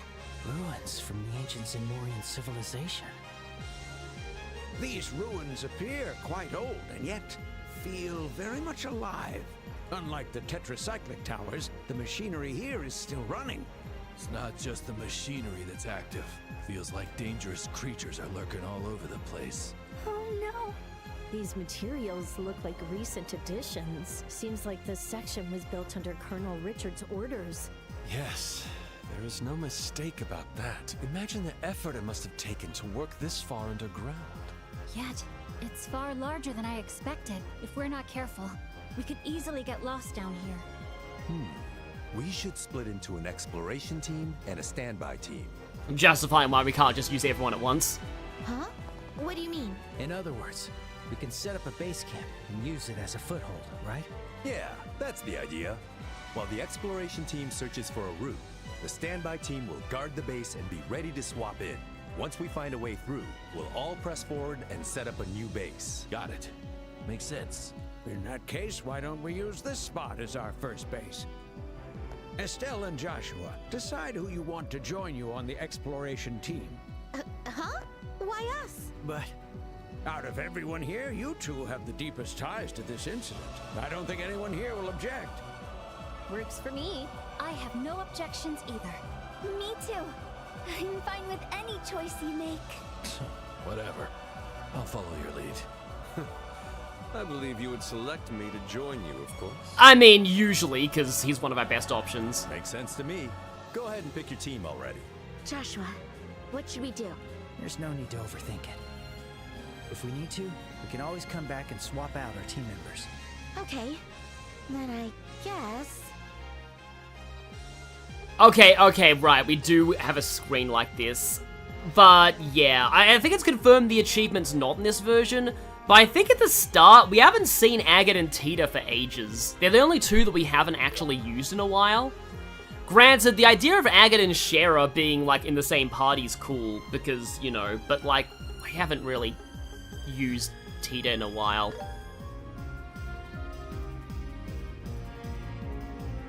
I'll have C go with you, Estelle. If you find a location that can serve as a base, send him back to us. Yeah, I think there's different dialogue for this if you don't pick Chloe. Like, if you do, I mean. I see. That way we don't have to keep coming back. We're counting on you, Seek. Once you have Lone Blade, the best party setup is Agate and Shara. I would believe that because of Wild Rage plus Heaven's Kiss spam. You know, I'll leave the exploring to you folks. I usually use, like, either Olivier or, like, Chloe for the final boss, I don't... Have I ever brought Shera before?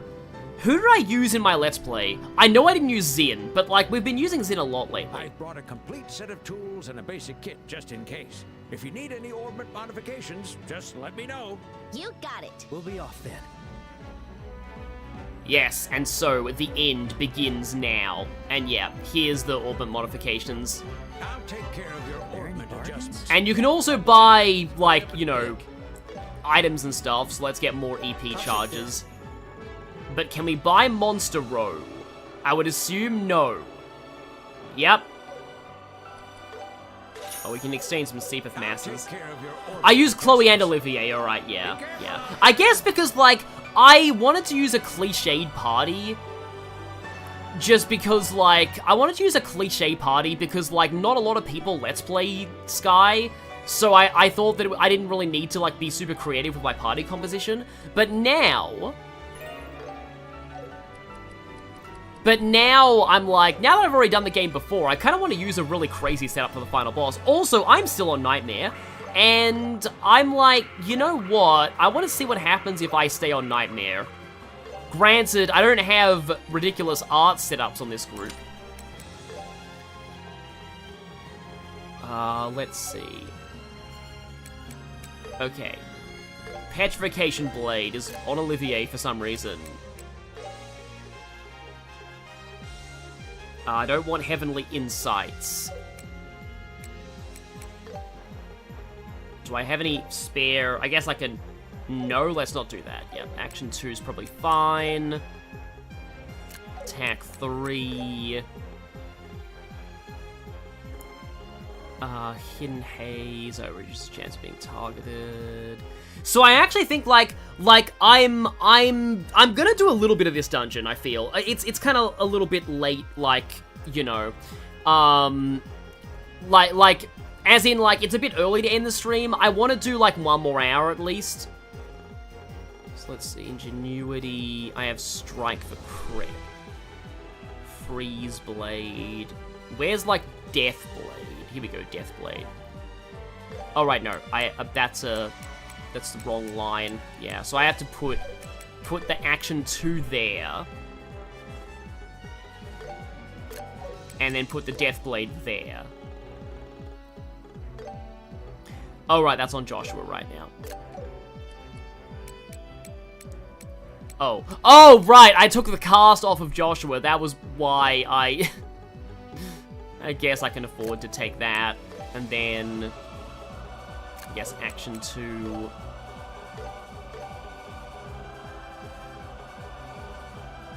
Mine 3, maybe? I still have Spiral Flare. Yeah, I'll go Mine 3. And then... Any other... Okay, I can put Freeze Blade on you.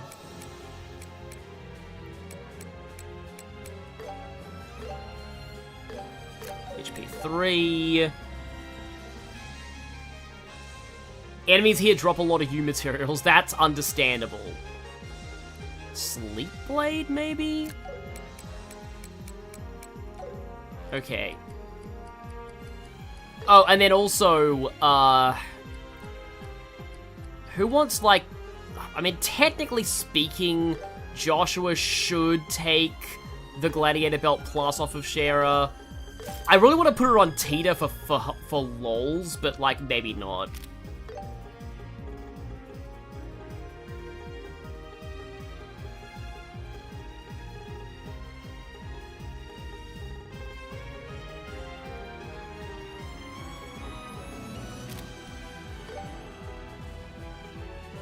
Victory Headband Plus...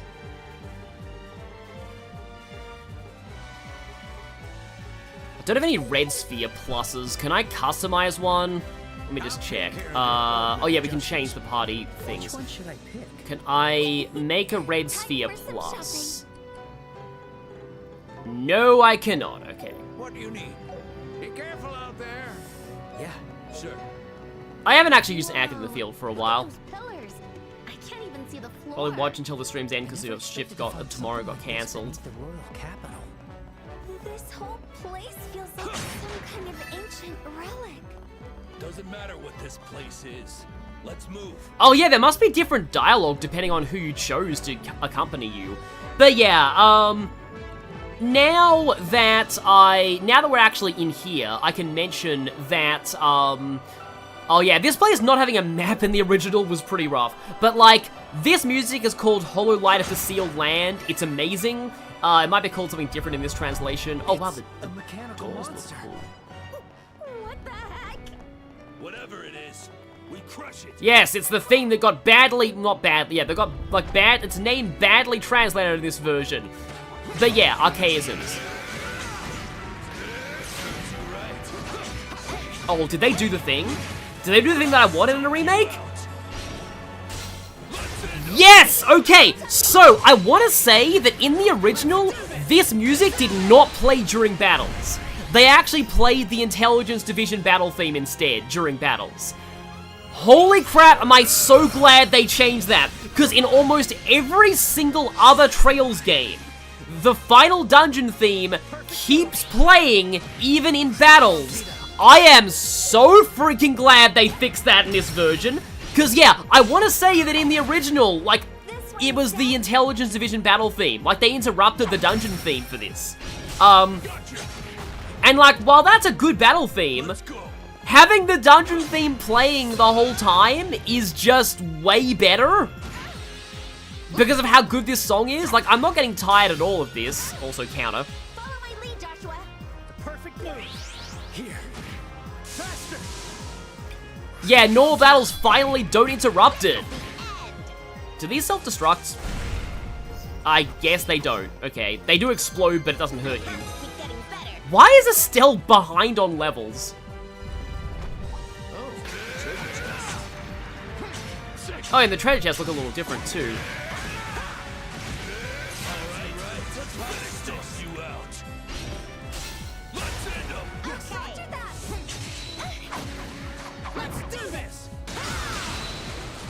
Oh, they're just dead, right then. Tear bomb.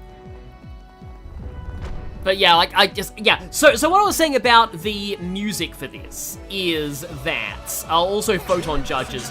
We'll be seeing Photon Judges. Oh yeah, I remember these things having the chainsaw tails.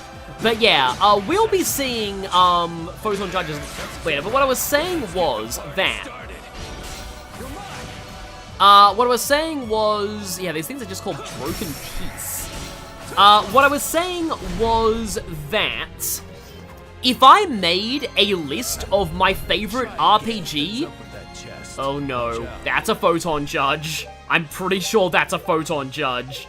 Oh boy, Nightmare Photon Judges. But like, yeah, if I made a list of all my holy freaking crap, yep, that's a Photon, it's a Photon Judge plus. And of course, the music's different for this, but these things do a boss theme.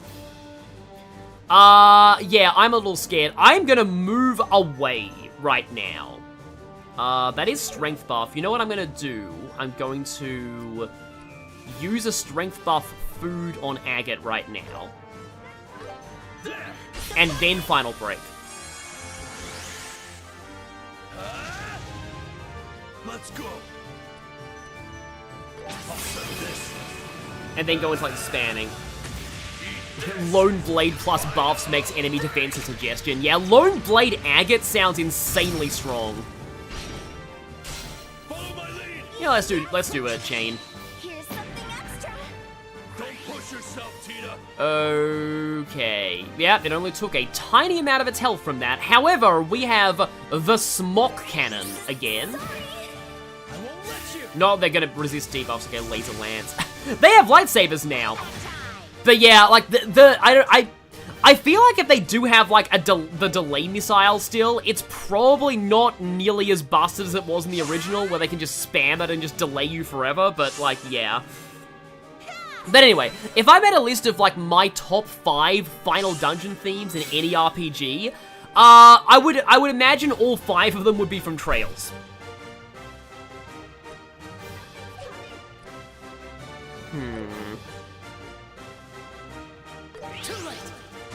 But yeah, in the original, this played for like every They have Chaos Brand. Okay.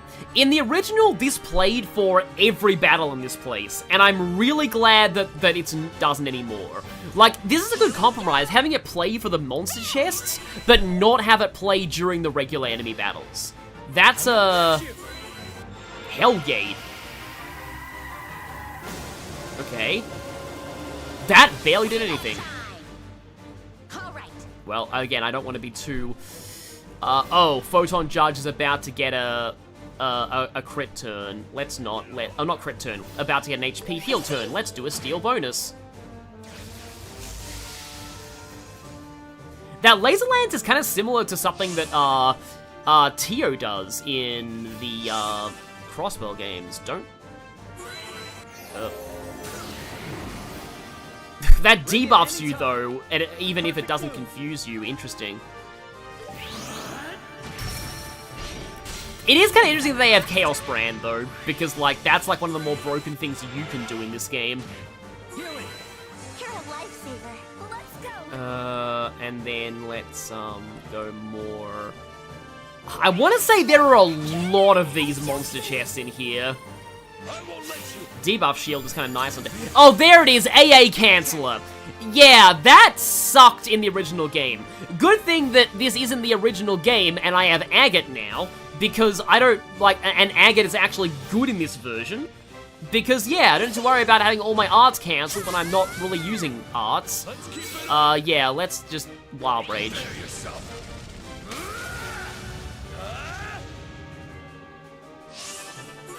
And I guess we... Okay, I believe Estelle did get confused by that. Yes, she got confused by that, okay. I think... Yeah, let's just Final Break again. Does that cure Estelle's confused? We'll see. I think the little ones are down. Yeah, Estelle's not confused anymore because of that, and also you have 98% stun right now. And yeah, we are still in Nightmare, so these enemies are going to be taking a lot of punishment. So, yeah. And yeah, AA Canceller cancels arts, and that's one of the reasons why I think they had a delay missile as well. Like, I think that might have been one of the reasons why I didn't like these things in the original.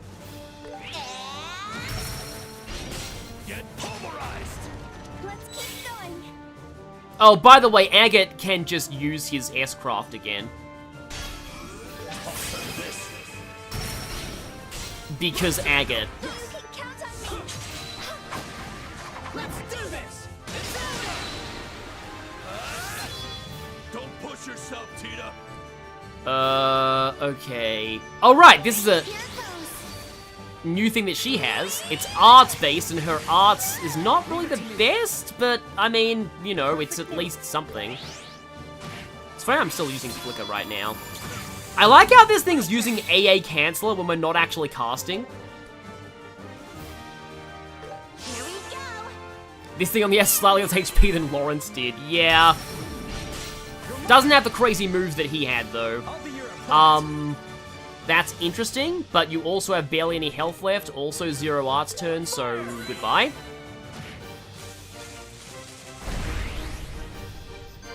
Yeah, that's good. Nice job, Joshua.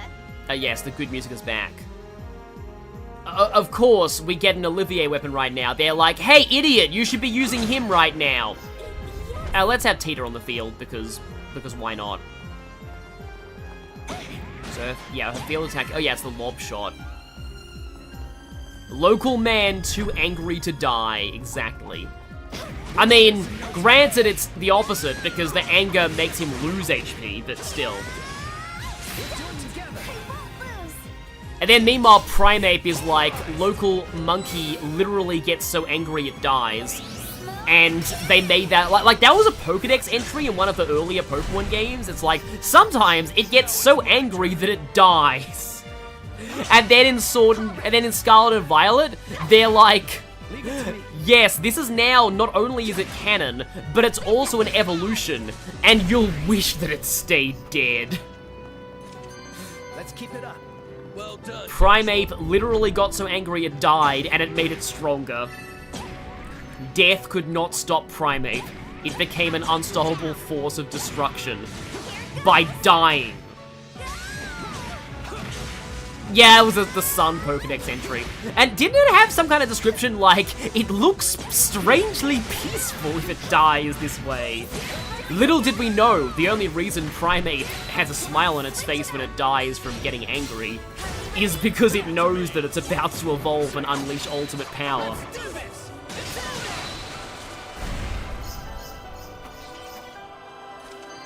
They made Annihilate super dead and super angry.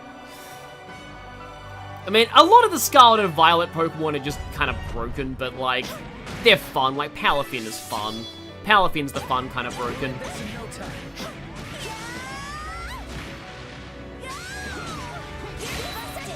It's truly ascended and became stronger.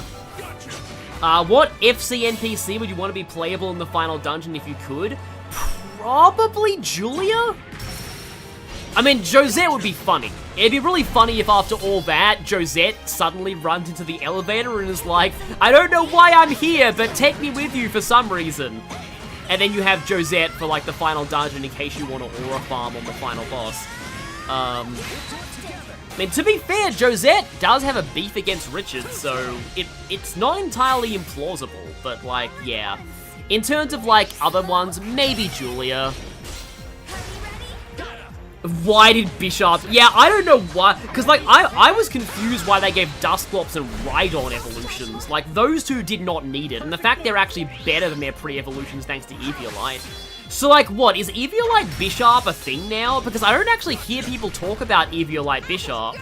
And that means either it's somehow not good because power creep, or King Gambit is that good that Eviolite Bishop is bad by comparison.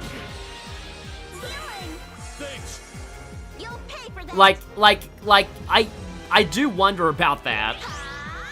Like, King Gambit is cool. I like that they leaned into... It's weird because, like, they're not named after chess pieces in Japanese, but I like how they came up with an evolution that worked for both languages, in that in Japanese it looks like a shogun, but in English it keeps the chess motif and becomes a king. I got some great data. Yeah, imagine Mega Annihilate. It already has Rage Fist. Like, I'm glad, like, Mega Garchomp Z sounds insane, but I'm glad that Garchomp actually has a good Mega for once, because its other Mega was bad. Now, if only they give Tyranitar a good Mega. I'm doing way better with Agate and Tita than I expected. Because, like, I want to say these two were, like, the worst party members. Maybe Zin was worse than Agate, because Agate at least had Wild Rage. Like, Wild Rage wasn't the best in the original, but it was still decent. Oh, these strings are great. The power of Supreme Overlord is literally absurd. Oh, right, I forgot about Supreme Overlord. I was mostly just thinking of Kowtow Cleave and just, you know, the other things. King Gambit just does a lot more damage, the high damage output, and yeah. Like, it really says something when, like, you're that good that you're... Like, because Bishop was OU for a while. Bishop was a good Pokemon. And it gets...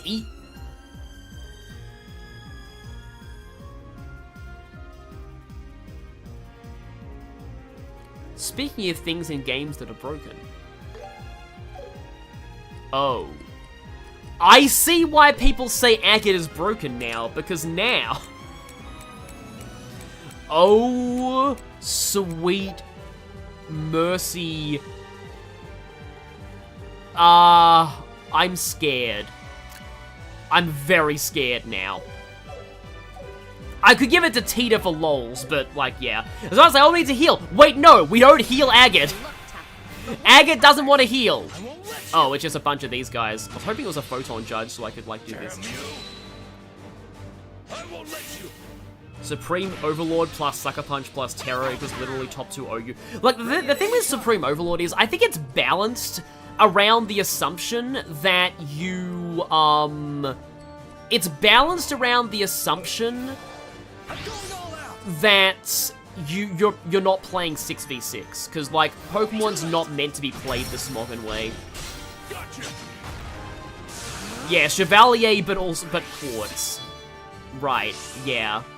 And in the original Cold Steel, Chevalier was a reward for, like, doing one of, like, the max... It wasn't the max fishing. That was Magius. Chevalier was, like, all cooking, was it? Oh, no, you had to choose, didn't you? You got to choose Chevalier or Magius, I think. Like, there was a reward where you got to choose. So I'm actually going to use Wild Rage, even though I'm at full CP, just to lower my HP more. Let's go. And, okay. This is not even the most optimal. Like, this isn't even Agate's final form, but let's just see this. Let's see. Yeah, 20k damage casually on everything. That didn't even barely dented their health bars because they're all plus versions. But oh well, yeah. I can take 'em all. But also, that wasn't even, again, that wasn't even his final form. Can't believe they give Chevalier so early in Reverie, yeah. I want to say it's on Angelica, and I didn't get Angelica from the gacha, so I don't think I have Chevalier. Oh, no, wait. Does she have Chevalier? I don't know, but, like, I want to say that, like, I don't have it yet. Well, oh, yeah, okay, that is Impede. Let's go with that. I think these things use, like, Earthguard. Yeah, 20k is very low. Oh! There are cooking items that can bring you to 1 HP. Ah! I think I do have at least one of those. I can take 'em all. Let's tear 'em down. Oh, it's on Lecter. Oh, yeah, yeah, I thought Angelica had an emblem. I won't let you. I actually want you to hit Agate. Because I want his HP to be lower. I think they use, like, Earthguard and stuff. I see your move. I don't care about that. I won't let you. Yes, oh, they're using Shadow Spear. I mean, that can instant kill, at least, so that's a little scary. What do you have in terms of buffs? I have Sylvan Guard. Agate is... Oh, he's not even double strength buffed.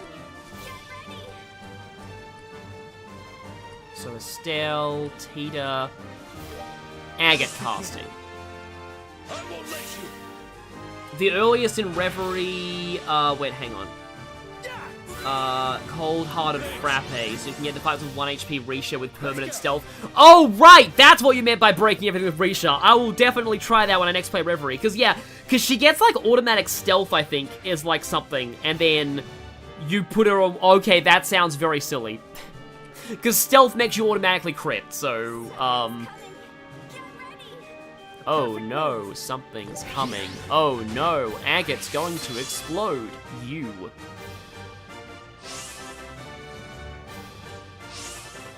I'm not even paying attention to what the enemies are doing, by the way. Oh, Latira, that's annoying. However... That's a crit Latira. However, again, what's casting? You are... Okay, oh yeah, that's definitely a Latira. Except one of them has a Zero Arts turn. Her base Master Quartz lets her start with Stealth, and she can Moonlight Butterflies to refresh and... But yeah, no, I know Moonlight Butterflies is good. Yeah, Stealth was, like, broken on, you know, what's his name in, Wazi.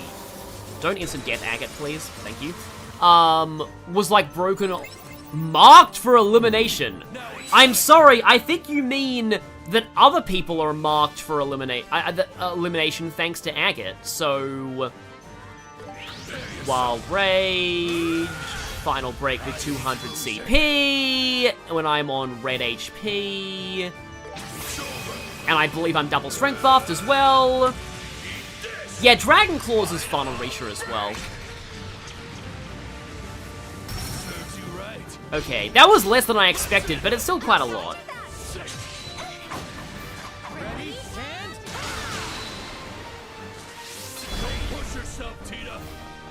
And you know what? Why not? Oh, that's, hang on. I mean, I don't want, nah, it's, more efficient to just use the smoke cannon. If only Tita had her satellite beam from the second game. Because that would hit everything. Okay, 2 of them dead. Perfect move. Gotcha.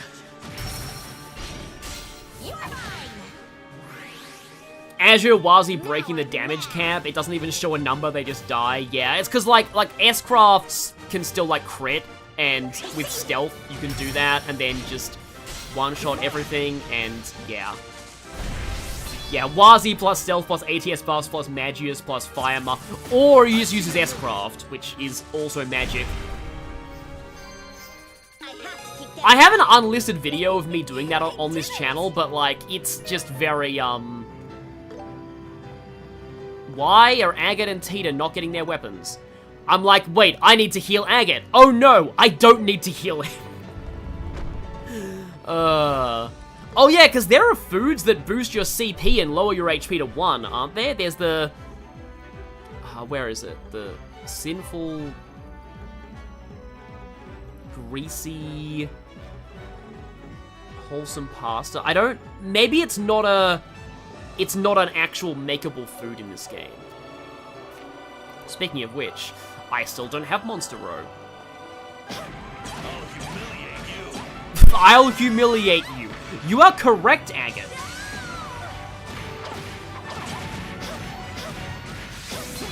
You have no idea how correct you are. Let's finish this.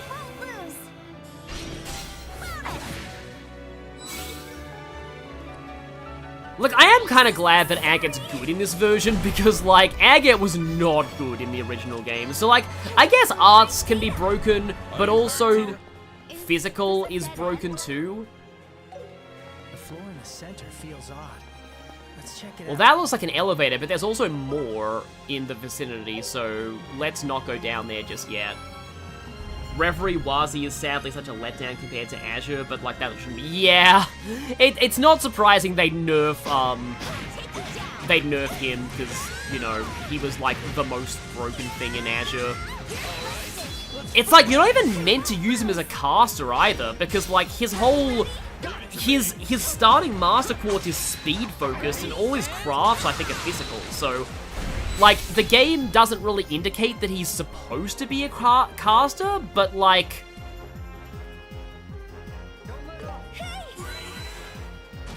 Tita has Hellgate for some reason. Charge complete. Target sighted. Please help, Joshua. Yes, Joshua, show her how actual casting goes. Yeah, that's better. This is the end.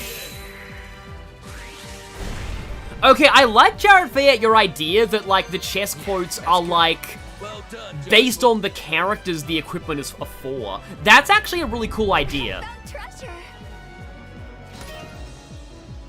Royal Guard, okay. Nice casually dodging that, chainsaw.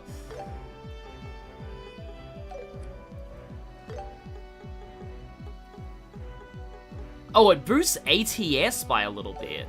Huh.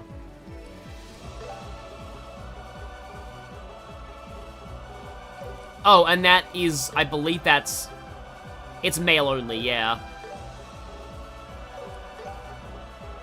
You usually get, like, super strong male/female only equipment in the final dungeon.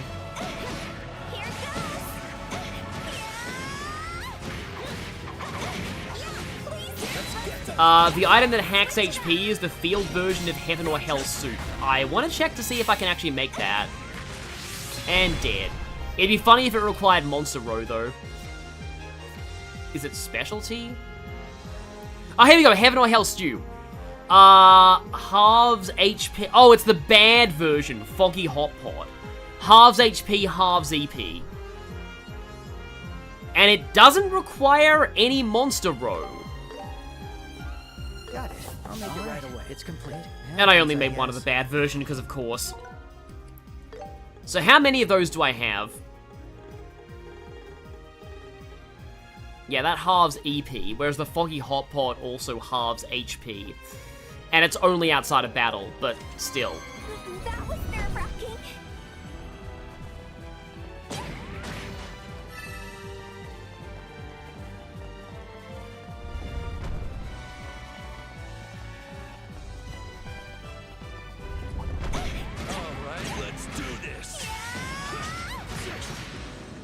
I kind of want to play as Agate on the field again, because why not?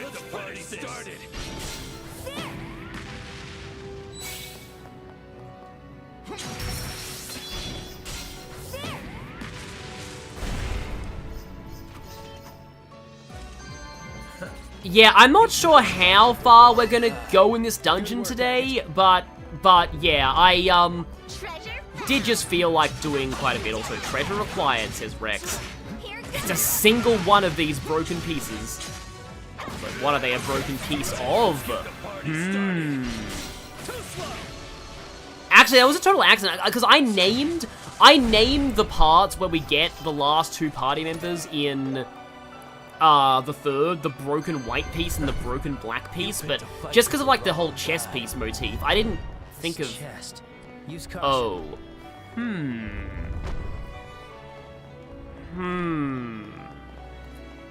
I didn't even think that might be a reference to this enemy type. Okay, that's not a monster chest.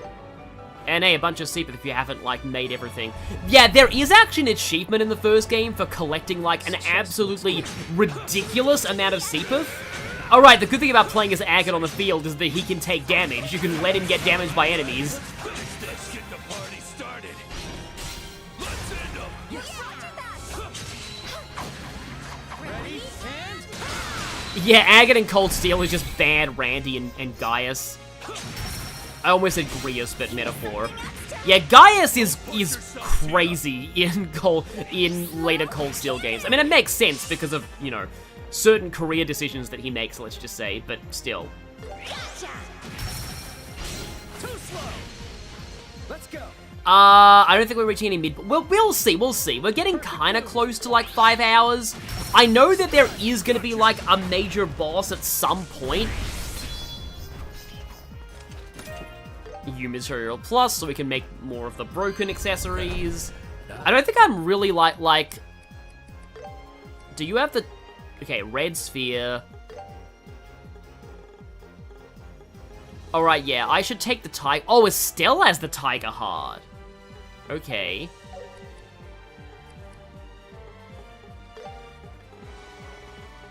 Yeah, I think Agate should probably have that right now.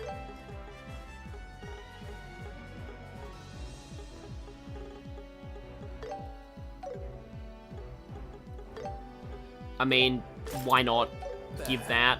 Good work, Agate. He has the funny S-Craft button with absolute delay. Yeah, I want to say that Gaius's absolute delay is like one of the only strats that are like actually one of the main ways that you win on Abyss mode. Oh, it's these things. They have heavily breathing mouths. Doom type D+. Like, why do these machines have teeth? Doom type S+. Doom type M+.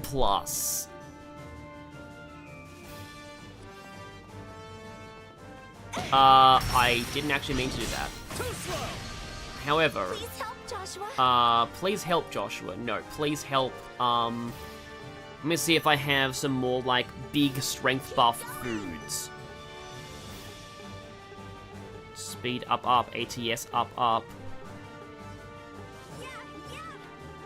Speed and move up. Where is... I do wish that you could sort food items by effects. Because sometimes, like, it's hard for me to find my strength buffing food. I have strength... I guess I can do, like, one strength buff. Oh, no, that will heal him. No, don't do that, actually. Oh no, don't do that. That will heal him. Let us begin. Words that are spoken. Let's go.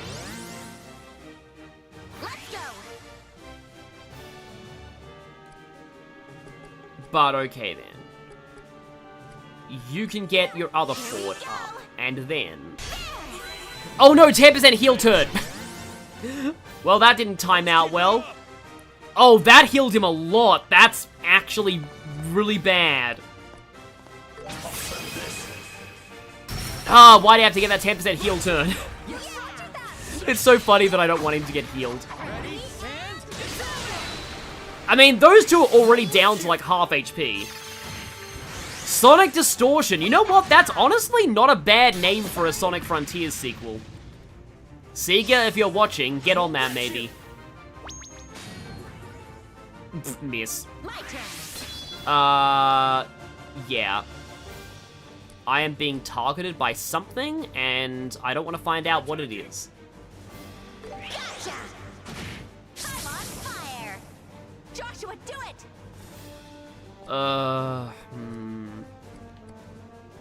How do I... What do I... Why do I...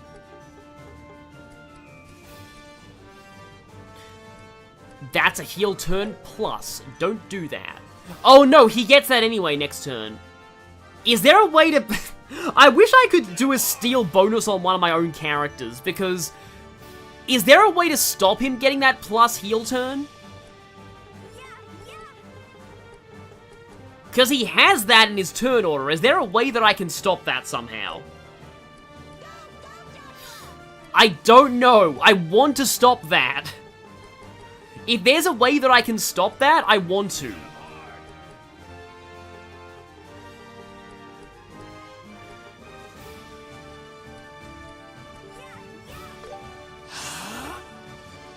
Actually, yeah, these things do look like they could be Yu-Gi-Oh! Monsters.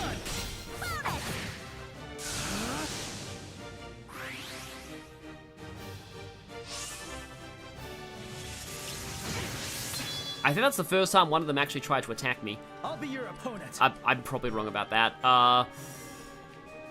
Dual strike. I think you just take it in Wild Rage again. Yeah, probably. It's just like, I'm like, oh no, he has a heel turn. Why does he have a heel turn?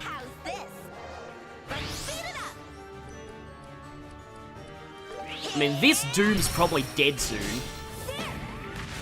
It's not Doom Eternal. And rip.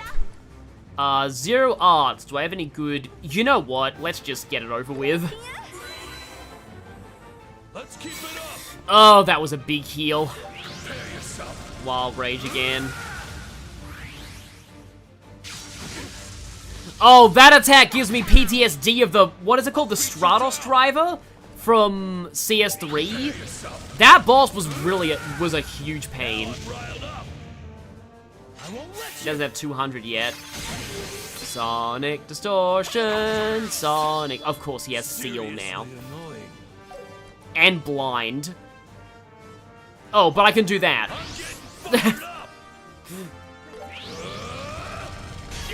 Okay, and now that his HP is, like, really, really, really dead, you there.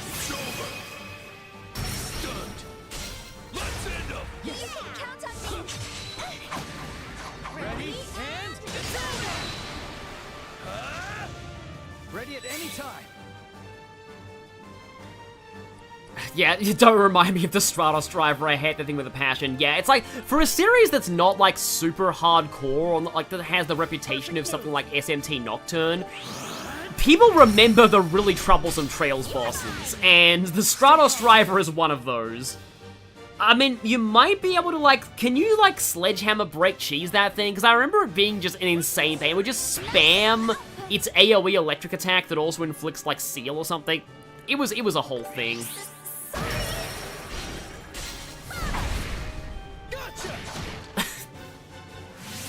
And then Tina just gets Petrification and insta-kill. And casually reveals that all along those enemies were weak to that. Also, Agate leveled up. Oh no, his HP is back up. And now we have Share a weapon. And now we have to heal Estelle because the thing exploded in her face. Stratos Driver is like the second Einhell Keep boss, I think. It's the one that, like, plugs its legs into the ground and makes a giant electric shockwave. Yeah, I've never actually seen what this area looks like with maps before, and it's kind of interesting. Oh, you don't have Sledgehammer or Windblade? That explains, that explains why, it is the, okay. any of you with mod powers, could you block Sonic Fan 583, that person? One of the mods, could you please block him? Anyway, sorry, I got distracted by that. Okay, so, yeah, that explains why the Stratos Driver is so infamous if you don't actually have the broken Brave Orders at that point. Like, cause it's like, usually in a game that has an insanely broken tactic, like, the fight that's the hard one is the one where you don't have that. For example, it's like, you know, I'm trying to think if there was, like, I know there's, like, this fight is the hardest in the game because, like, this party member isn't available for it or something. Okay. Okay, yeah, timeout, yeah. Anyway, yeah, that's, like, the one time I've had a person in the chat that was saying stuff that was just really inappropriate, so, yeah. Yeah. I'll look over them, but, yeah. Please just don't do that. Anyway. The only people in your party in that fight are Reen, Altina, and Milliam. Oh, right, it's that gimmick. It's been forever since I played Cold Steel 3, as you can probably tell. But, like, yeah.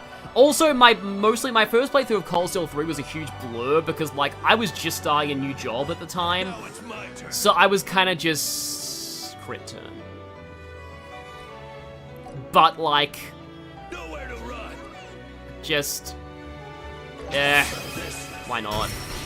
That's not nearly the best use of that quartz, but still.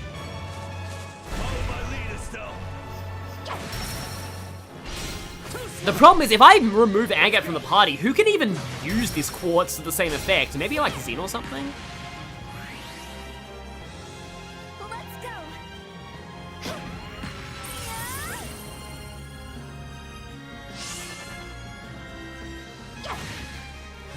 I suddenly had this huge recollection of using Zin for the final boss of this game. Have I ever done that before? Maybe it was to show that, like, Zin's one of the few people who can actually survive that one attack the final boss has that's, like, it's not instant death, but it might as well be.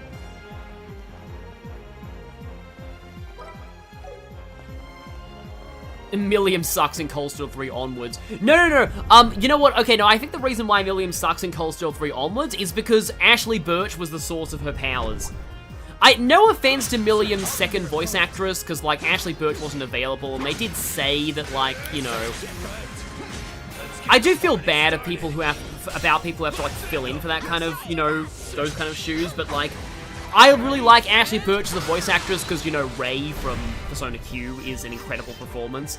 And if Milliam's bad in Cold Steel 3 onwards, it probably means that Ashley Birch was the source of all of her power. Chest looks good.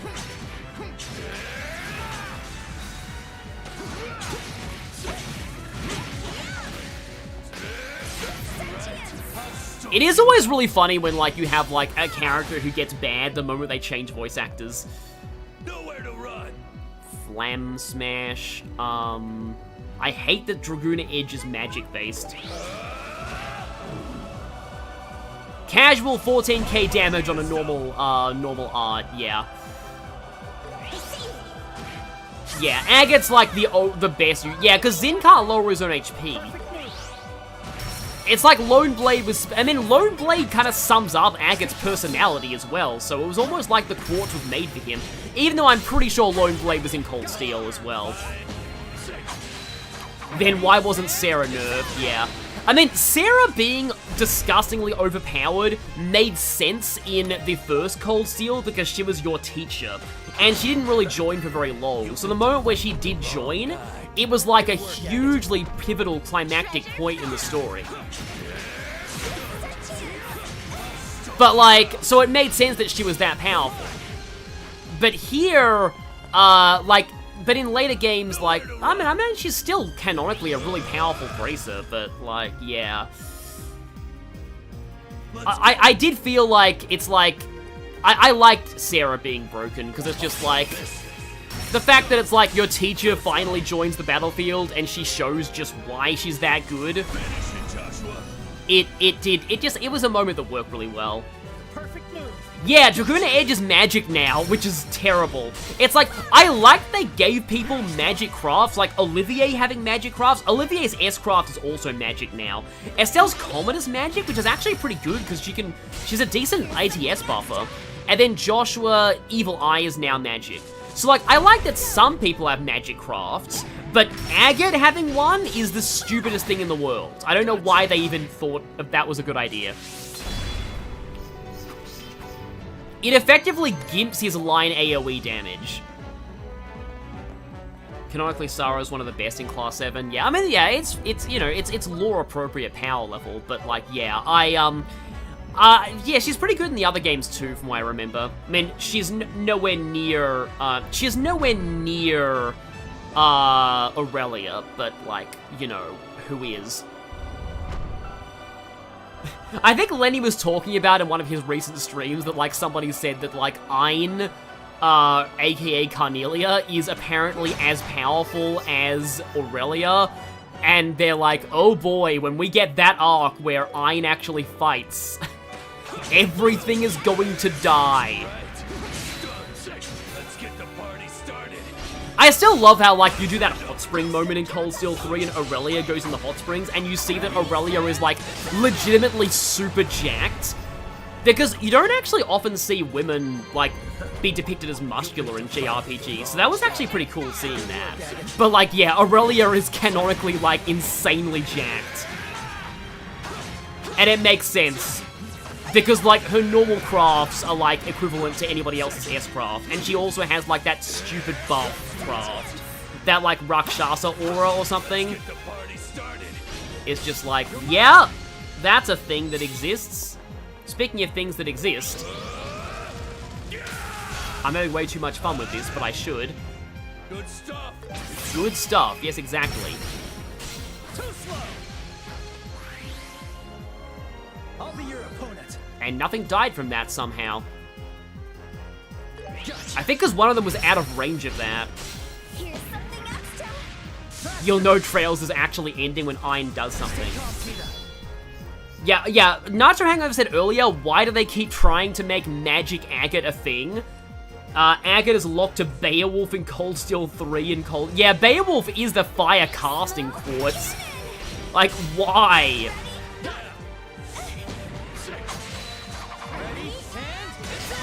I mean, yeah, I guess Cyclone Napalm can make anyone good. It's very much like the whole Zero Randy, you know, Crimson Ray thing. Because it's like, Crimson Ray is so broken that you're gonna heal, aren't you? Yep, you are.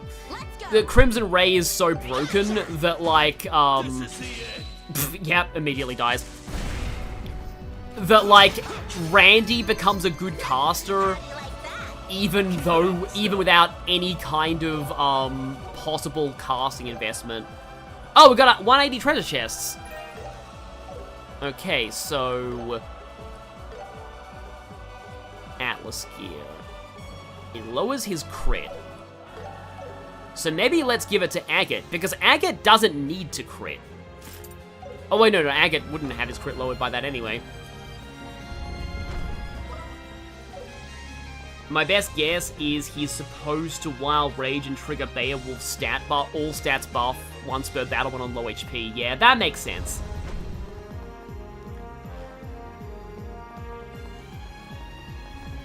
I'm not sure Ein would be like the Shanks of Trails. Like, I'm not actually sure even what Shanks, like... I mean, Shanks is cool in the live-action series. And I know certain lore things that have been revealed about him recently in One Piece, but I don't really super follow One Piece because I'm sorry, but I am terrified of Dressrosa. And I can already predict people in the chat saying, yes, you should be. Like, apparently Wano is really good, but Wano is also, like, why am I doing this in a non-boss encounter? Because I want to see the big numbers. That was like 40,000, like 47,000 damage.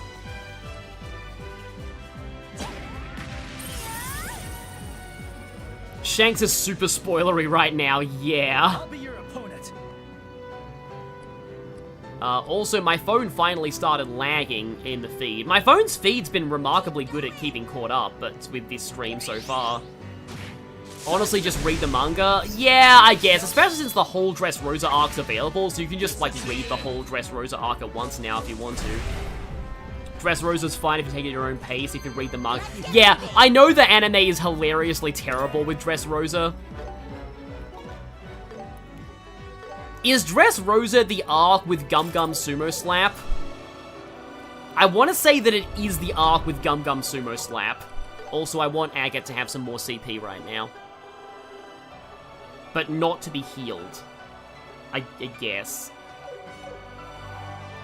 I haven't watched Full Metal Alchemist. I'd probably rather watch Brotherhood, but, like, both versions seem kind of long. Chest.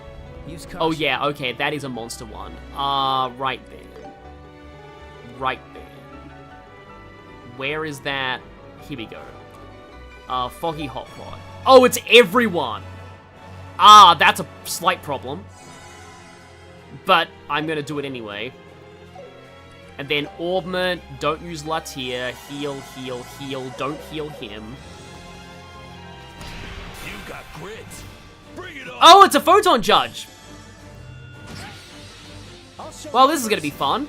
Okay, I'll show you the power of haha funny Agate lol. As long as he doesn't, like, die before he gets a chance to do it. You know what, I'm gonna go for it anyway. Here we go. Okay, 31,000 to the Photon Judge. Oh, Gum Gum's... Okay, yeah, because Wano is the Japanese-inspired country, so it makes sense that it has the sumo fight. But, like, yeah, that's the Gum Gum Sumo Slap. Like, that's the one that is just like, okay, so... In the manga, that was one panel. Of course Agate has an HP plus turn. Maybe those turns exist to, like, nerf Agate, but it was not enough. Because he could not be nerfed.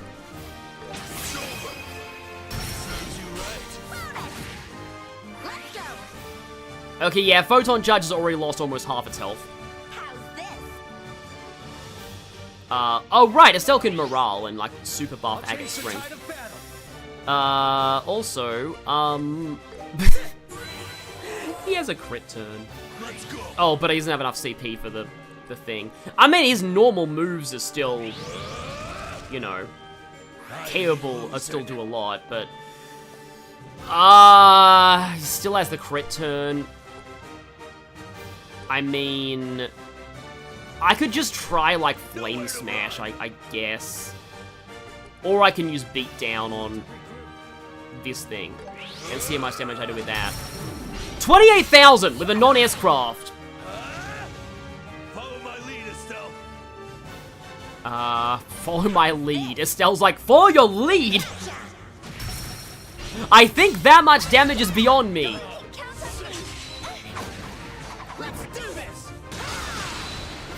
Really, the main anime that I want to watch... Also, I need to watch Breaking Bad. I had that on DVD and I haven't watched it yet. But I want to watch Breaking Bad. I also want to watch Death Note. Death Note's the main one that I really want to, like, actually, you know, watch. Then maybe Full Metal Alchemist Brotherhood. But, like, I definitely... I think I want to watch Death Note first. The real superpower of teamwork. A man who is too angry to die.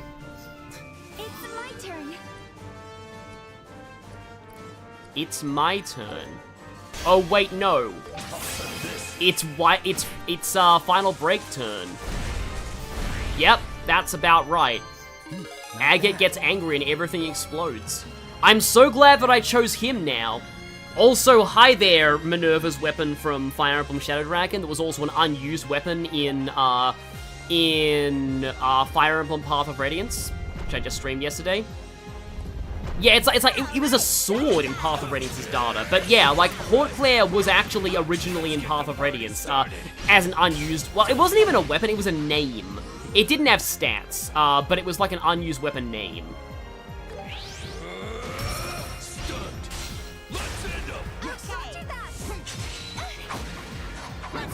Brotherhood literally has one filler episode. It's the first one. Yeah, it's always nice when, like, you have a recut, like Dragon Ball Kai, I think, that, like, just cuts out all the filler. be your opponent. I don't want to spoil, but like, I do really like the idea of like the way that, because like apparently the Frieza fight is still long even in Kai, but there's a reason for that, because like they want you to be as tired of Frieza as Goku is by the end of that fight. Like that the story works there if like you, the audience, are also really just sick of Frieza by that point. And that's thanks to me watching the Overly Sarcastic Productions video on, honestly, underrated. Watch the Overly Sarcastic Productions video on, the Super Saiyan Prophecy. It's a really good, and it's kind of one of their more underrated, oh, a strength-boosting female armor. Literally, I think Tita's the only person who wants that. But like, yeah, it's one of the more underrated detailed diatribes they've done. But like, it's a very good one, I feel. Like, even from the perspective of somebody who hasn't watched Dragon Ball, it's very understandable, and it goes into some very interesting like narrative conventions and tropes and stuff. But yeah, it's basically about like the first time the Super Saiyan Prophecy happens. Unfortunately, then it got power crept and it lost a lot of its like special factor. But like the first time it happens is really, really cool. I will give a slight preview. Definitely, again, watch that detailed diatribe. It's really great. Oh yeah, Estelle could use that. I'm glad somebody else in the chat's seen that. But like, watch that detailed diatribe. But I'll give you a slight preview of like, apparently the moment that like Goku goes Super Saiyan, and I think like they said the prophecy is described as like a pure heart awakened by rage or something. And then Frieza's reaction is, well, no wonder Vegeta never pulled it off. Which is kind of amazing. It is interesting how Goku is like, because a lot of shonen heroes that copy Goku don't... Ow. Well, I guess that's one issue of being on like low HP. But yeah, like, a lot of shonen anime, like, try and copy Goku, but, like, don't kind of realize that, like, by pure heart, like, when they say Goku is a pure heart, it doesn't necessarily mean, like, conventionally heroic. He's very innocent, but, like, in a very kind of, like, he just, he spares his enemies. He doesn't kill his enemies, but not out of mercy, but just because if he doesn't kill them, they can come back and fight him again stronger. Like, that's why he doesn't kill people. It's sort of interesting. Yeah, Vegeta did go super eventually, but I guess he'd slightly mellowed out by that point.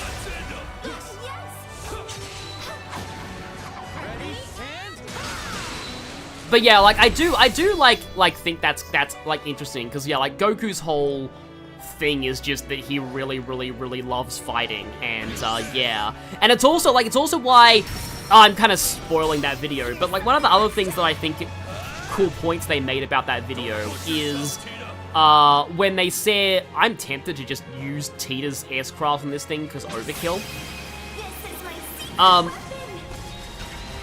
Yeah, just casually pull out the minigun in the middle of these ancient ruins that we really shouldn't be damaging because this is an archaeological find of the century. Closing to replicating Goku is gone. Oh yeah, is he from Pokemon? Oh, from Hunter x Hunter, yeah. I always call that Hunter x Hunter. Apparently it's pronounced Hunter Hunter. Not Hunter x Hunter, but like, I always say it Hunter x Hunter. But yeah. Yes, you will stop them out. But like what I was saying, to spoil one aspect of the detailed diatribe video, one of the things is like the way that being Super Saiyan changes Goku's personality is that like he does the whole thing of like letting the enemy power up, because normally like Goku's whole thing is like he lets the enemy fully power up themselves just so the fight will be more challenging and fun. But in Super Saiyan form, Goku's like, he does the same thing. He's like, I'm gonna let you fully power up, so it will be even more humiliating when you do that and still lose. Which is really interesting. Cause like back in the yeah, the whole point of that detailed diatribe is like that like the original Super Saiyan was actually kind of scary. Like you were legitimately meant to wonder whether Goku would actually like, you know, whether Goku would actually be the same after that. Okay, I guess we have to find another elevator to get to that chest there. But like legitimately it's actually a like really scary moment of like, is this still Goku in there? Like, is he actually gonna be okay after this? Is he gonna just kill us next?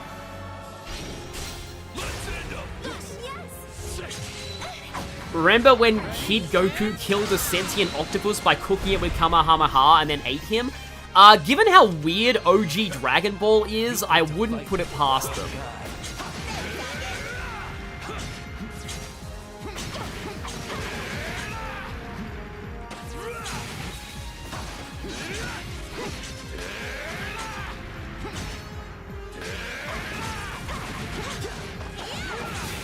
Oh, okay, that's not great, but if you don't hit Agate, it's probably fine.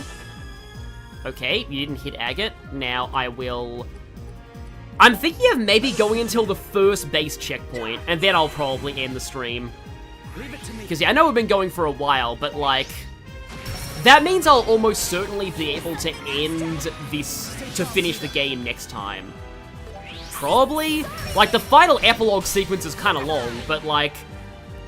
I should be able to end next time. I ain't losing. And die, okay. OG Dragon Ball has redacted by YouTube auto mod, so yeah.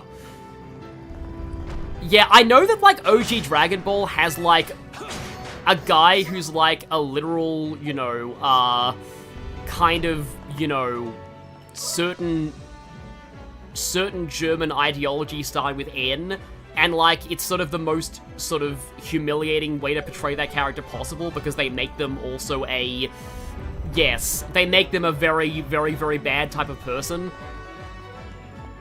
But like probably intentionally just as a big, just take that to, you know, the ideology. He also sends a rabbit mob boss to them. Yeah, OG Dragon Ball, the OG Dragon Ball manga was a whole trip, from what I've heard. Isn't the first checkpoint pretty long? Actually, never mind. That treasure looks suspicious. Okay, well, Agate has low HP and 200 CP right now. It's really just a couple of giant broken pieces. I mean, I won't question that. Let's just go forward on you. Let's go. I just got done with episode 21 of OG Dragon Ball. It's probably one thing that I should watch at some point, because it's, like, pretty, culturally important. Okay, now. Good stuff. Oh, you think, yeah, you think that's good stuff. Let's just see. That did a bit less than I expected, but still. Frieza's apparently a parody of real estate speculators, according to Akira Toriyama. Honestly, I wouldn't be surprised. Because Frieza's like a guy who goes to planets and, like, conquers them, I think. Leave it to me.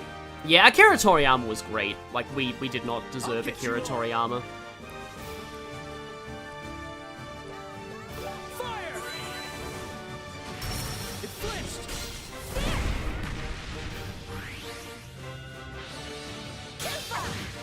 It's my turn. Smoke cannon. I am wondering if Chrono Trigger will ever get the, Let's do this. Frieza conquers planets then sells them. Oh yeah, I can see why he would be a parody of real estate speculators. Perfect move. That's a cool idea for a villain, honestly. Somebody who conquers planets to sell them to the highest bidder. Honestly, I'm surprised that Ratchet and Clank doesn't have a villain like that. That went better than I thought. Because that sounds like it would be a Ratchet and Clank villain. Oh. Remember when I said this isn't even Agate's final form? There we go. Of course, his, you know, the... people call any strong guy wielding a greatsword a Guts XP. I don't think Agate's exactly a Guts XP, but I guess he has some Guts traits. And so his ultimate weapon being called Berserker is kind of... Although it's actually funny that it's called Berserker when Randy also has a weapon called Berserker, but like it's technically not his ultimate weapon. He has it all the time. It's one of his S-crafts. Okay, so that entire path was just to get a chest. Right then. I kind of just want to ignore you guys. Yeah, we probably have a lot of U materials right now. I think they expect you to be able to, like, want to be able to upgrade a bunch of, like, weapon-y stuff. Hi there.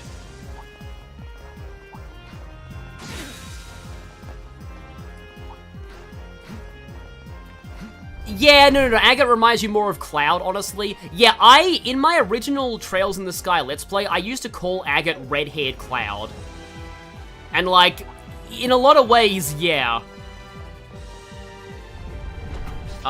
Who's Kentaro Muir? Oh, was that the author of Berserk? Remember, you can upgrade the Tiger Heart to buff Agate even more. I'm scared now. This game has all been like, okay, remember those accessories from before that were broken and you couldn't upgrade them, and they were broken even without upgrades? Let's give them upgrades.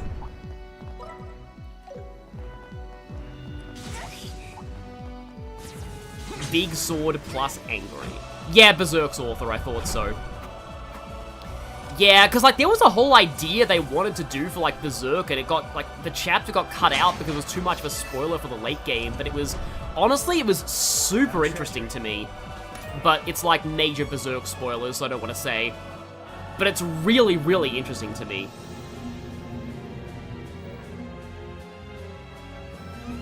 His assistant is trying to finish the story for him. I hope that he left notes, but even then, it probably will never be the same. We've come quite far.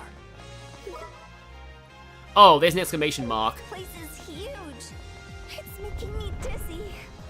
The enemies are tough, but that's no excuse to give up. Yeah, I feel like I probably should bring more party members to see what their reactions are to this place, but like, if there's an exclamation mark there, that is probably the checkpoint. And I think there's a mini-boss there.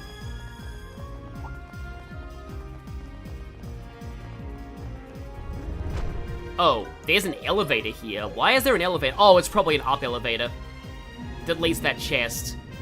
I kind of don't want it to be the... I just got a notification that Devin Mack is currently streaming. Chest. Use caution. Maybe I can... Yeah, I don't want that to be a monster chest, but like, I guess. I wanted to save this for the big boss fight that's coming, and of course Agate has a heal turn. I don't know if that Wild Rage will kill you or not. I guess I'll have to gamble on this.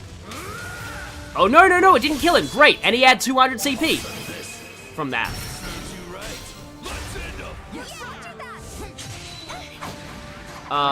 Miura left notes and also apparently told his assistant most of the ideas. But yeah, if once this stream is over, I guess if people want to watch Devin Mack, the voice actor of Sonic and Sonic Prime, stream something. Although that channel's shared, so it might not actually be him. But yeah, Devin Mack is great. I think, like, people hate on Prime Sonic's characterization, but, like, I do think Devin Mack does play him very well, and I do really like his moments. It's... I honestly think it might be my favorite Sonic voice. How do you like that? I think Movie Sonic is my second favorite. Tita has a gun called Thor's Hammer.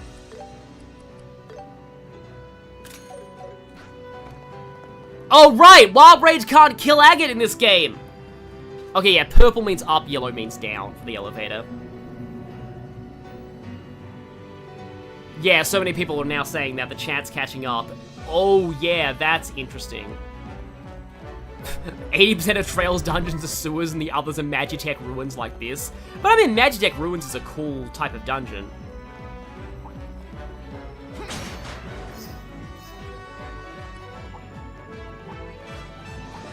Okay. Yeah, I want to see if I can get to this because this is going to be really funny if it's who I think it is. It might not be. Oh look, a heal point that I'm not going to use because I want Agate's health to be low.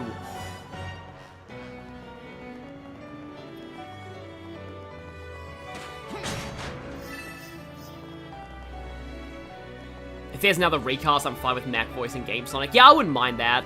I've said this before, but I do think that, like, that I do think Shannon Chan Kent is, like, my favorite Amy voice, and I wouldn't mind her voicing Game Amy. Still, be careful.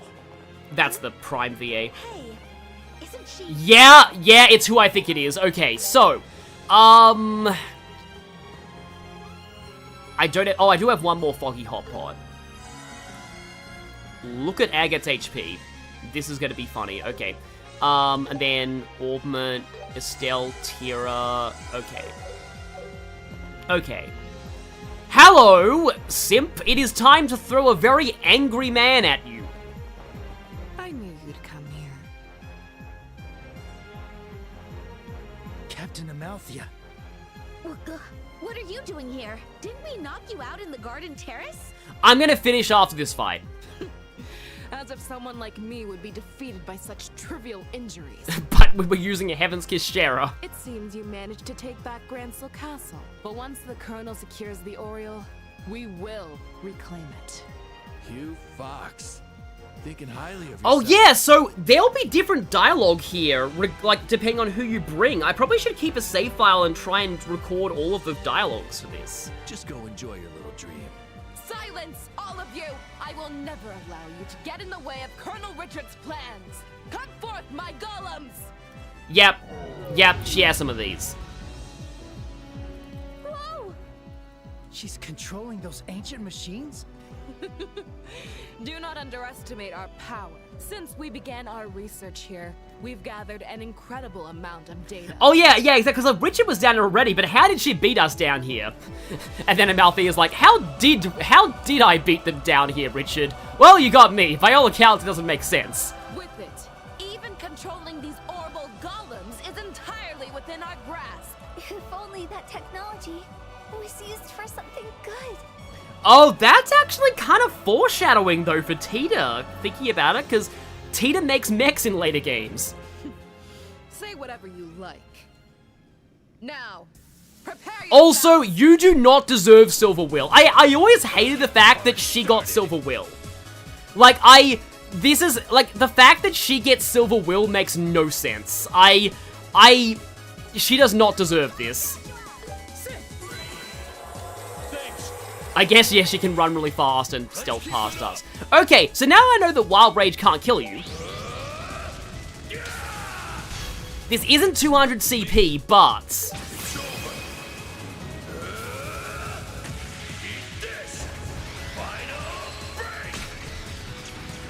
Okay, how much damage did that do to her? Like, almost 30,000? Okay. This is Nightmare, by the way. I'd be doing even more damage if this was a lower difficulty. Oh, right. That's like... I'd rather have the AoE Agate S-Craft with that. I won't let you. Agate's not even poisoned.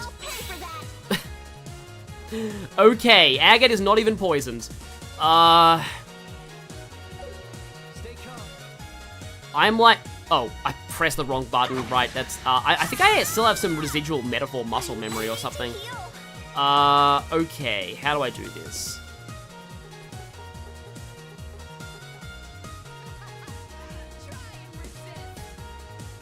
I want Agate to have more CP. Don't get smart with me. Prepare yourself. Finish it, Joshua. Okay, but actually,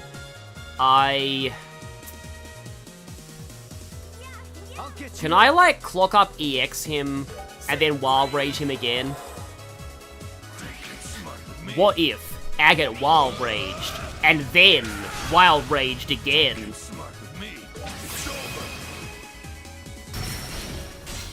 Like, Silver Will is basically just the generic boss theme of this game. Well, the generic powerful boss theme of this game. Yeah, already she's gone crazy. Which makes sense.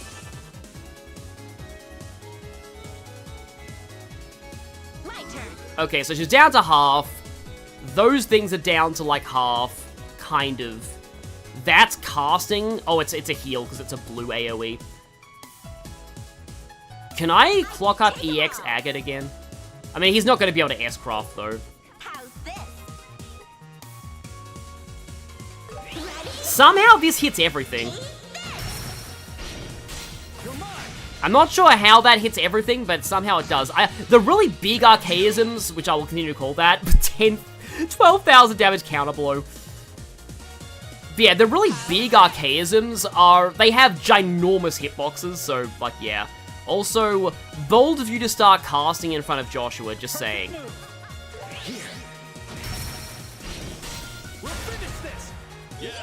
Estelle's morale could be good for CP regen. Okay, that's a good idea. I just want to like, show off some of this ridiculous Agate. He's already at 60.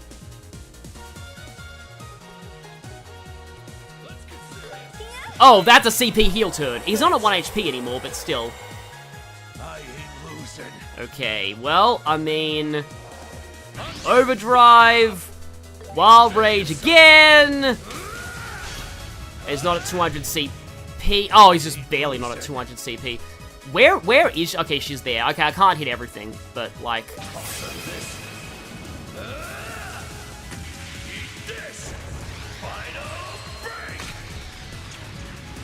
This is like... Yep, 42,000. Damn.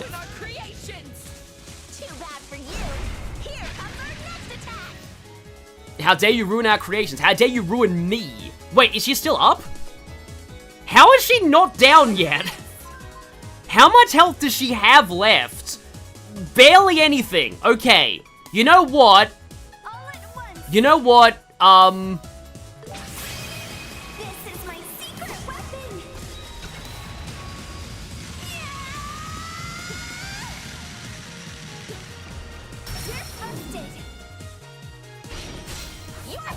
Yeah, there she goes. And Estelle just whacked her for good measure. Now we just have to not die to the robots. I have, like, S breaks with Estelle right now. Oh, but I could just, you know, cancel you two with Comet. Prioritizing system preservation. Ready at any time. Why do they have voices? Hang on. They can speak? That's interesting. Okay. Huh. That's kind of scary, honestly.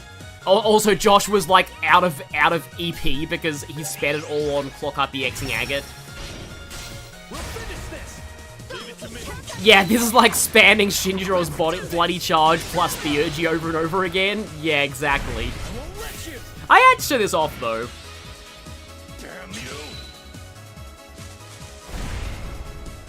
Yeah, I guess people in the chat are now reacting to, that, also.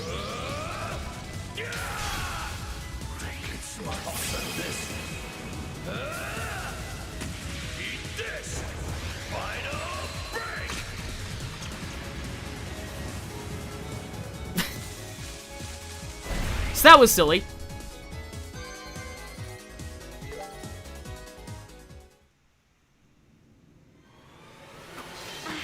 I think we got her this time. Yeah, she'll probably be out for a while. Yes! She'll be out for a while after taking like 3 1 HP wild breaks. Yeah. And that minigun, yeah. Yeah, I think you're right. Okay, let's have Sieg go get everyone. Hey, Sieg! Yeah, I guess the dialogue's different here if you brought Chloe. Oh no, Agate's close to leveling up again. Of the ruins based on the orbital readings we detected earlier, and this seems to be the midpoint of the ruin. Yeah, Agate is going full Danger Mario. Finally halfway there. I know we gotta hurry, but I'm getting nervous. We might get lost if we run now.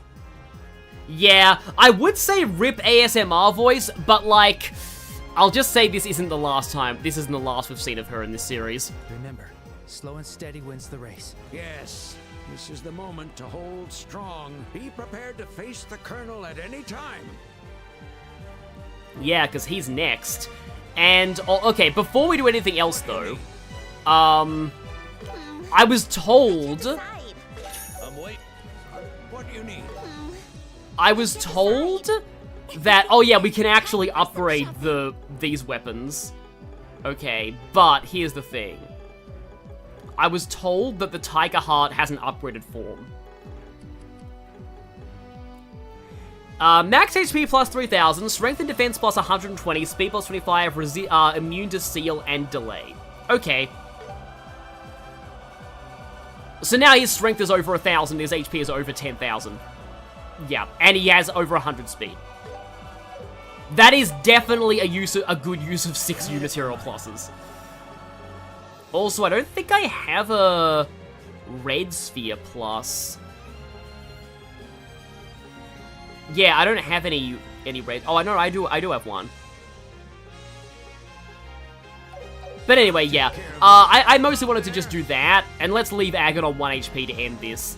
So, yeah, this is a good place to... I think this is a good place to stop. Use Overdrive 100 times. Why not? I thought that reward would be for something like, deal, like, almost 50,000 damage in a single attack. But okay. Yes, Agate's on 1 HP. And yes, we're gonna be... This is where we'll end this stream. So, join us, hopefully this time next week, for what will probably be the finale of the Sky first chapter remake. So, yeah. See you all then, and good night, everyone. Of course, the Oriole tip pops up now.